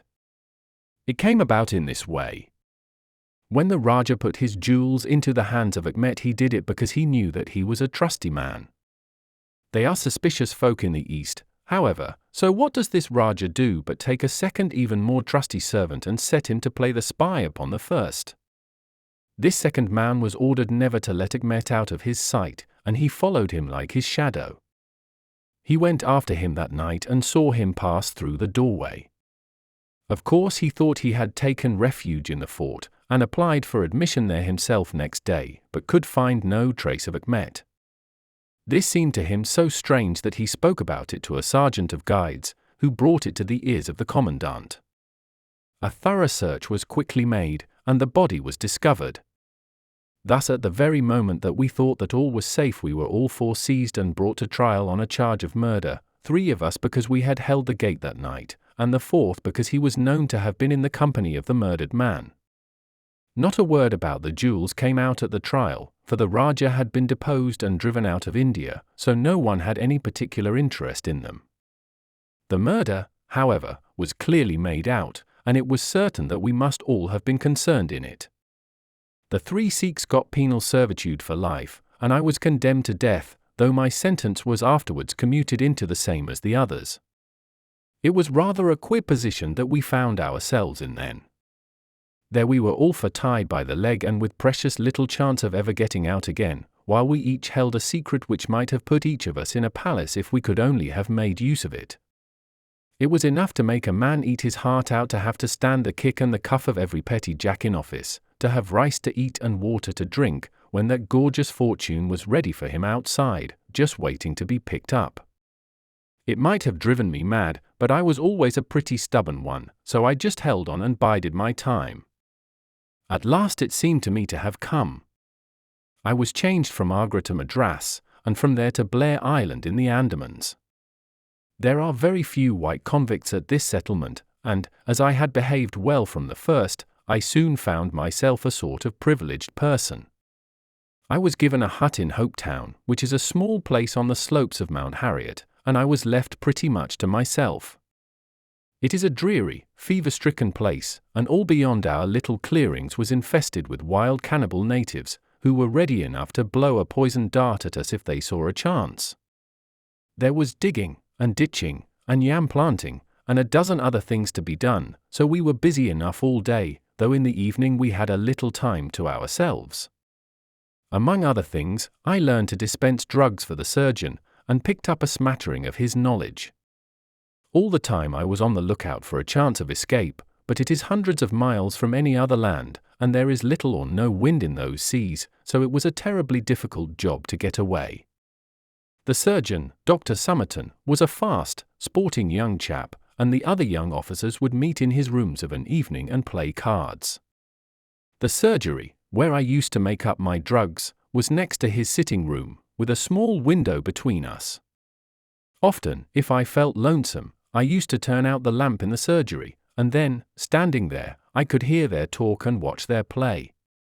I am fond of a hand at cards myself, and it was almost as good as having one to watch the others. There was Major Sholto, Captain Morstan, and Lieutenant Bromley Brown, who were in command of the native troops, and there was the surgeon himself, and 2 or 3 prison officials, crafty old hands who played a nice sly safe game.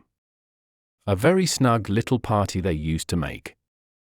Well, there was one thing which very soon struck me, and that was that the soldiers used always to lose and the civilians to win. Mind, I don't say that there was anything unfair, but so it was. These prison chaps had done little else than play cards ever since they had been at the Andamans, and they knew each other's game to a point, while the others just played to pass the time and threw their cards down anyhow. Night after night the soldiers got up poorer men, and the poorer they got the more keen they were to play. Major Sholto was the hardest hit.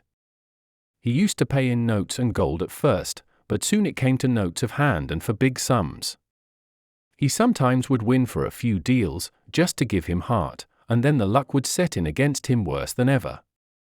All day he would wander about as black as thunder, and he took to drinking a deal more than was good for him.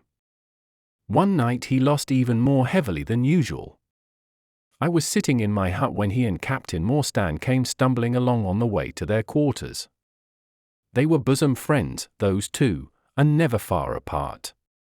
The Major was raving about his losses. "It's all up, Morstan," he was saying, as they passed my hut. "I shall have to send in my papers. I am a ruined man." "Nonsense, old chap," said the other, slapping him upon the shoulder.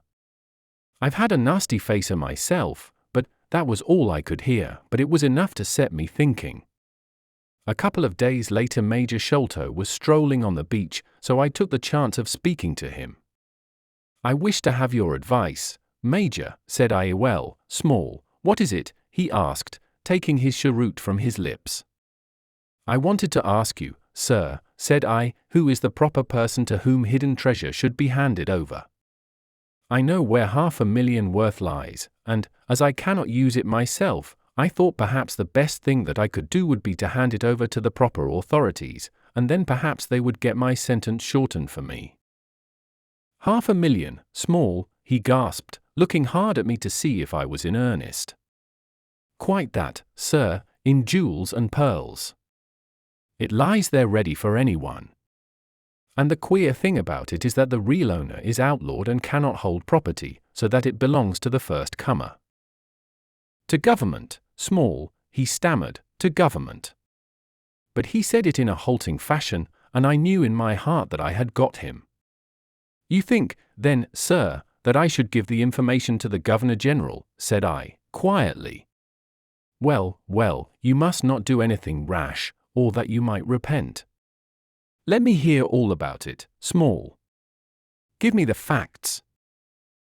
I told him the whole story, with small changes so that he could not identify the places. When I had finished, he stood stock-still and full of thought. I could see by the twitch of his lip that there was a struggle going on within him. This is a very important matter, Small, he said, at last. You must not say a word to anyone about it, and I shall see you again soon. 2 nights later he and his friend Captain Morstan came to my hut in the dead of the night with a lantern. I want you just to let Captain Morstan hear that story from your own lips, Small, said he. I repeated it as I had told it before. It rings true, eh, said he.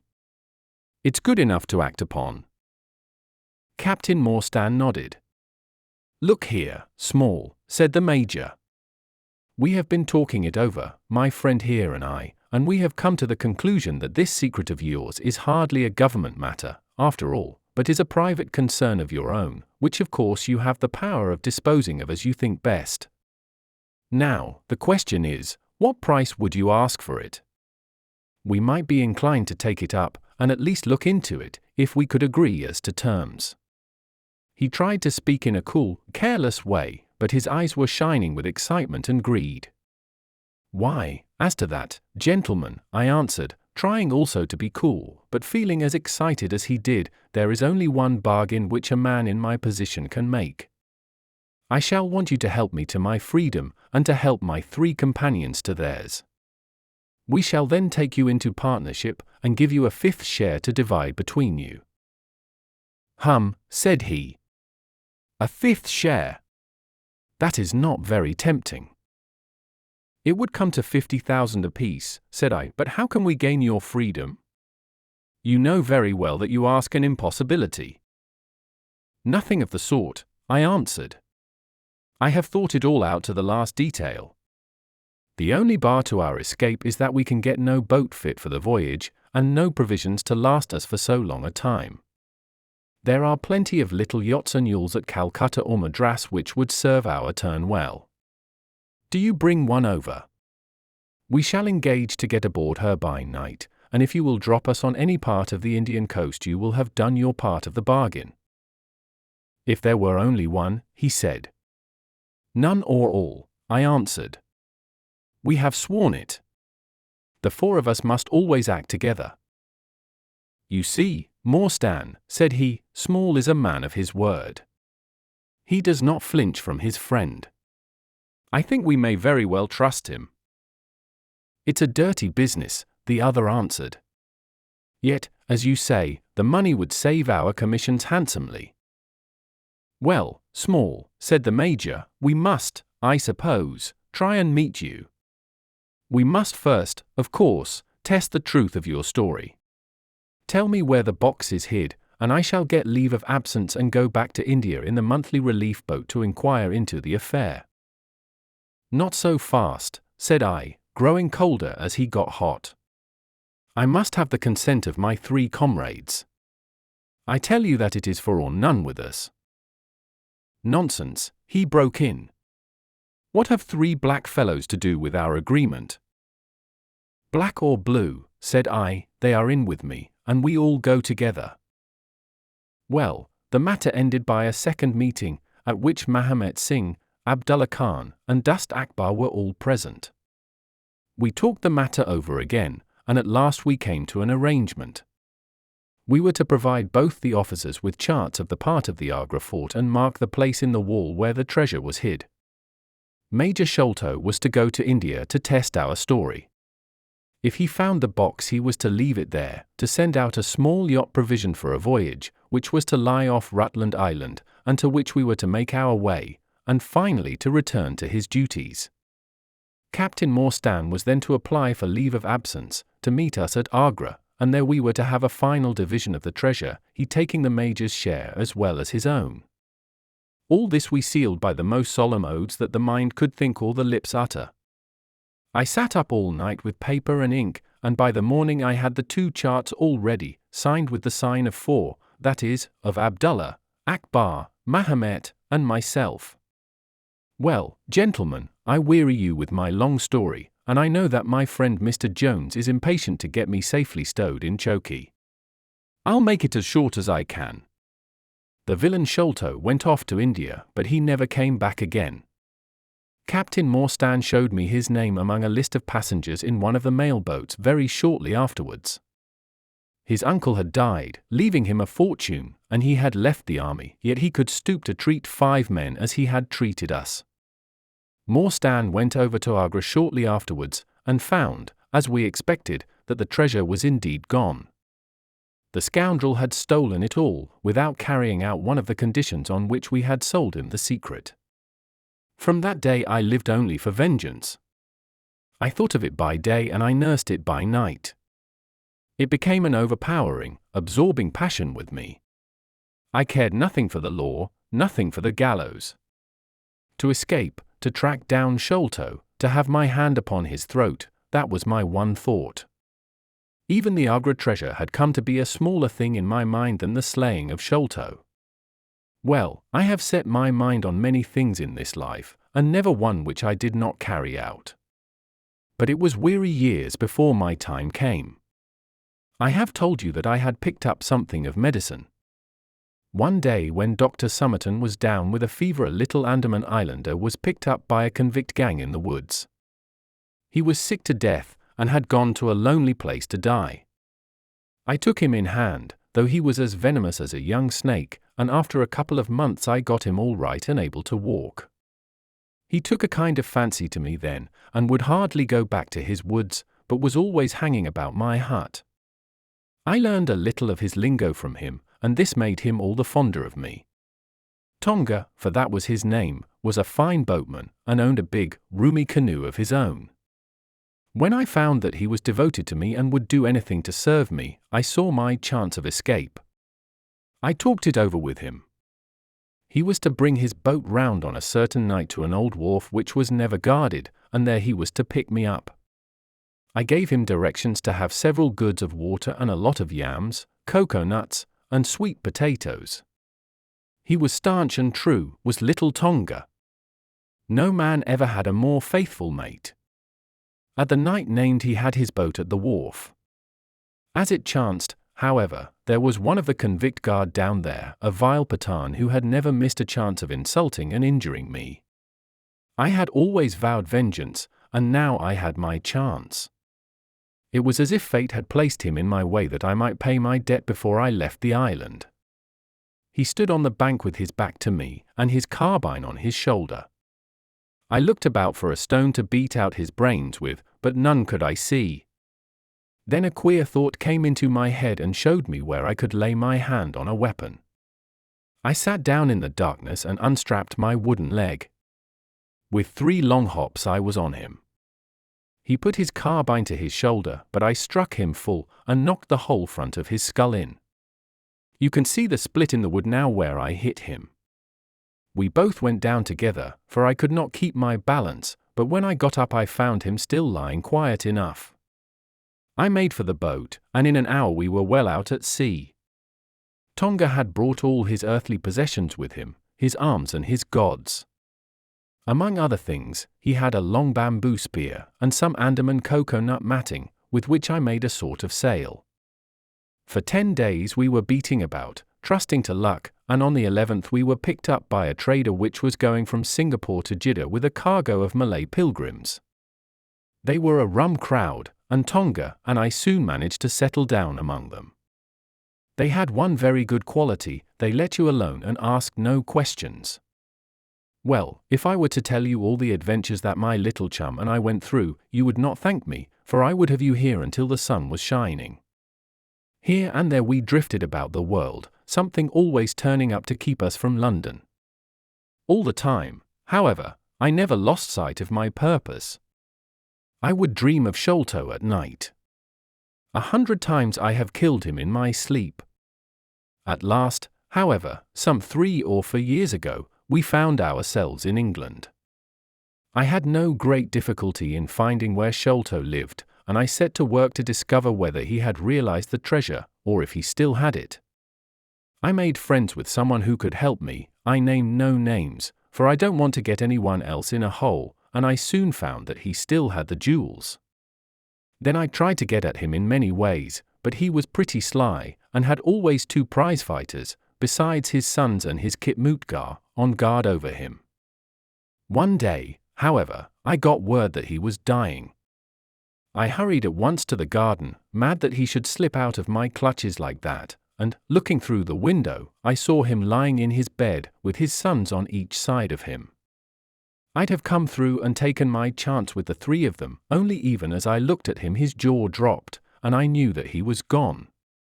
I got into his room that same night, though, and I searched his papers to see if there was any record of where he had hidden our jewels. There was not a line, however, so I came away, bitter and savage as a man could be.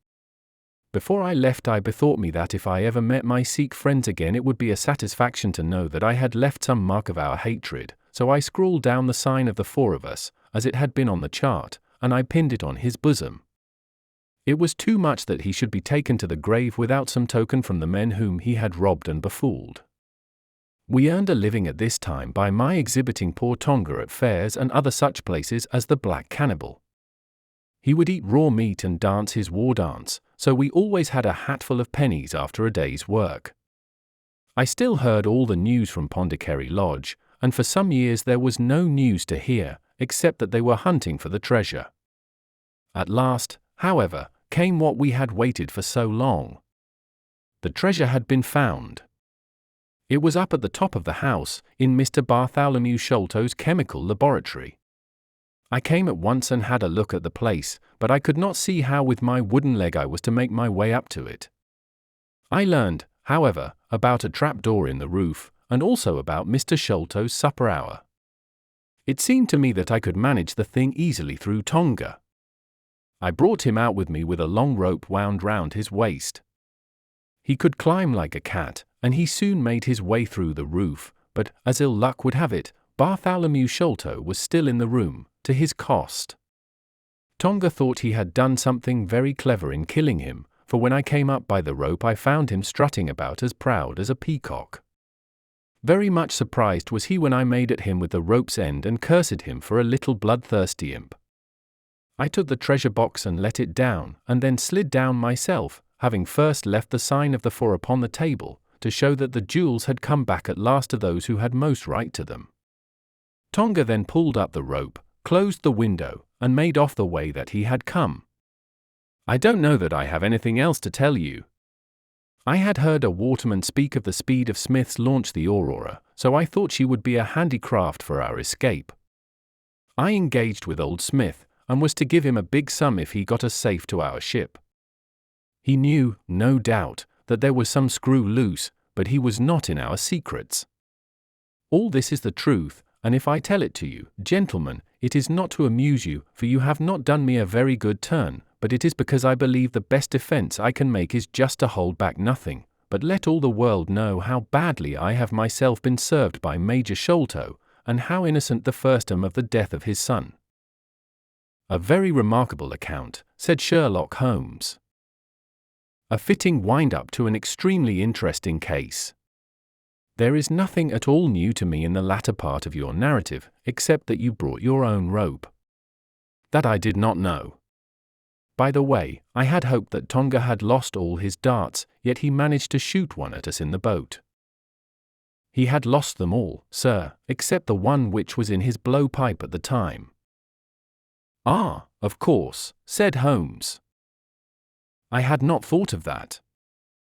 Is there any other point which you would like to ask about? Asked the convict, affably. I think not, thank you, my companion answered. Well, Holmes, said Athelney Jones, you are a man to be humoured, and we all know that you are a connoisseur of crime, but duty is duty, and I have gone rather far in doing what you and your friend asked me. I shall feel more at ease when we have our storyteller here safe under lock and key. The cab still waits, and there are 2 inspectors downstairs. I am much obliged to you both for your assistance. Of course you will be wanted at the trial. Good night to you. Good night, gentlemen both, said Jonathan Small. You first, Small, remarked the wary Jones as they left the room. I'll take particular care that you don't club me with your wooden leg, whatever you may have done to the gentleman at the Andaman Isles. Well, and there is the end of our little drama, I remarked, after we had sat some time smoking in silence. I fear that it may be the last investigation in which I shall have the chance of studying your methods. Miss Morstan has done me the honor to accept me as a husband in prospective. He gave a most dismal groan. I feared as much, said he. I really cannot congratulate you. I was a little hurt. Have you any reason to be dissatisfied with my choice? I asked. Not at all. I think she is one of the most charming young ladies I ever met, and might have been most useful in such work as we have been doing. She had a decided genius that way, witness the way in which she preserved that Agra plan from all the other papers of her father. But love is an emotional thing, and whatever is emotional is opposed to that true cold reason which I place above all things. I should never marry myself, lest I bias my judgment. I trust, said I, laughing, that my judgment may survive the ordeal. But you look weary. Yes, the reaction is already upon me. I shall be as limp as a rag for a week. Strange, said I, how turns of what in another man I should call laziness alternate with your fits of splendid energy and vigor. Yes, he answered, there are in me the makings of a very fine loafer and also of a pretty spry sort of fellow. I often think of those lines of old Goethe, Shade das die Nature na einen Mensch aus der Schaff, den zum würdigen Mann war und zum Schelmen der Stoff.